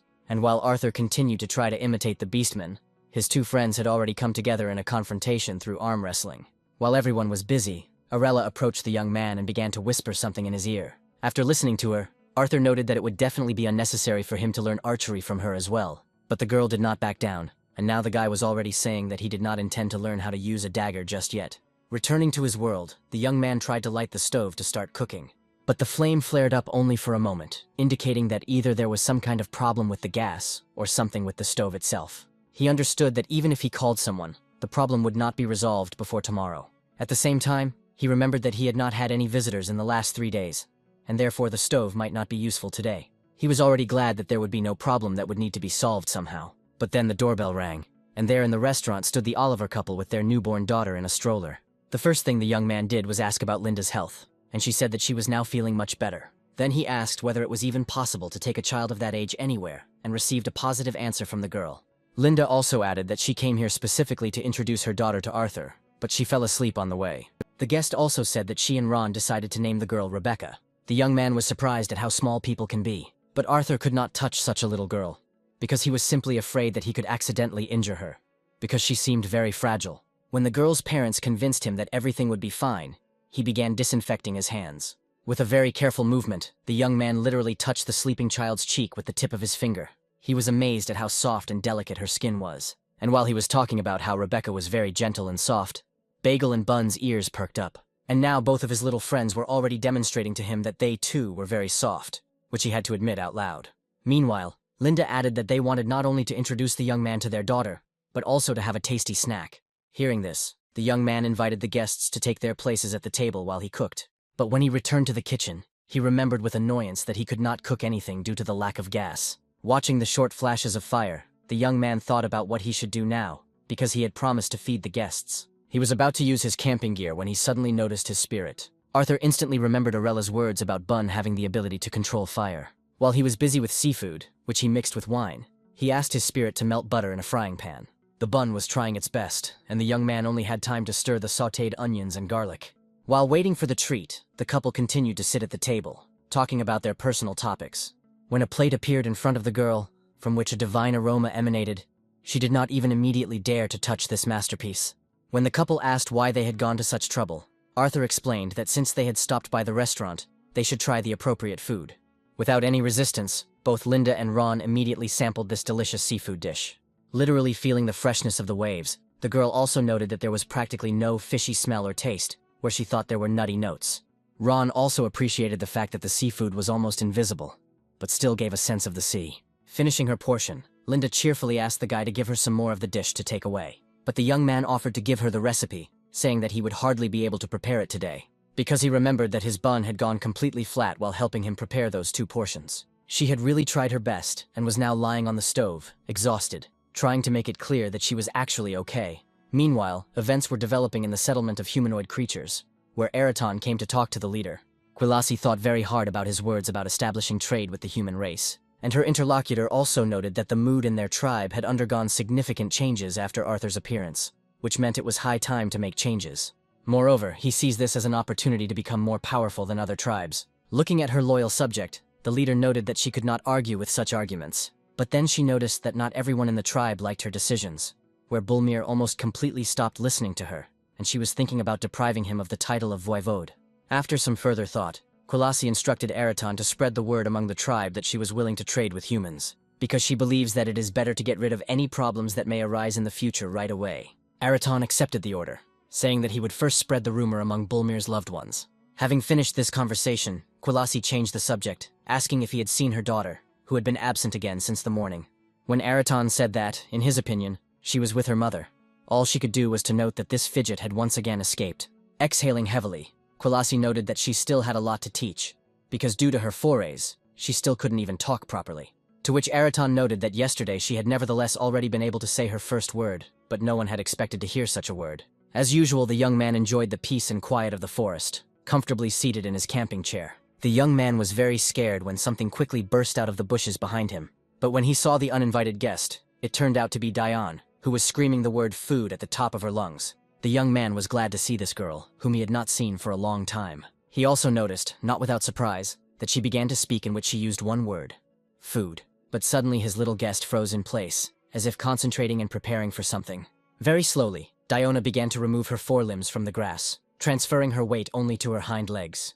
And so, meowing loudly with joy, she demonstrated to the guy how she had learned to rely only on her hind legs. Looking at all this, Arthur experienced the warmest feelings that can only be experienced by a person who sincerely rejoices in the success of his loved one. And now he was holding a pleased with himself catgirl in his arms, praising her for her achievements in development. He didn't understand what Diona wanted to tell him when she waved her arms and made incoherent sounds, where she thus tried to tell the young man about how Quilasi had trained her, forcing her to learn to stand up by her hind legs. And as motivation, her mother used the argument that as soon as she succeeded, her daughter would be able to see Arthur, who always had delicious food. The girl really hoped that she would be able to eat something tasty now, but suddenly someone's voice said that the guy was busy now. It was Kogemion, asking the little beast girl for forgiveness for ruining her hopes, and the young man confirmed that he would not be able to spend time with her now, as he was busy with other things. But she had no intention of simply putting up with this state of affairs, and began to scream wildly and cling to the young man's leg. Arthur tried to calm Diona down as best he could, while holding his pants back as she was about to pull them off him. Watching this, the knight noted that no matter how much she wanted to go with them, it was better not to take a beastman cub with you to an ordinary human settlement. Exhaling heavily, the young man decided to resort to a surefire way to solve the impending problem. Taking out the whistle that Quilasi had once given him, he took a deep breath and blew into it. Eraton appeared a moment later, asking what had happened to Arthur. The young man interrupted his questions by simply pointing at Diane, who was clinging to his leg. When the chieftain's daughter was already in Eraton's strong arms, Arthur apologized to her, saying that it was all for her own good. And even though the guy promised to cook something tasty for her next time, this didn't change Diona's mood at all. After a short journey, the young man and the knight accompanying him entered the settlement. As it turned out, it was not just a city, but a settlement of a local lord of the human race. Kogamian also explained that this was also his place of work, since most of the knights lived here. Looking around and greeting the knights he knew from his last drinking session with them, Arthur thought at the same time about what kind of person this lord would turn out to be. A young man with rather pleasant features introduced himself as Collart Isambert, who was the lord here. Having greeted him in return, the young man, not without surprise, mentally noted that he turned out to be much friendlier than he had imagined. The first thing the lord noticed was that he had long wanted to meet the one about whom there were so many rumors. After all, a man who is accompanied by a sacred white wolf, and the captain of his knights calls a friend, certainly deserves attention. Collart also named among the guy's merits the fact that he would defeat a squad of knights single-handedly, but Arthur explained that this was fiction. Kogamian, who had joined the conversation, noted that apparently the rumor about the guy's culinary skills had not yet spread. But the lord denied this, saying that because of these rumors, his chief cook had already listed Arthur as one of his main enemies, which alarmed the knight. It was just a turn of phrase, where, changing the subject, the lord first said that he would be happy to try the guy's cuisine, and then suggested trying what his chefs were preparing. And the young man, of course, agreed to try the local cuisine. While the company was waiting for food to be served, the conversation turned to the trade between the human race and the beast race, where Arthur explained in great detail why they needed spices. When Collart said that his interlocutor really understood a lot about cooking, the young man said that he had been taught a lot at the educational institution. But this only made the lord laugh and surprise him, as he had never heard of culinary schools existing. Quickly realizing that there might be nothing like that in this world, the young man quickly corrected himself, saying that he meant that he had a personal teacher abroad. Then Collart noted that he too had been abroad and studied there for some time.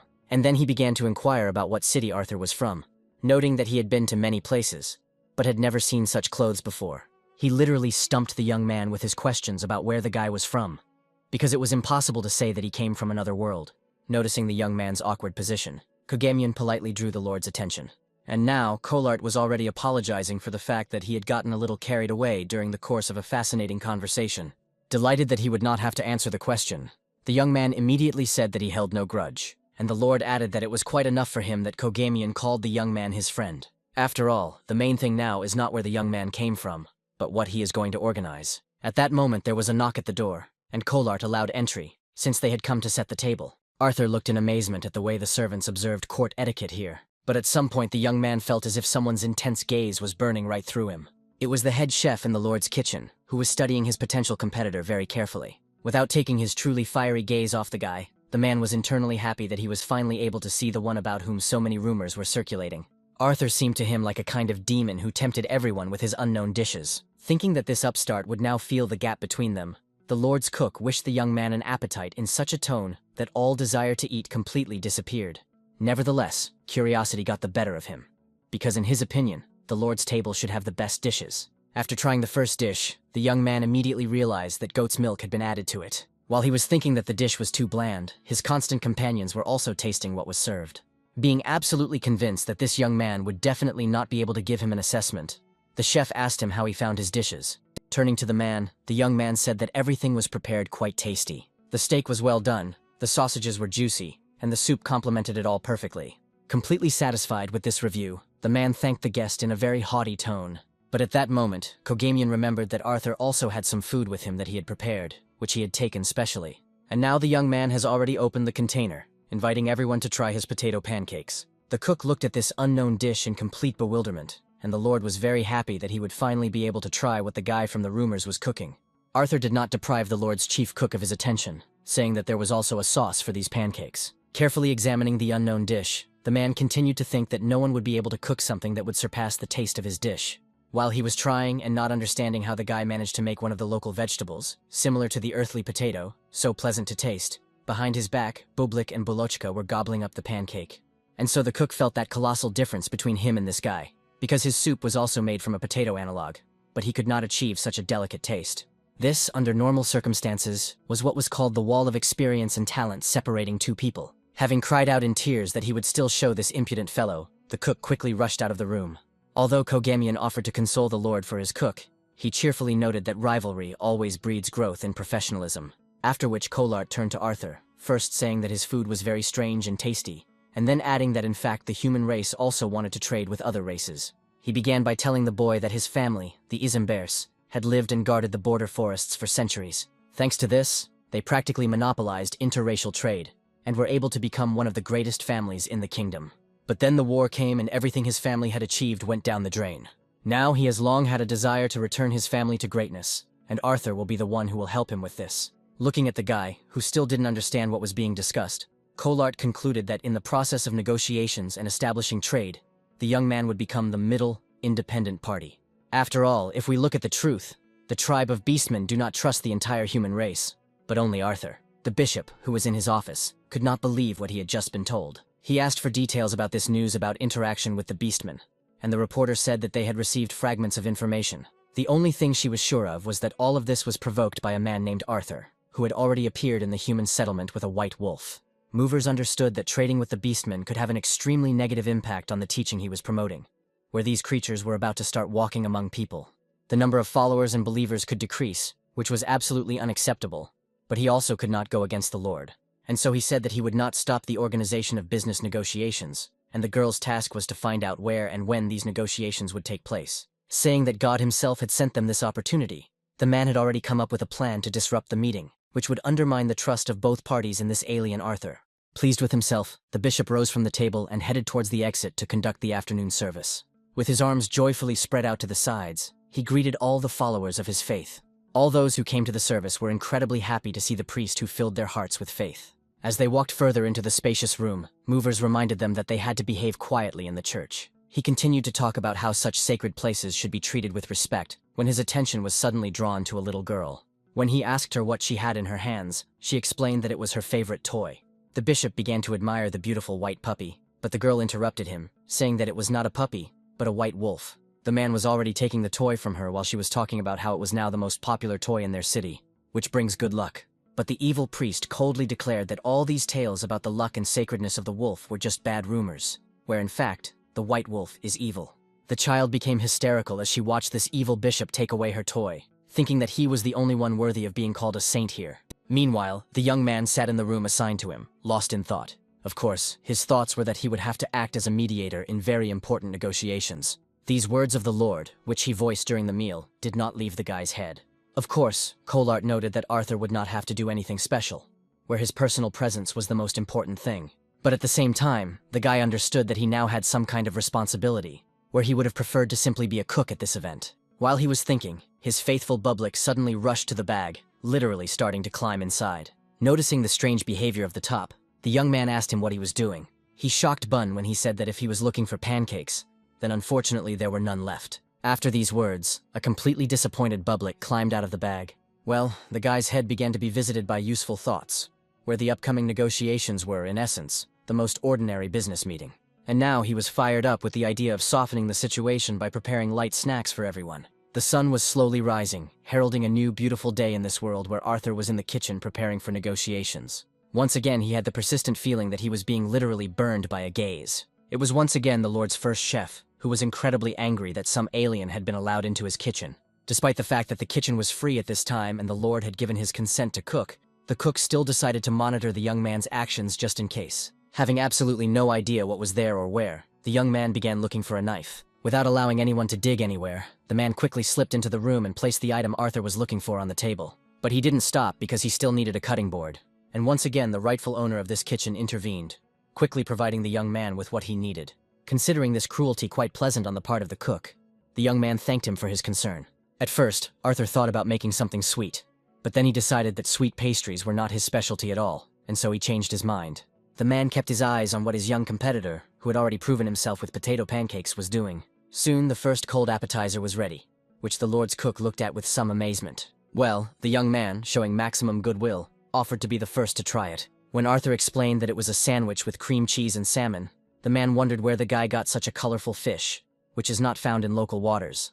Deciding that he would know exactly what kind of fish it was, since he was familiar with all the ingredients in the world, the cook threw the whole thing into his mouth. The man was simply shocked by how fatty and yet tender this unknown fish was. Now he began to come to the conclusion that this young man had come straight from the royal kitchen, since nowhere else could such products be obtained and such recipes known.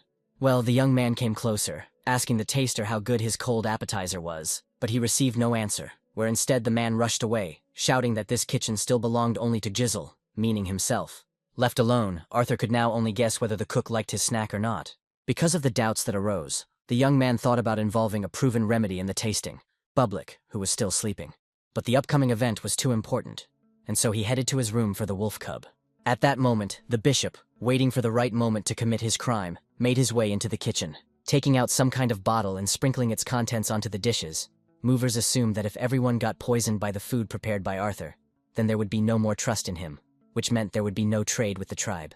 He made his mental apologies in advance to the Lord, who, like the others, would have to spend some time in the toilet. Well, as for not wishing evil on one's neighbor, the bishop was the first to know that his faith was in fact just a fiction. He hadn't sprinkled the light poison on all the dishes yet, and was staring at one of the appetizers, recalling the rumors that Arthur was a wonderful cook. And so he finally decided to try the creation of the one whom everyone admires so much. From the very first bite, the bishop immediately felt as if one of the apostles had personally descended to earth to hand him this delicious snack. It was as if he had felt the real presence of God for the first time. The man was brought out of his state of euphoria by the voice of the young man returning.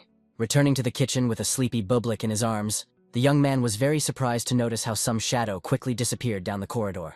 But the guy had no time for that now, because, apologizing for disturbing his pet's sleep, the young man asked him to try some of the snacks. Taking one of the sandwiches in his hands, the young man said that it would probably be better to start with this appetizer. But Bublik didn't need an invitation, where he was already calmly gobbling up all the snacks from this tray. This really horrified Arthur, because the top literally devoured everything he had prepared for the event. But when Bublik finished with one tray, for some reason he was in no hurry to eat the snacks from the other. Having decided that he simply didn't like fish, the young man was about to put him down on the floor and send him into the room. But suddenly his top began to work its paws very quickly, turning into mush those snacks on which the bishop had managed to sprinkle poison.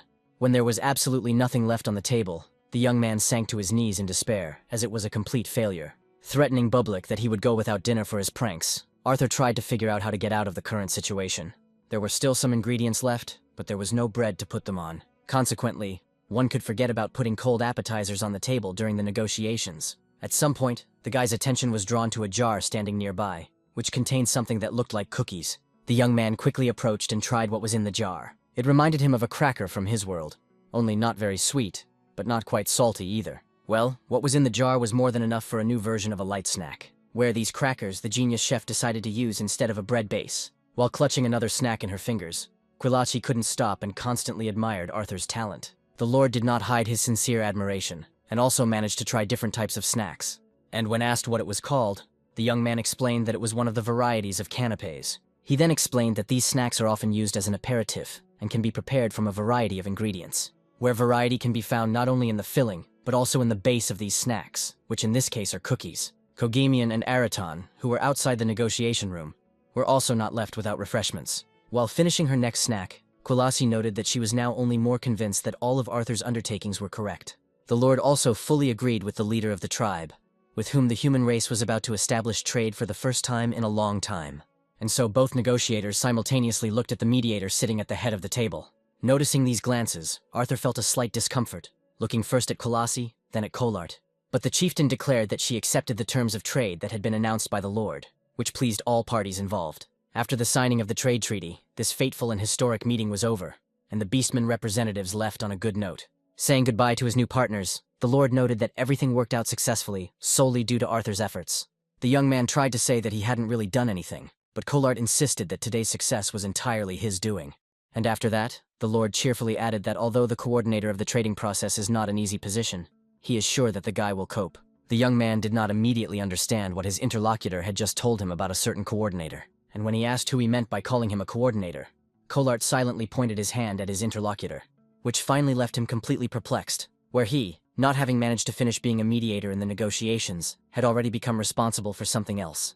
At the same time, Quilachi, accompanied by Araton, who was laden with gifts, was heading back to his tribe. Turning to the leader, her companion asked whether it was worth appointing Arthur as the coordinator of the trade process, since many could have handled this task. And the girl explained that she once heard the opinion that a high position is very important for every person. Oaths and promises mean nothing to people, and so in her opinion, it would be safer for their side.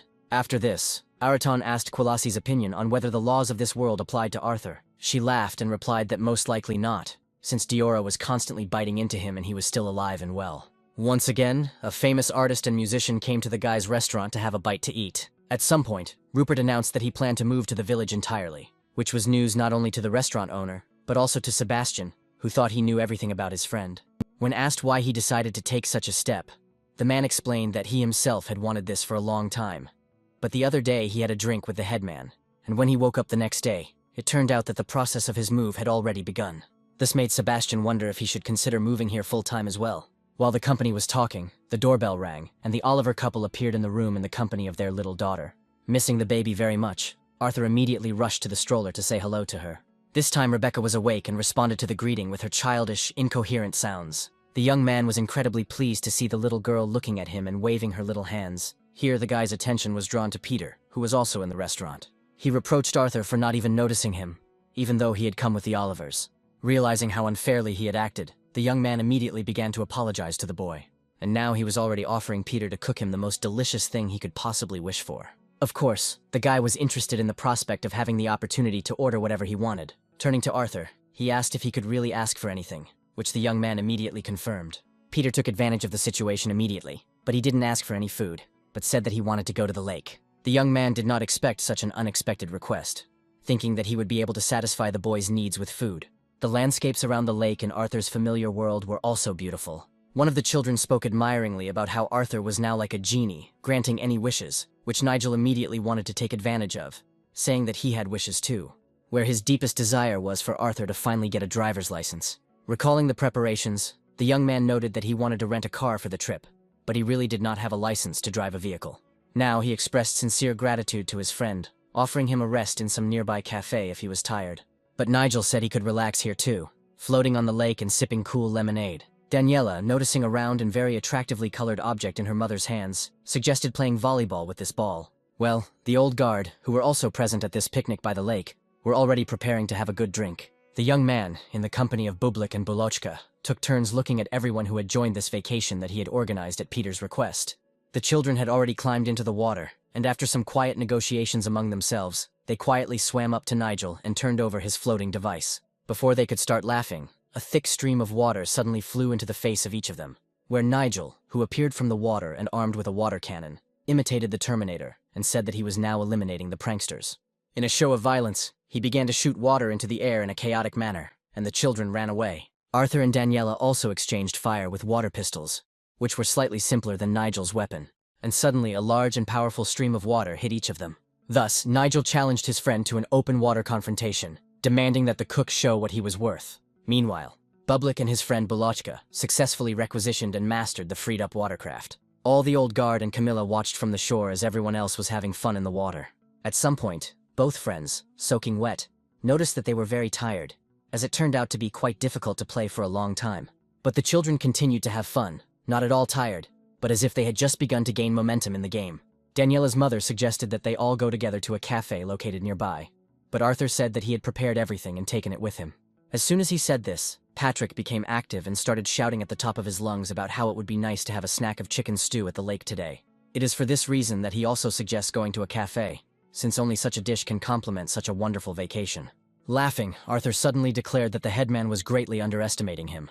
Hearing this, the old man became completely attentive, already beginning to understand why the guy had expressed himself that way. And he turned out to be right, because the young man really did cook chicken stew with vegetables. Nigel, comfortably settled in a hammock, generally noted that no one eats hot stew while on the lake. But Arthur, who had already managed to light a fire, disagreed with him, telling him to show respect for his work. After all, he spent a lot of time collecting all the necessary ingredients, where they even tried to sell him a live chicken. And then there was the procedure of properly cutting up the chicken carcass in order to prevent an unpleasant smell, and what efforts it cost him to keep his little wolf from trying to eat the prepared dish. So now the young man literally demanded that his work be appreciated. Two friends from the world of high creativity had already managed to get quite drunk, and were practically asleep at the table. The first to come to his senses was Sebastian, who smelled this incredibly delicious aroma. Noticing that his drinking companions were coming to their senses, the headman noted that they had arrived just in time. The musician and artist immediately understood from the smell that today their chef friend would be treating everyone to chicken stew. The entire old guard could not contain their emotions as the young man served the dish heated over the fire. As in his restaurant, he thanked all his friends for waiting and invited them to the table. Watching the boy's actions, Sebastian noted that in his opinion, Arthur was an expert only in Italian cuisine, but now he sees that he was wrong. Rupert, meanwhile, had already begun his first tasting, instantly judging the dish to be one of the best he had ever tried. While his friend admired the broth, Sebastian praised the tender meat that melted in the mouth along with the vegetables.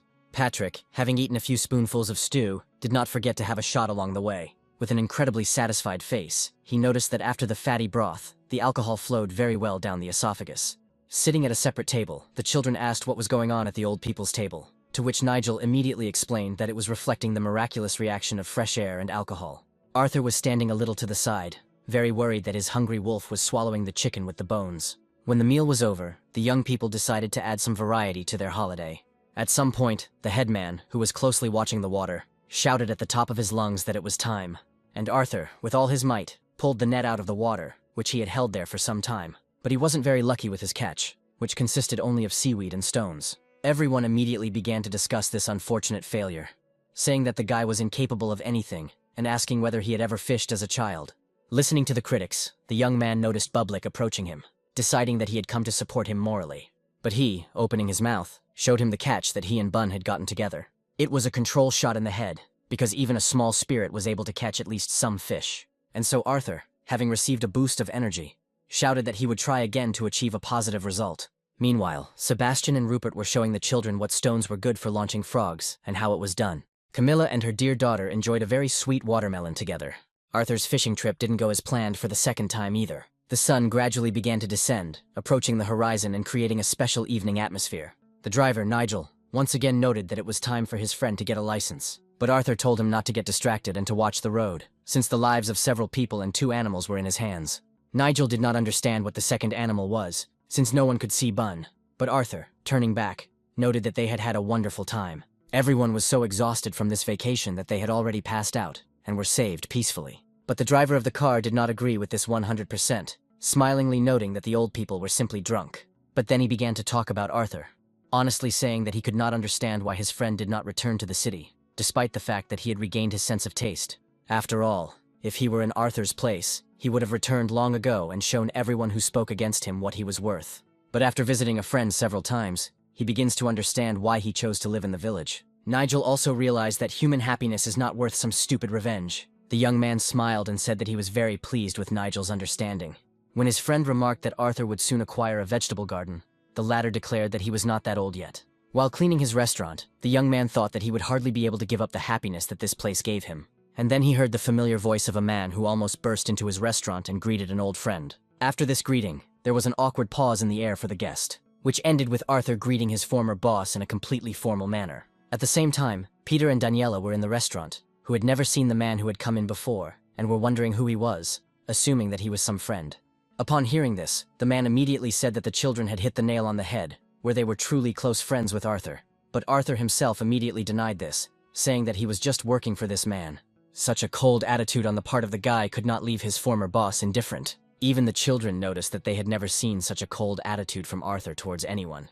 Meanwhile, Bun happily looked at what the children were drawing, finding only Bun on the sheet of paper. Well, Peter suddenly began to express his assumptions that the guest who had come might not be the best person. Arthur was thinking that the man who visited him was not really the worst person who always wanted to work with him. At the same time, the young man understood perfectly well why he decided to come here. And so the man began to talk about what he felt when he saw on TV the next episode of the cooking show, in which Arthur had managed to participate. He sincerely regretted that back then, long ago, he had allowed the young man to leave his restaurant. In the final part of his speech, Jason very emotionally asked the guy to come back to work for him. With the same coldness in his speech, the young man refused the offer, after which he literally fell to his knees, saying that there was no point in the young man wasting his talent in this wilderness, and that together they could create a world-class restaurant. The children heard Jason's very loud request, through which he insisted on the boys' return to the big city. Arthur was silent, and his interlocutor said that their common talents would allow them to reach unprecedented heights. Without letting go of the young man's legs, Jason continued to talk about how together they could conquer the world. Well, Peter and Daniela, who became accidental witnesses of this scene, interpreted everything that happened in their own way. Noticing that his little guests had suddenly become more animated, Arthur decided that they were hungry and suggested that they cook something quickly. But they suddenly jumped up from their seats, declaring that they had a very important matter. Watching Peter and Daniela leave the restaurant in such a hurry, the young man came to the conclusion that the matter was indeed very urgent. Continuing the conversation with his former boss, Arthur recalled that he had already hired a new boss, to which Jason explained that the boss had quit. And even though Arthur seems like a big weirdo to him, He knows for sure that he would never abandon him like that. Then the man brought up the topic of the guy losing his taste, saying that it didn't matter at all, because professional skills would be quite enough. After listening to Jason, the young man told him the news that his sense of taste had returned. This only pleased the man, who immediately began promising Arthur an incredibly large salary increase if he returned. When the man finished with his next proposal, the young man calmly announced to him that he would not return to the big city, no matter what the proposals, because Jason certainly won't be able to provide him with the living conditions he currently has. At the same time, two children, finding themselves on the street, were heatedly discussing the developing situation. Drawing something on the ground with a stick, Peter said that the big city was a very attractive place, and therefore Arthur would most likely accept the offer to return. Listening to him, Daniela suggested that adults who knew exactly what to do should be involved in solving the problem. When she finished, the boy imagined how the village elder would act if he learned that they were trying to take Arthur away from the village. After which he noted that an adult's reaction could be extremely unpredictable. And then he had a brilliant idea to show their dear chef that staying here would be much better than going to the big city. Thinking about what Arthur might like, Daniela soon came to the conclusion that he mostly cooked something tasty. They quickly came to the conclusion that in order to keep the young man, they needed to prepare something tasty for him. After all, his food always brought them a lot of joyful emotions, as did his attitude towards them in general. Looking at the plate, the girl asked her companion what it was, and Peter explained that on the plate was what he intended to be a hamburger. The boy didn't understand at all why things didn't work out so well with the hamburger. He then went on to give a slightly more detailed explanation of how he prepared this burnt masterpiece. When he finished, he turned his attention to what his partner had prepared. He assumed they were well-roasted coals, which, according to Daniela, were supposed to become an omelet. At that moment, the girl's mother returned home and announced her arrival. Entering the kitchen, the woman stood for a while and looked at what was on the plates on the table. After which Camilla asked the children not to put garbage on the table where they eat anymore. A few seconds later, both Peter and Camilla were already crying loudly, which left the girl completely confused. When she found out that they wanted to cook something for Arthur, the girl offered to cook some dish herself. But her daughter flatly refused, saying that she and Peter had to do it themselves. Because Arthur did a lot of good things for them, and now they also want to do something for him with their own hands. The woman was very surprised by such adult speeches from such small children. And then Camilla suggested that they do it differently, where they would cook themselves, and she would just give them a little hint where they would make mistakes. After all, Arthur cooks well only because he has colossal experience, which the children do not have, and therefore they will need help. The girl also emphasized that there is no shame in asking for help if necessary. When she finished speaking, Peter and Daniela looked at each other, thinking about Camilla's proposal. Daniela was the first to accept her mother's help, and Peter quickly joined her. But then the girl had a question about why they suddenly decided to cook something for Arthur, and they, without hiding the reasons, told her about what they had witnessed. As Jason walked down the street, he thought about the conditions Arthur had in mind that he would never be able to create for him. After all, he had literally everything he needed, and so the only thing that came to his mind was that his former employee simply wanted silence. Thinking back to their past together, Jason remembered how Arthur always refused to go and sit with them in company. There were also situations when the young man allowed himself to argue with visitors regarding the dishes he had prepared. But in such a remote place, Arthur could certainly enjoy a sufficient level of solitude. These thoughts were interrupted by a voice from the side, where the headman sitting nearby was offering Jason a few drinks in his company. When he approached and explained that he had come to visit a friend, Patrick instantly realized that this friend was Arthur. Such ingenuity could not help but amaze the man, who asked how the old man could figure this out. Having said that there was no one else to go to, Patrick continued to insist that the guy have a drink with him. Looking into his filled glass, Jason refused the offer, explaining that he was driving. But a moment later, he decided that, in principle, it was possible to stay here for the night, drinking alcohol to the delight of the headman. The drink was strong enough that Jason immediately felt its effect on his body. Patrick wanted to offer him a piece of fried pork as an appetizer, but when he turned around he saw Bagel next to the plate, who, having eaten everything that was there, quickly rushed away. After this, all that was left for everyone to do was to make do with the vegetables left over for snacking. As Jason watched the old men cheerfully discuss the behavior of this strange dog named Bagel, he mentally noted that the entire population here was incredibly positive. But soon he received an invitation to sit down with them at the table, which he did not refuse. After a few glasses, he tearfully talked about the good qualities of Arthur, who, at a young age, won a prestigious international culinary competition. Observing the man's behavior, the women at the table cheerfully concluded that their esteemed guest had gotten quite drunk. Meanwhile, Patrick stated that there are no completely ideal people, and that everyone has their own cockroaches in their heads. He then asked what his guest was striving for today, and Jason spoke about his desire to make his restaurant one of the best in the world. To this, his interlocutor cheerfully replied that his desire was to have a normal drink, and he was happy when he had a drink. After which the tipsy old man asked the guest whether his modest wish was ambitious enough. To this, Jason had to respond by saying that everyone has their own dreams and goals in this life. For some, it is a favorite hobby, and for others, it is simply an opportunity to start life from scratch. There are also people for whom the main value is family and family ties. The old man completely agreed with this statement of his interlocutor, noting also that Jason's friend Arthur is no exception and has his own dreams. Having finished keeping the old men company, the man thanked them for their hospitality. Patrick offered him to stay and continue, but he referred to the fact that he needed to tell his friend something while he could still speak. And after this, the headman did not detain his guest, wishing him good luck. Both he and his company, watching Jason leave, noted that all young people are very ambitious. At some point, a man ran out from around the corner, attracting the attention of the headman, asking whether the rumors were true. Noticing a very worried local resident, Patrick recommended that he first catch his breath. And when he had regained his breath a little, he told the old man about Camilla's story about their cook returning to the big city. And as soon as he finished speaking, Patrick instantly sobered up, his eyes wide with surprise. Sitting at one of the tables in his restaurant, the young man was scribbling something in a notebook. His thoughts were about whether his former boss, whom he knew as a great stubborn man, would return here. When he had finished drawing, he turned the paper towards his little spirit, showing him what was depicted there, which brought Bun into indescribable delight, because only he could draw her, because no one else had seen her. He himself continued to wonder whether Jason thought about the reasons that made him continue to live in this quiet village and run an unprofitable business. Smiling, the young man noted out loud that returning to the big city would indeed be the best decision if he was aiming for a big income.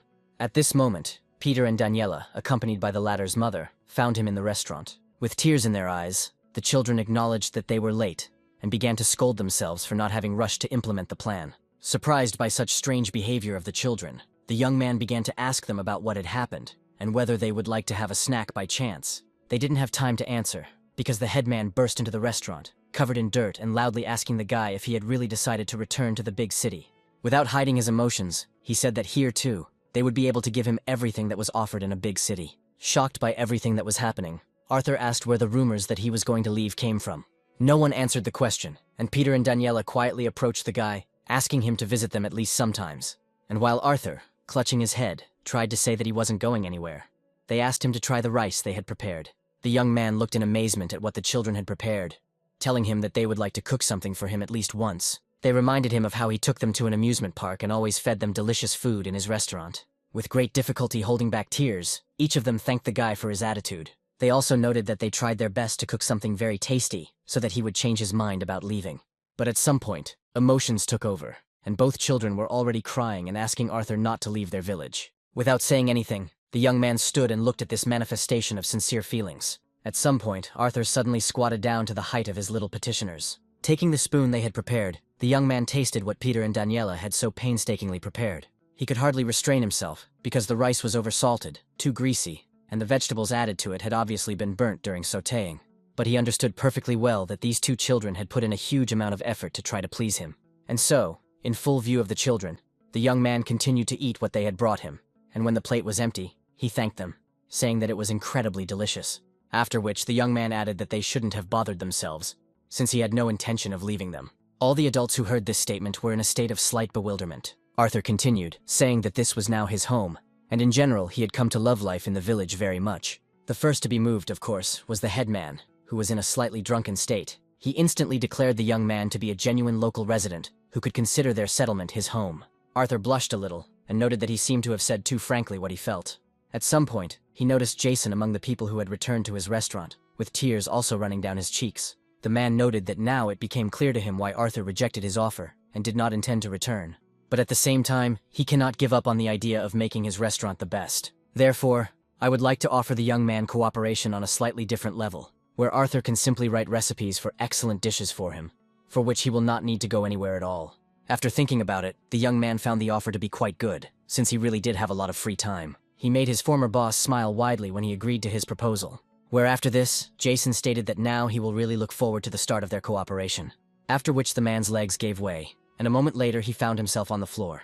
The headman did not understand how such a strong guy could not stay on his feet when he had drunk only a little, which Arthur explained, saying that Jason could never drink much and quickly got drunk. The situation was generally resolved, and Patrick suggested celebrating by calling on everyone to start a new drinking session. Arthur, looking at Jason lying on the floor, allowed everyone present to order any dishes that his generous former boss would pay for. Secluded in another world, the young man studied the recipes of the dishes that Jason's restaurant basement had. Now he understood why he had brought him into the collaboration. Because with such a menu, it was difficult to claim the title of the best restaurant. At that moment, his attention was drawn to the lid of the pot, which began to move, pushed by the pressure of the steam. The food was prepared, and the young man loudly called his bublik, who had gone hunting at the beginning of the meal. And then the sacred white wolf appeared from the nearby thickets, surprising the guy by returning so quickly. As he placed the plate in front of him, the young man noticed that the top had a large scar on his left eye. Having approached, the top began to eat, while Arthur looked through his things for something to lubricate his wounded eye. But at some point, the young man suddenly noticed that Bun was missing from Bublik's company. Before he could figure out where his pet could have lost his nerve, his attention was drawn to a movement in another part of the bushes, where Bublik, who appeared in the clearing with his lute and a bun on his head, looked in horror at what was happening here. Now Arthur himself watched in amazement at the one he had taken for his little wolf, giving him the food he had prepared for him. The young man could not bring himself to grasp what was happening right before his eyes. After all, in front of him now were two puppies of the sacred white wolf, one of which was very unhappy that the other had eaten his lunch.